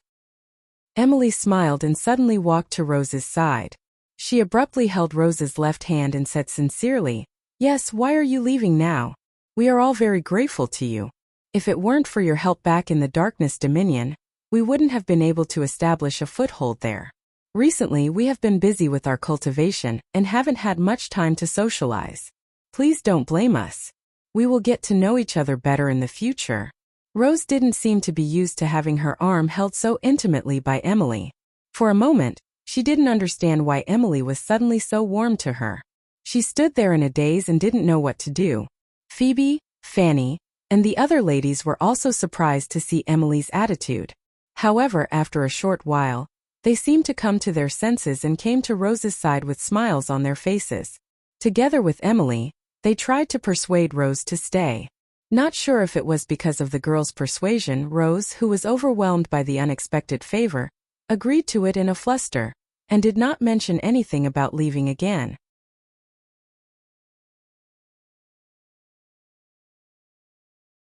Han Shuo smiled thoughtfully as he listened to their conversation.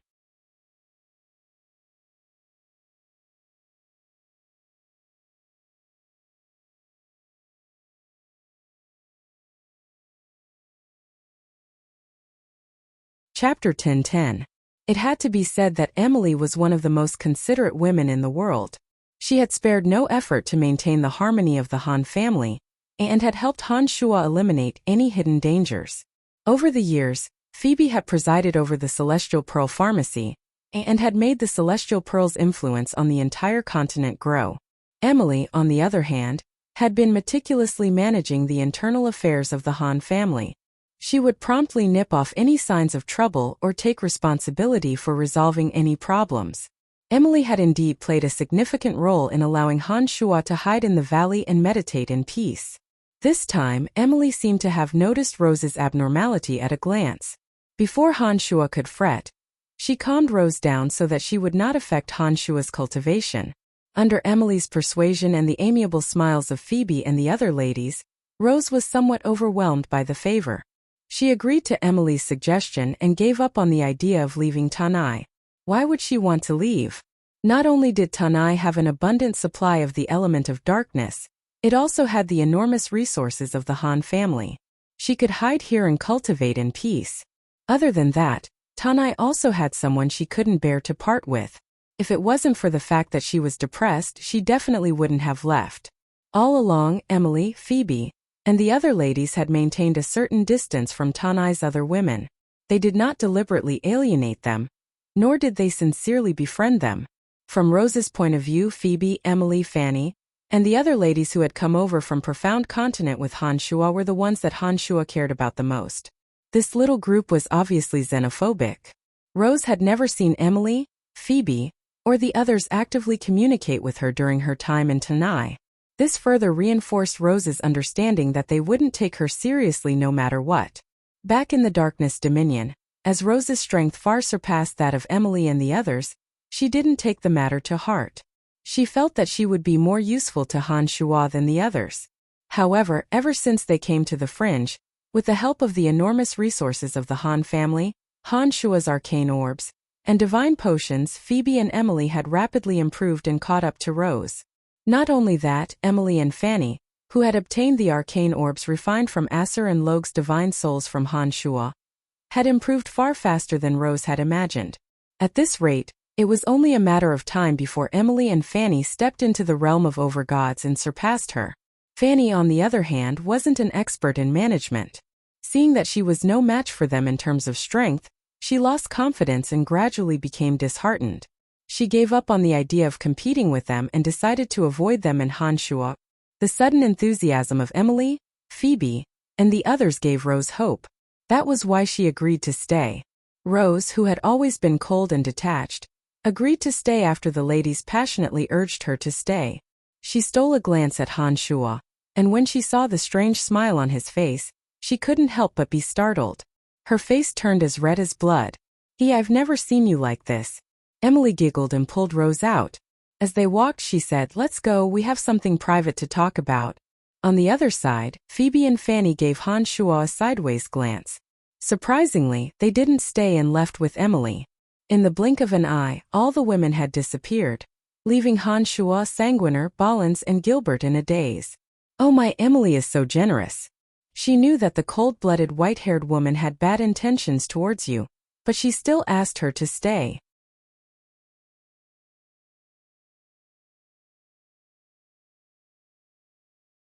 TSK. I'm afraid that Master's mastery over women is even greater than demonic arts. Gilbert shook his head and looked at Han Shuo with admiration. Sanguiner also had a sorrowful look and agreed with Gilbert's words. He looked at Han Shuo with admiration and sighed. "It seems that Master still has many things to teach me. I still have much to learn." Han Shuo was stunned and couldn't help but knock on Sanguiner. He then glared at Gilbert and scolded, "You two are really birds of a feather flock together. You won't learn anything good from each other." Glancing at the cold Ballins, Han Shuo said, "You'll have to spend more effort in disciplining these two bastards in the future. Make them focus on training." "Senior apprentice brother, Emily is really a good woman who understands the big picture." Ballins nodded. Then, like Han Shuo, he glared at Gilbert and Sanguiner before he commented on Emily with a sigh. With Han Shuo's current consciousness, he could roughly sense a person's thoughts, even if he didn't deliberately probe into the depths of their divine soul. Before coming here, Han Shuo had sent his consciousness into Rose's divine soul. When she came over, she immediately sensed the strong stirring in Rose's divine soul. It only took a moment for Han Shuo to understand Rose's thoughts. All these years, although Han Shuo and Rose didn't communicate much with each other, he had always been with Rose before he came to the Fringe. Even then, he could roughly guess Rose's thoughts. Han Shuo smiled and didn't say anything after hearing Ballins's words. He seriously continued to explain the profound mysteries of demonic arts to Balins and the others. When Sanguiner, Gilbert, and Balins had some questions about demonic arts, Han Shua smilingly said, "I'll help all of you correct your mistakes when your realms aren't high enough. However, I won't be able to fill the gap in strength so easily." After taking a short pause, Han Shua continued, "Due to the uniqueness of your energy, the divine strength potions won't work on you. If you want to increase your strength faster, you will have to use the vast amount of spiritual energy in the ninth realm Mysticaline Harvester like I do. However, your strengths are too weak. If you were to enter my secret chamber, you would be crushed to death by the enormous energy. After thinking for a moment, I've decided to open another secret chamber, and let the three of you use the overflowing energy from my chamber. The Mysticaline energy will be more than enough for you to make rapid progress." Han Shua was currently using the spiritual energy of the ninth realm Mysticaline Harvester, as if he was eating fish and meat. It wouldn't affect Han Shua in the slightest if he shared a small portion of the spiritual energy with the three of them. The amount of Mysticaline energy gathered on Elysium was far greater than what Han Shua could imagine.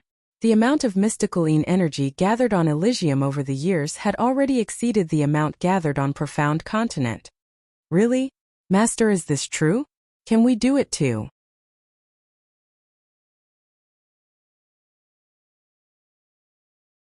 Sanguiner was overjoyed. He was so excited that he didn't know what to do. "You have a share to begin with. Previously it wasn't easy to realize because your realms weren't high enough and my realm wasn't stable. The questions you asked me today show that you already have the foundation. There won't be any problems," said Han Shua smilingly.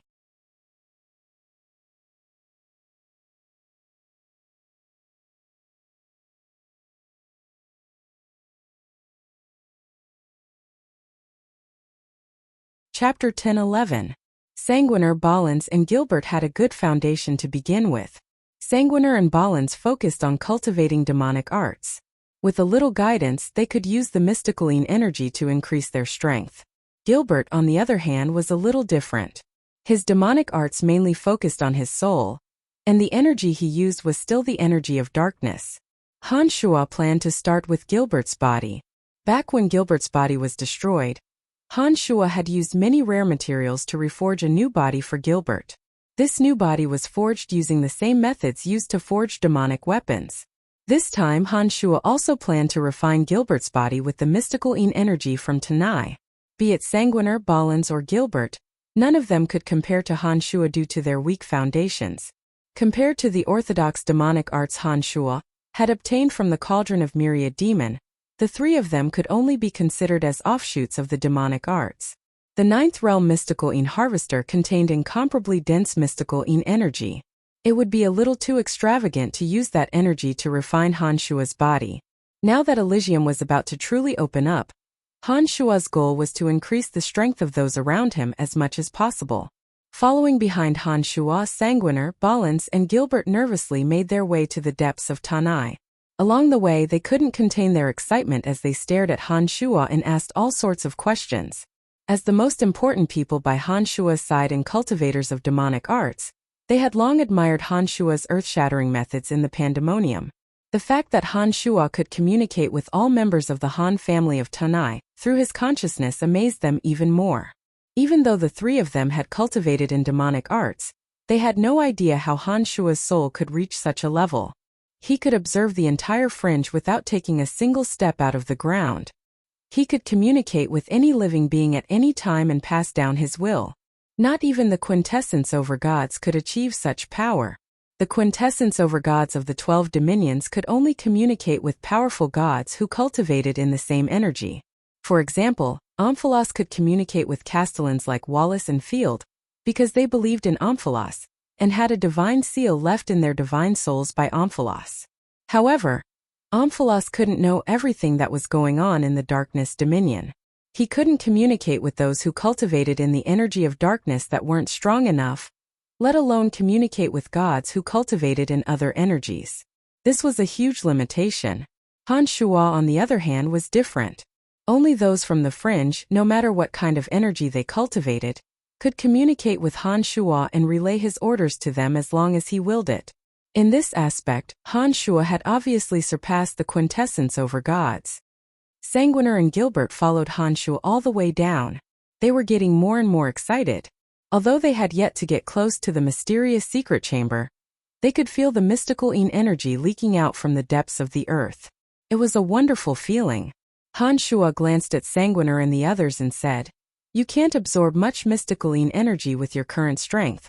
You'll need me to guide you." Then with a thought, Han Shua summoned the cauldron of myriad demon. It transformed into rays of dark light and opened up a space in the stone wall below.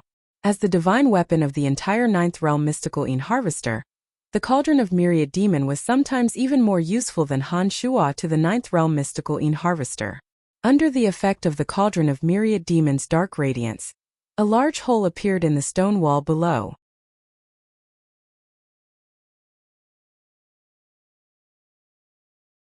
Han Shua flicked a drop of fresh blood from the tip of his right thumb. The drop of fresh blood glowed with a devilish radiance as if it had a life of its own. It dripped into the hole. Suddenly, crisp crackling sounds came from the stone wall below. Strands of blood-red light bloomed from within. Sanguiner, who was standing beside Han Shua, was aghast. His eyes were fixed on the hole in the stone wall that was constantly blooming with blood-red light. He could deeply sense that there was a powerful force within the stone wall that was helping the cauldron of myriad demon construct a miniature space. It was constantly splitting the stone wall apart and forming incomparably complicated patterns in the void. Those patterns were like the most intricate instruments, dividing the mystical energy that lingered in the air into many strands and slowly gathering them within the miniature space. It was just a drop of fresh blood, but it contained such power. Sanguiner, who cultivated the blood god mantra, was completely dumbfounded by Han Shua's mysteriousness and power. He stood there in a daze, speechless. Han Shua smiled and looked at the dumbstruck Sanguiner. He said, "I've seen the blood god mantra. It is indeed a unique technique. Although I haven't cultivated the blood god mantra, I can still use the fresh blood in my body to do some things." Hee. A drop of fresh blood is not only a new life, but also a miniature space. As long as one's realm is high enough, anything is possible. With Han Shua's current state of mind as a demon lord, he already had a deep understanding of the essence of demonic arts. If not for the fact that his demonic body had yet to be fully mastered, Han Shua could completely use any piece of material on his demonic body to construct a space. A strand of hair, a fingernail, or even a mouthful of phlegm would all be able to unleash extraordinary power. When the incomparably vast mystical energy allowed Han Shua to be reborn, every cell in his body contained unimaginable power. Once both his state of mind and demonic body reached the demon lord realm, anything on Han Shua's body would be a treasure. Sanguiner looked at Han Shua with a look of worship. He sighed and said, "Master, is this the realm of blood immortality?" Shaking his head, Han Shua smiled and said, "Blood immortality means that a drop of fresh blood can transform into a life, and this life is still you. In other words, as long as you have a drop of fresh blood, you can use it to be reborn. As long as your blood doesn't dry up, you will never die. With your strength, it won't be difficult for you to reach this realm." The so-called blood demon realm refers to the realm of blood immortality. Even if your body is destroyed, you will not die even if you have a drop of fresh blood. I don't cultivate the blood god mantra. I only cultivate pure power. The power contained in my blood is compatible with the cauldron of myriad demon. It's not as complicated as you think.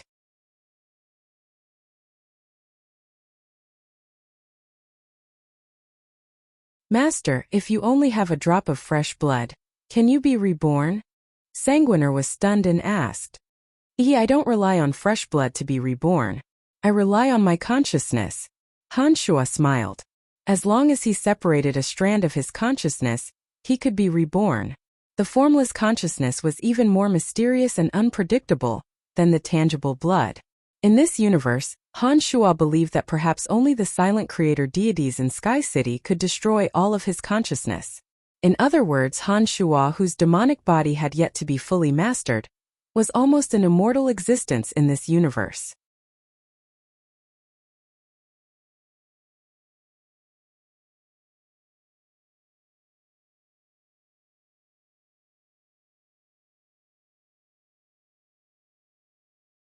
Chapter 10:12.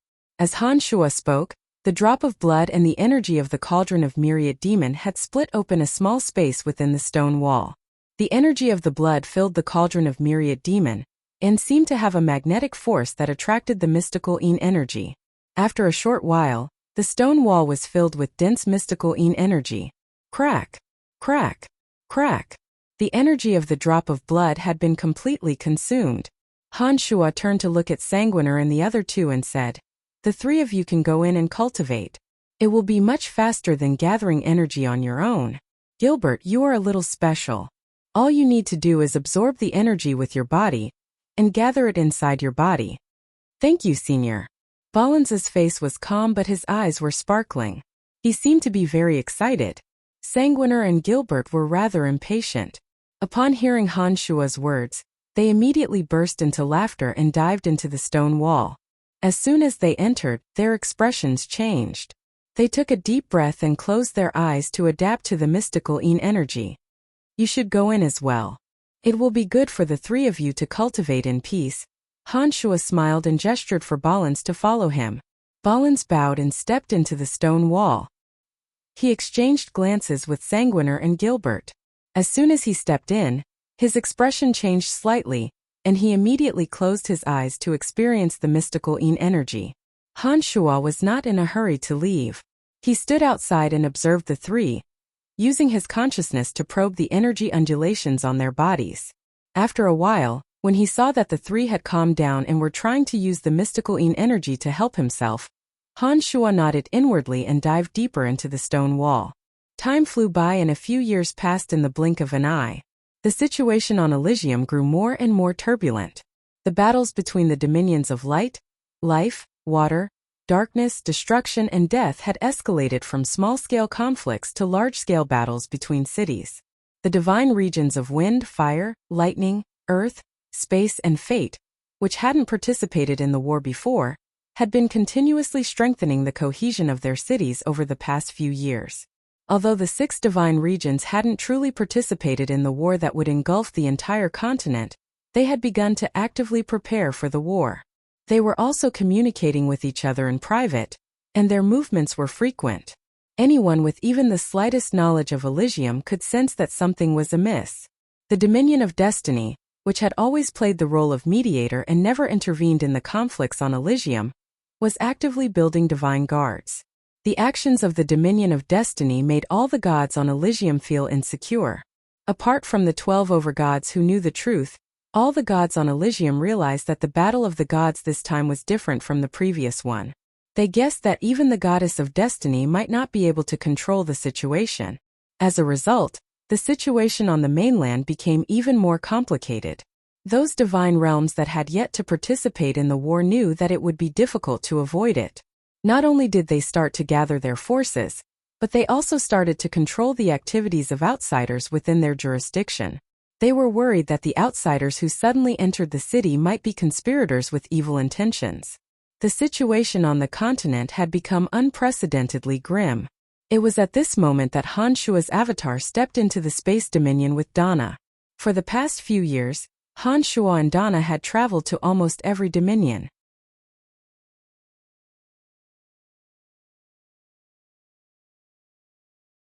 One reason was that Han Shuo's avatar wouldn't be able to fuse his energy back into the pandemonium, and the other reason was that he wanted to get a better understanding of the situation on Elysium. The two of them entered the space dominion from the direction of the Dominion of Earth, passing through Phantasmal City instead of Ethereal City. Phantasmal City, Holy Soul City, and Ethereal City were the 3 major cities in the space dominion. If one wanted to go to the fringe from this direction, they would have to pass through Phantasmal City. That was also Han Shuo's goal. For the past few years, as one of the super existences, Han Shuo had been able to see the situation on Elysium much further than the average person. His main body in the fringe would often receive messages from Nestet, Omphalos, and Gurado. His avatar was connected to his main body's soul. Even if his avatar was on Profound Continent, his avatar would still be able to receive any messages from his main body. Han Shuo, whose mental state had reached the level of a demon lord, could communicate with his main body and avatar without any spatial barriers. As long as they were in this universe, they would always be connected. Through the messages from Nestet, Hanshua and Amphalos, he had more or less learned about the movements of those at the peak of Elysium. He knew that the goddess of destiny had been in contact with the god of light, and that the quintessence overgods who remained neutral had been in contact with them in private. The only one who hadn't received any news was the overgod of space. It wasn't just Nestet and the others. It was said that the overgod of space hadn't participated in the War of the Gods ever since the goddess of destiny proposed it. Even at this sensitive time, the overgod of space hadn't returned to Elysium. No one knew where he was. Hanshua's avatar in the fringe had already contacted McKinley, but McKinley said that he hadn't received any instructions from the overgod of space. It was as if the overgod of space had disappeared for no reason. Many years ago, during the War of the Gods, the overgod of space, Nestet, Amphalos, and Gerato had joined forces with the overgod of space. This time, the three of them were planning to form an alliance with the overgod of space. Hanshua naturally wouldn't have any objections. However, Nestet and the others were rather anxious about not being able to contact the overgod of space. Therefore, they entrusted Hanshua to make a trip to the Dominion of Space to see if he could communicate with the overgod of space. And the overgod of space was located in Phantasmal City. That was why Hanshua had come to Phantasmal City. Seeing that the situation on the continent was getting more and more complicated, Hanshua was in a hurry to contact the overgod of space. Not long after they arrived at Phantasmal City, Hanshua sent Dana to the fringe alone. Ever since Nestet and the others entrusted Hanshua with contacting the overgod of space, Hanshua's avatar in the fringe had tried to break through to the Dominion of Space with his consciousness.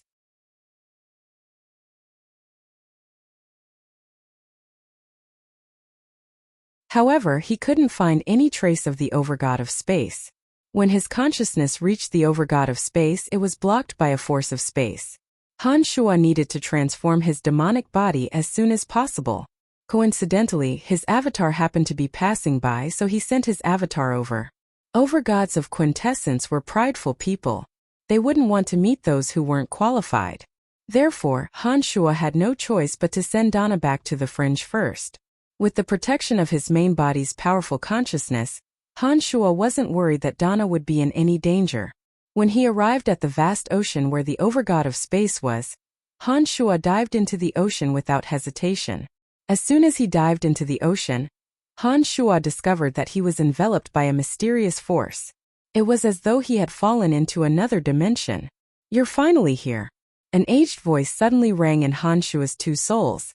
Hanshua's avatars that had been forcefully twisted together, using the force of space, suddenly split apart.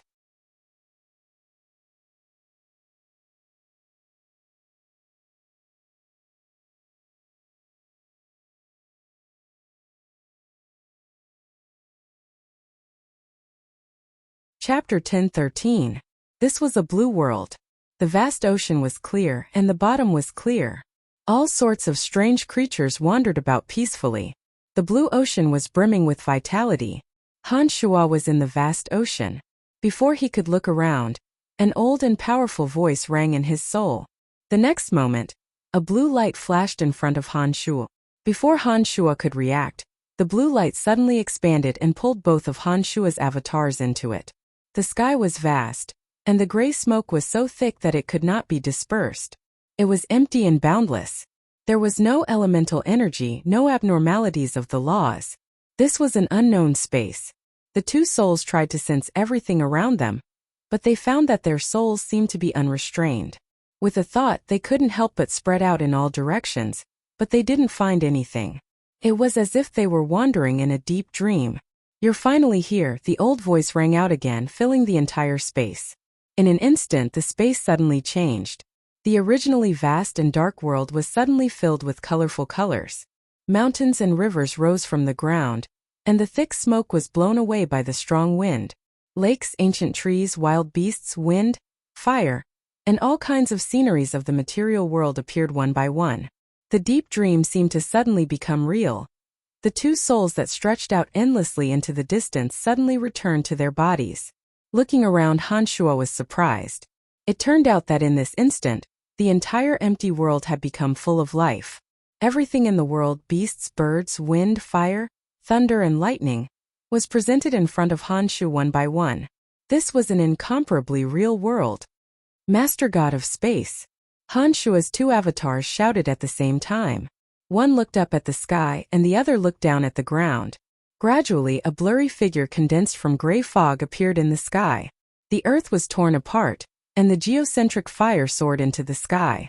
It turned into a rain of fire that poured down, adding blazing light to this lively world. The blurry figure condensed from gray fog gradually became clearer. After a while, it took the form of an old and wrinkled face. But the enormous figure was not visible, as though it was trapped in the gray fog, unable to break free. Its hollow eyes were devoid of any color, and they were emotionless. This was his world, a new world created by his space-time energy. In this world, he was the one and only God. Anyone who entered this world would be bound by his power. Back in the Fringe, the god hunter Hegemon from the Space Dominion had created a world of his own. But unfortunately, that world was incomplete. It was lifeless and lacked life. That was why he could not escape Honshua's schemes. However, Honshua could sense that this world was brimming with life. Everything that a continent should have was present in this world. After sensing it with his divine soul, he realized that this world created by the Overgod of Space had become a complete world that contained all living things. Suddenly, Honshua realized that the power of the Overgod of Space could be unleashed to the fullest in this world. If the other quintessence overgods were to fight him in this world, none of them would be a match for him. That's right. Just as you imagined. In this world, even the goddess of destiny is bound by my power. That's why no quintessence overgod would dare to come to the vast ocean to talk to me directly. They would choose to go somewhere else. The old face in the sky revealed a strange smile. Nestet and the other two asked you to contact me because they knew I wouldn't do anything to you. Even if they knew I was here, they wouldn't dare come to my world to talk to me. You know what I'm thinking? Honshua's expression changed at the same time. I told you I'm the only god in this world.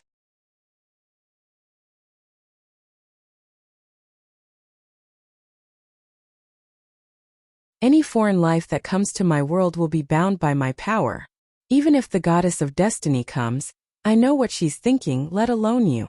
There's nothing I can't do here. The Overgod of Space said proudly. No wonder Nestet and the other two didn't come themselves. No wonder the quintessence overgods didn't dare to come even though they knew he was in the vast ocean. Honshua looked at the Overgod of Space and smiled. If the one from Eternia comes to your world, will you still be able to do anything? Honshua's words made the arrogant Overgod of Space look bitter. He sighed softly. This world needs the support of quintessence. If she takes it back, this world will cease to exist. So, like Nestet and the others, I have to defend myself. If she comes out, the 12 of us, including you, will die. That was true. The creator deities wouldn't let go of those who possess quintessence, let alone those who cultivated demonic arts. Honshua nodded. After thinking for a moment, he asked, You said that I'm finally here. It seems that you've been waiting for me for a long time? That's right. It's been a lot longer than you think. The Overgod of Space smiled. The God of Space smiled. Suddenly, a strange light flashed in his empty eyes. Shadows flickered in them, and many scenes appeared one after another like illusions. The first scene was a vast starry sky. A strange light tore through space, and suddenly, a young man woke up in a graveyard. One scene after another appeared in the Overgod's eyes. From the moment Honshua's soul was placed in Brian's body to the Babylon Academy of Magic and Force on Profound Continent, everything he had experienced was shown in the Overgod's eyes at lightning speed. It was only when Honshua's state of mind broke through to the realm of the demon lord in the Fringe that the scenes came to an abrupt halt. Honshua had a grave expression on his face. He did not expect that someone had been watching him ever since he arrived in this world. His every move was under the Overgod's control. The thought of it sent chills down his spine. He couldn't help but curse, What's wrong with you? You've been spying on me for so many years.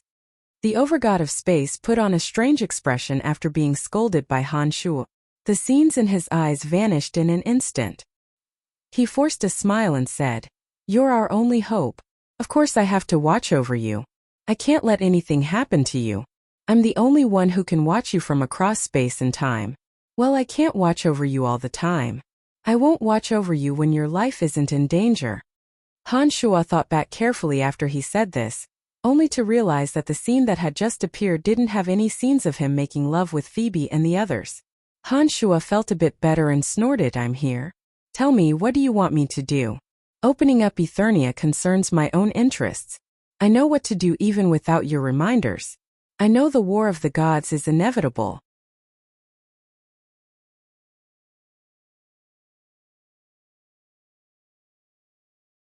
So what else do you want me to do? The overgod of space's hollow eyes stared deeply into Han Shuo's eyes. After a long moment of silence, he softly said, I want to go to your universe. Han Shuo's face turned pale. He looked at the overgod of space's eyes in horror and shouted, What? What did you say? I want to go to the universe you came from. The overgod of space repeated in a low voice. All these years I've tried many times, but I'm trapped in this universe. I can't tear through the barriers of the universe like that person did. I can't escape from this universe. The overgod of space's voice sounded a little lonely. He sighed and said, Even I can't leave this universe. I think only you can give me hope. As the overgod of space, his understanding of the ultimacy of space was probably unparalleled in this universe. If even he couldn't use the ultimacy of space to leave this universe, it showed just how terrifying the overgod of space Gu Tianxia was. As the rightful successor of this universe's demonic arts, only Han Shuo had the hope of tearing through the infinite barriers of the universe with the power of demonic arts. It was only natural that the overgod of space would put his hopes on Han Shuo. Why? Han Shuo was stunned. Except for the fact that I can't break through the barriers of the universe, I can go to any plane in this universe with a single thought. In my long life, I've been to every part of this universe. To me, this universe is no longer attractive to me. Being in this universe, I feel like I'm trapped in a cage. It's a feeling you can't understand. The god of space sighed.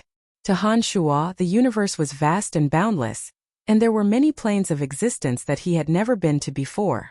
But to the overgod of space, there was no such thing as distance. With a single thought, he could travel to any plane of existence. Not to mention, he had an infinite amount of life.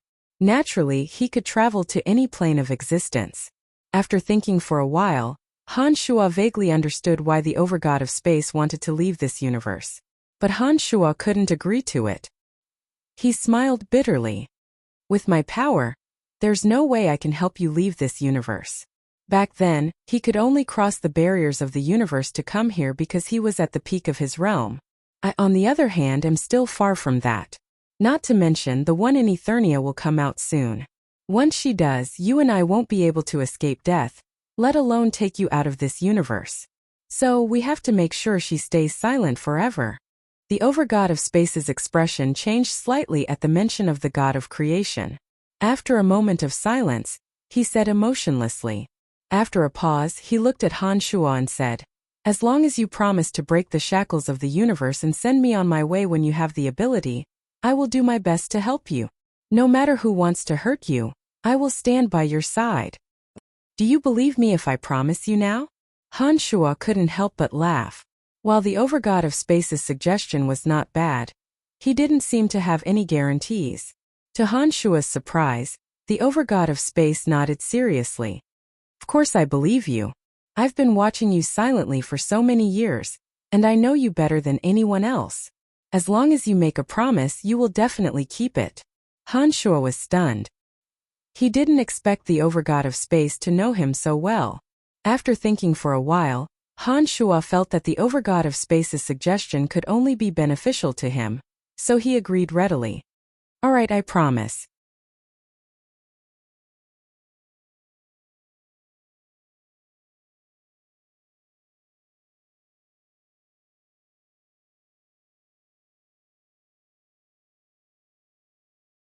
Chapter 10:14. Upon hearing Han Shuo's agreement, the god of space and time's wizened face revealed a faint smile. All of a sudden, the world he had created quieted down. A colorful tunnel appeared in the sky and stopped in front of Han Shuo's two avatars. Looking inside, Han Shuo discovered that there were rays of light shooting out from the tunnel. The chaotic energies of space collided with each other, as if they were about to tear something apart. An ancient and lonely aura gradually spread out from the tunnel. Come with me. I'll take you somewhere. Suddenly, the wizened face of the god of space and time disappeared, and a hunched figure appeared in the colorful tunnel. The voice came from the figure whose back was facing Han Shuo.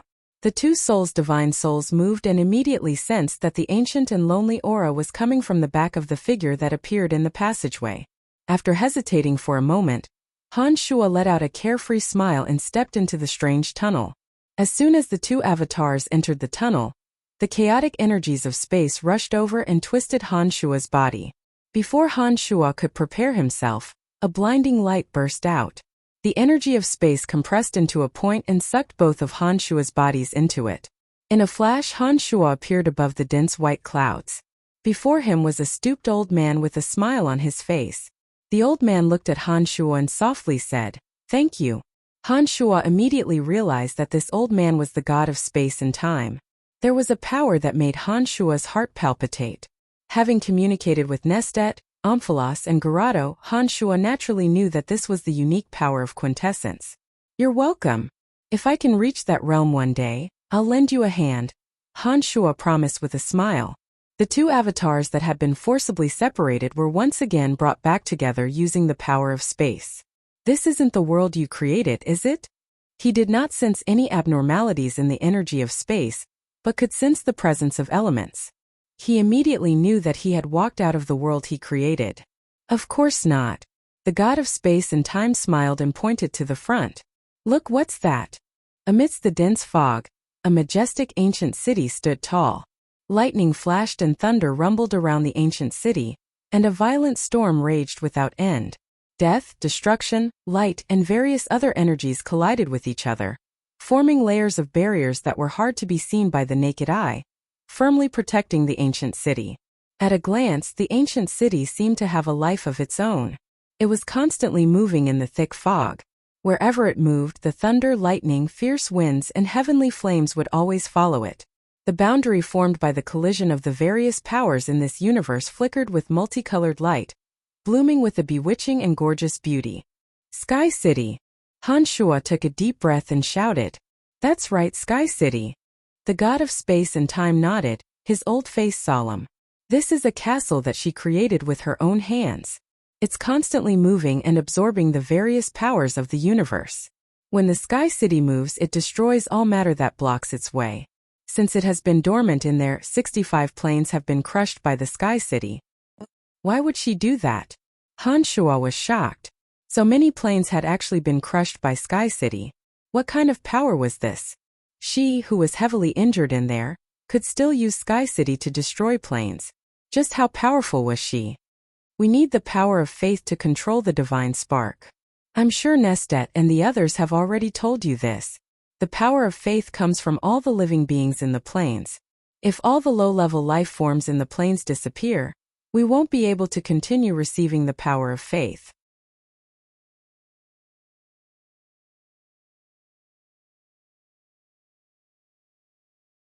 When that happens, the divine spark will break free from our control and return to Sky City." The god of space sighed softly. "Even when she's in Eternia, she's still the one holding the initiative. She's pressuring us step by step, making us feel like we're living in her shadow. Can't you stop her?" Han Shuo was stunned. Looking at the barrier formed by the various powers of the universe, he felt a little sorry for the 12 quintessence over gods. The enchantment protecting Sky City contains all the power of this universe. The power of the enchantment that collides with each other is indestructible. The power of the 12 of us cannot break through the enchantment with our godheads. We can only watch helplessly as it destroys one plane after another. The god of space and time shook his head with a bitter smile. "All we can do is evacuate the living beings in those planes as soon as possible and preserve their lives before Sky City hits. However, there are many who refuse to leave and don't believe that their world will suddenly be destroyed. Even if we use the power of the temple to restrain them, there are still many who don't believe it. Some even doubt our faith and resist our restraints. In the end, they disappear along with the plane. Over the years, countless lives have been lost just like that. The power of faith we're getting is getting less and less. At this rate, even if she doesn't come out of Sky City, she'll still force us to our deaths." How vicious! Han Shuo exclaimed. He finally understood why the 12 quintessence overgods were so desperate, why they built shrines in all the major planes, and why they fought for the power of faith. You might not know this, but there's a powerful force at the core of every plane. When a plane is destroyed, that force will be released and absorbed by Sky City, allowing her to recover faster. Over the years, every time she destroys a plane, she recovers a portion of her power. She should have recovered a third of her power by now. The god of space took a deep breath and said, "So, she's ready to deal with us now that she's confident." Why do you say that? Han Shuo asked, puzzled. Because Sky City is moving towards Elysium. The god of space shouted. Han Shuo's face paled at those words. Elysium was the foundation of the 12 quintessence overgods' existence, and the place with the densest energy in the universe.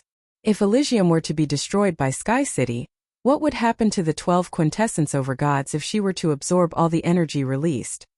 Just as you think. The force on Elysium is more than all the planes she has destroyed over the years combined. Once Elysium is destroyed, she'll be able to recover a third of her power. When that happens, no one on this plane will be her match, the god of space said in despair. How much time do we have? Han Shuo frowned as he realized the gravity of the situation. 230 years.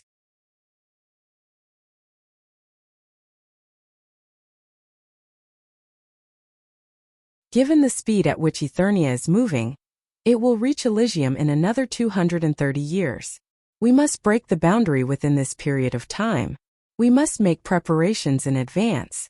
The War of the Gods must also end within this period of time. Otherwise, no one will be able to escape from her grasp. The god of space said with difficulty. What a heavy topic. A ball of flame floated over. The flame twisted for a while, revealing a red-skinned man. His entire body seemed to be burning in flames. Endless fire elements lingered around his body, making him hotter than the sun. Charteris, you're here too, the god of space said coldly as he looked at the man who was burning like the sun. I thought you were hiding, Fernando. Haha, so you're not unconcerned about Sky City. Charteris, the god of fire, smiled brightly. He looked at Han Shuo and said passionately, "Oh, you're Han Shuo, aren't you? I've been wanting to meet you for a long time. I didn't think I'd meet you here. How do you feel, seeing Sky City getting closer and closer?" Charteris didn't stand on ceremony at all. As he spoke, he suddenly moved to Han Shuo's side and released a terrifying wave of heat. Han Shuo's body, which was made up of 2 avatars, couldn't withstand the heat. He felt as though he was sinking into a sea of fire.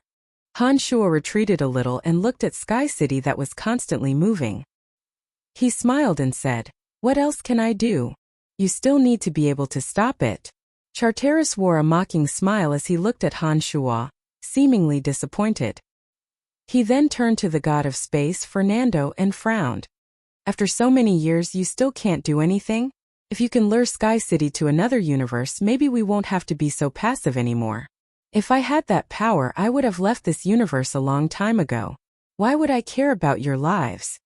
Fernando didn't seem to like him and said sarcastically. A huge crystal drop of water suddenly appeared beside Han Shuo. Before Han Shuo could react, the crystal drop of water wrapped around Han Shuo. The power of water suddenly bound Han Shuo. No matter how hard Han Shuo struggled, he couldn't get out of the water drop. A beautiful woman walked out of the void with an ice-cold face. Her skin was sparkling and translucent, and there was a bone-chilling aura around her. She glanced at Han Shuo, who was struggling to break free from the water droplets, and said with a sullen face, "Isn't it a little too rash for us to place all our hopes on this person? With his power, it's impossible for him to break the enchantment of Sky City in 230 years. Manju, if you have a way, why don't you try to break the enchantment? If you have a way, I, Nestet, will listen to you in the future." A gloomy aura of death rippled and Nestet, Gurado and Omphalos walked out of it, mocking the goddess of water. The goddess of water, Manju, frowned and glanced at Nestet. She snorted and took back the water drop that was imprisoning Han Shuo.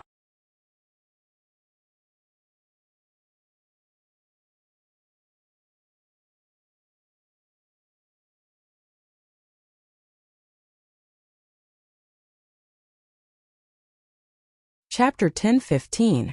As soon as the water droplet left his body, Han Shua immediately regained his mobility.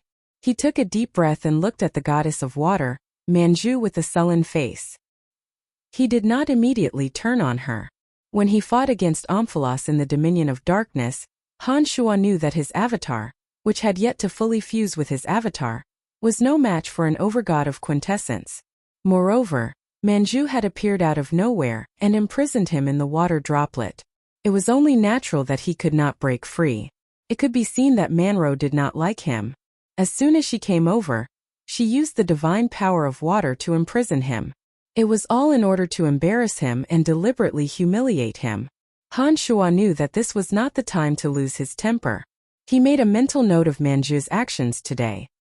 He would deal with her after his main body was reborn in Pandemonium.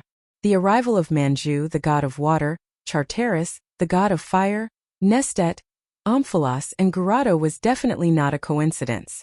Han Shua noticed that the overgod of space, Fernando, was constantly emanating spatial energy, creating spatial tunnels of various colors in this misty space.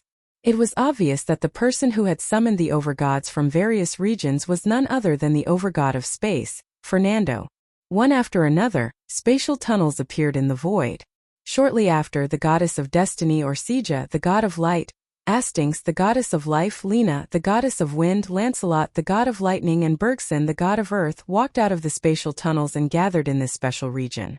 At this moment, the goddess of destiny Orsija, the god of light, Astinx, the goddess of life, Lena, the goddess of water, Manju, the goddess of wind, Charteris, the god of fire, Lancelot, the god of lightning, Bergson, the god of earth, Omphalos, the god of darkness, Nestet, the god of death, Garado, the god of destruction, and Fernando, the overgod of space, had gathered together. After arriving, the god of light, Astinx, smiled at Han Shua and nodded. Good, very good. You're on the opposite side after all. Han Shua knew what he was talking about. Back then, the god of light, Astinx, had used Gandalf's divine body to warn Han Shua not to touch Jar. He said that if Han Shua touched Jar, he would be making an enemy of him. Unfortunately, Han Shua still went his own way and killed Jar in Hexopolis. If not for Han Shua's divine seal appearing in time, Jar's divine soul wouldn't have been able to escape.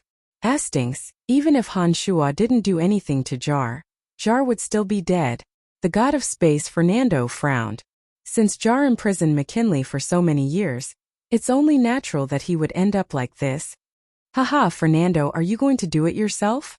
The god of light, Astinx, laughed. With your quintessence overgod power, killing Jar would be a piece of cake. But don't you think it's beneath your dignity to do so? Who said I'd do it myself? Fernando raised his eyebrows. Care has been through a long journey of time and space, and he's long since reached the overgod realm. If Han Shua doesn't kill Jar, Care will come looking for Jar when he returns to Illusory City. Humph, you're not the only one who can reach the demi-overgod realm. Care was the lord of Illusory City. It was said that he had reached the late-stage high god realm many years ago. Then, he went on a journey of time and space for his cultivation. After disappearing for many years, he returned to Illusory City 5 years ago, and his strength was firmly at the demi-overgod realm. Oh, Care. I've heard of him. Haha, do you really think he can kill Jar? The god of light sneered. I've already reconstructed Jar's divine body. Since you're standing with Han Shua, it's obvious that you're planning to make an enemy out of me.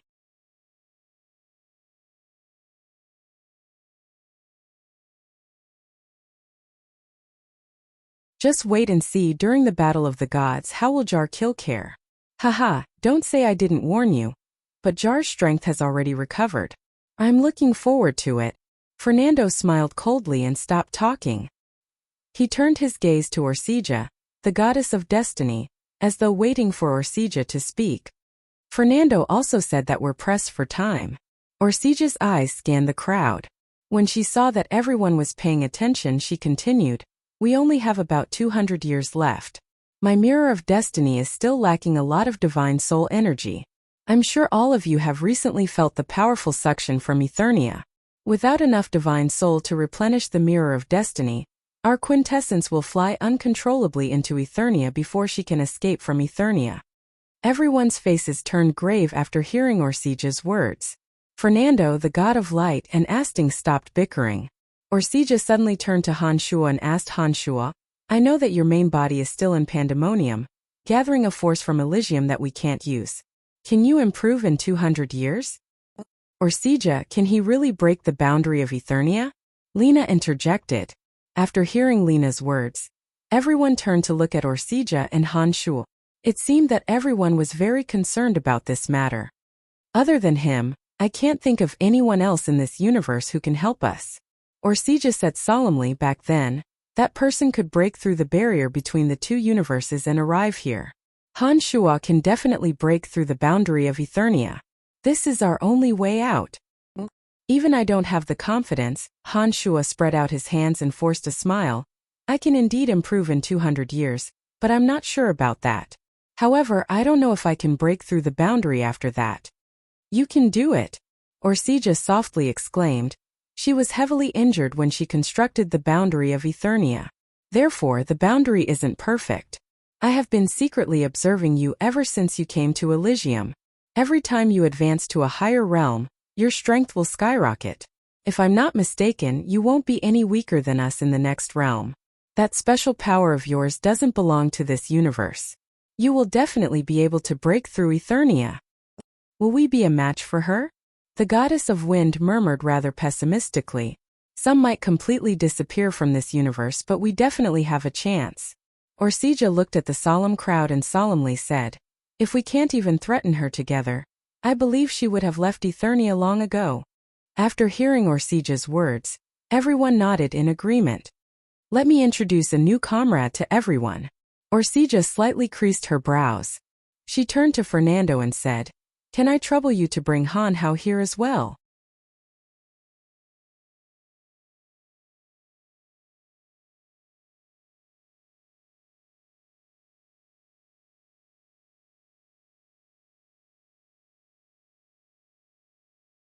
Chapter 10:16. Fernando nodded. He didn't seem to use any space-time energy, but another colorful spatial tunnel was formed, and the little skull Han Hao walked out of it with a stunned look. Father, why are you here? Han Hao looked at the crowd suspiciously, and then focused his gaze on Han Shuo. He walked over and stood beside Han Shuo. The quintessence over God's expressions changed when they saw Han Hao. They might have known that Little Skull had formed a new quintessence in the fringe, but they had never seen Little Skull in person. They were shocked when they saw Han Hao. They stared at Han Hao. Han Shuo didn't answer Little Skull. He looked at Orsija with displeasure and said, why did you bring Han Hao here? What does this have to do with him? Opening up Eternia was a very dangerous thing to do. Han Shuo just wanted to shoulder all the danger himself, so he didn't want Little Skull to take the risk with him. He has a new quintessence. Any quintessence over God has a duty to deal with her. Orsija was indifferent to Han Shuo's cold attitude. She said, I think if she really walks out of Eternia, Han Hao won't be able to escape death. It's for his own good that he's here. That's right. Any overgod with a quintessence should work together. The god of light agreed and said with a smile. Han Shuo snorted coldly. He didn't continue to express his opinion. He just kept quiet with a displeased expression. The war of the gods can't continue to drag on. Since we're all gathered here, I'll repeat the rules of the war again. Well, there are 2 more people this time. Orsija paused for a moment before she continued. We can only guide them on the big picture. We can't participate in the war of the gods ourselves. I'm sure you all understand that. Orsija looked at Han Shuo and his son and frowned. The quintessence over gods have their own rules. If we don't follow the rules in the war of the gods, it won't do anyone any good. Do the 2 of you have any questions? No problem. Han Shuo shrugged and said with a smile. Little Skull Han Hao didn't say a word. He only nodded reluctantly when Han Shuo answered. The war of the gods concerned the power of the quintessence over gods, and the quintessence over gods were far more powerful than those below them. If the quintessence over gods were to personally participate in the war, the disparity in power could be reversed. Their unparalleled power would throw the war of the gods into complete chaos. The beings of the many planes of the universe needed the guidance of the gods on Elysium. The quintessence over gods also needed their subordinates to fight for their own interests. If they were to act rashly and kill all of their opponent's subordinates, Elysium would become a dead zone. For example, if Nestet, Omphalos, and Garado were to take action, they could kill all the gods from the dominions of light, life, and water.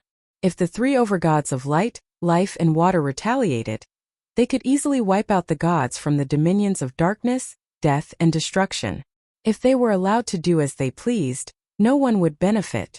The ultimate outcome would be the annihilation of all the gods on Elysium. The 12 overgods of quintessence would no longer be able to control the beings of the many planes of existence. Without the support of the power of faith, everyone would lose control of their quintessence and be done for. Seeing that Han Shuo and Han Hao had agreed, Orsija pondered for a moment before she continued, I don't care how the war is going to start and how it is going to start. But since everyone is here today, you should know that time is of the essence. I hope we can start the war as soon as possible. Orsija, how did this kid form his quintessence? Our quintessence was bestowed upon us by her. Could it be that quintessence can form on its own? Manju asked as she looked at Han Hao with a strange look.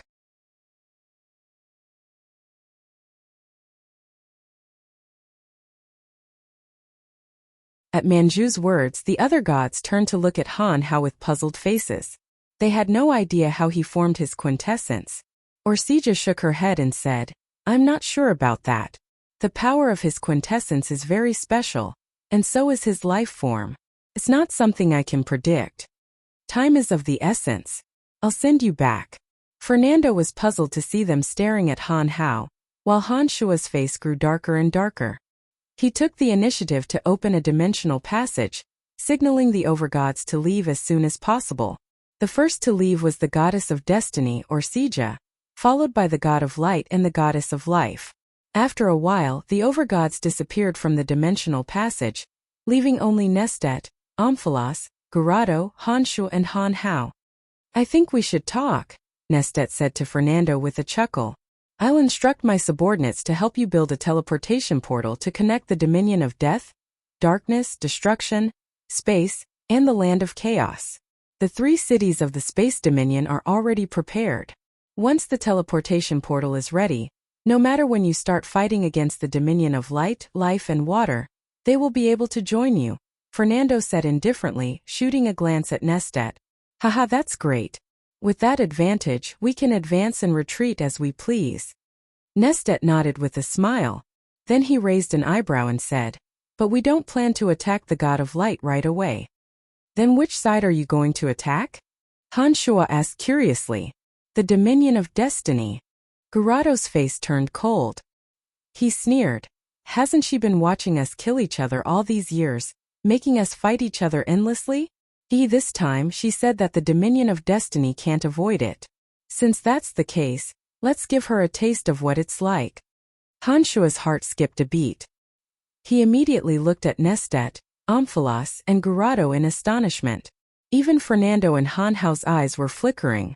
Under the watchful eyes of Han Shuo, Han Hao and Fernando, Nestet, Omphalos, and Garado nodded in unison, indicating that they weren't joking.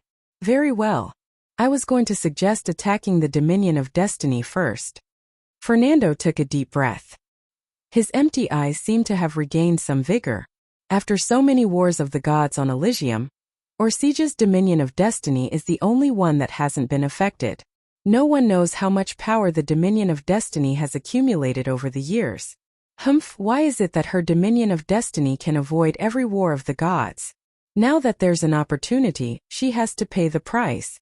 Han Shuo was stunned. He didn't expect that Fernando would have the same idea.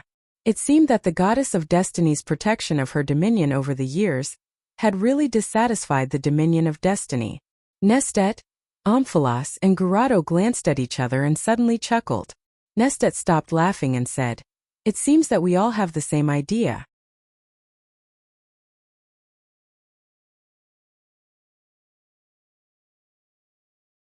In that case, let's discuss the details. Aha, Brian, oh no, Han Shuo, we need the support of the fringe. Before we know it, the number of experts in the fringe has increased. There seemed to be no concept of time in this place, and the few of them didn't know how much time had passed. After finalizing the general plan, they left under Fernando's escort. Han Shuo stepped into the dimensional tunnel and landed in the sky above the fringe. Below him was the only city in the fringe, Hexopolis. Han Hao didn't come with him. Instead, he asked Fernando to send him and Gurado to the Destruction Dominion. God hunters were a special kind of people who betrayed the quintessence over God. The quintessence over God couldn't obtain faith energy from them, but their existence was somewhat necessary. The quintessence over God didn't need them, but Han Hao did. Han Shuo wasn't in a hurry to return to Pandemonium. After his avatar landed in Hexopolis, he went to look for Salus and Wasis and had them prepare to receive the people from the Space Dominion. Care arrived much faster than Han Shuo had expected. As soon as he stepped into Hexopolis and invited Salus and Wasis, Care landed outside Hexopolis in a blinding flash of light.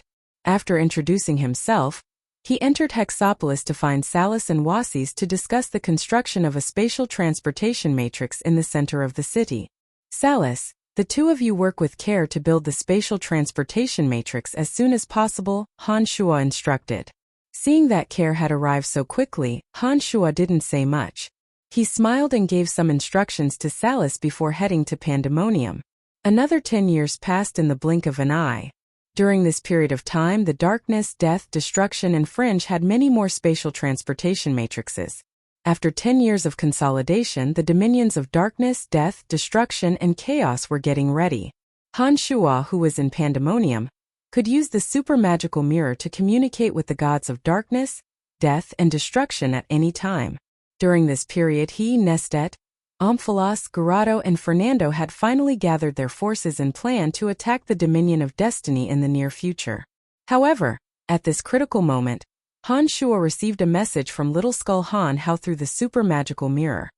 The Dominions of Light, Life, and Water had joined forces to attack the Dominion of Destiny before they could. For the past 10 years, the Dominions of Light, Water, and Life had been silently preparing to attack Han Shuo's dominion. Who knew that they would make a sudden change at the very last moment? To everyone's surprise, they charged straight for the Dominion of Destiny. At the same time, the Dominions of Earth, Wind, Lightning, and Fire officially announced their alliance.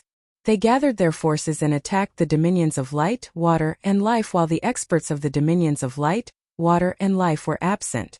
The Battle of the Gods had officially begun with a strange beginning. You're tuning in to the Li Mei's Wuxia Whispers YouTube channel. We're so grateful for your support, and don't forget to subscribe to join us on this incredible journey through captivating stories.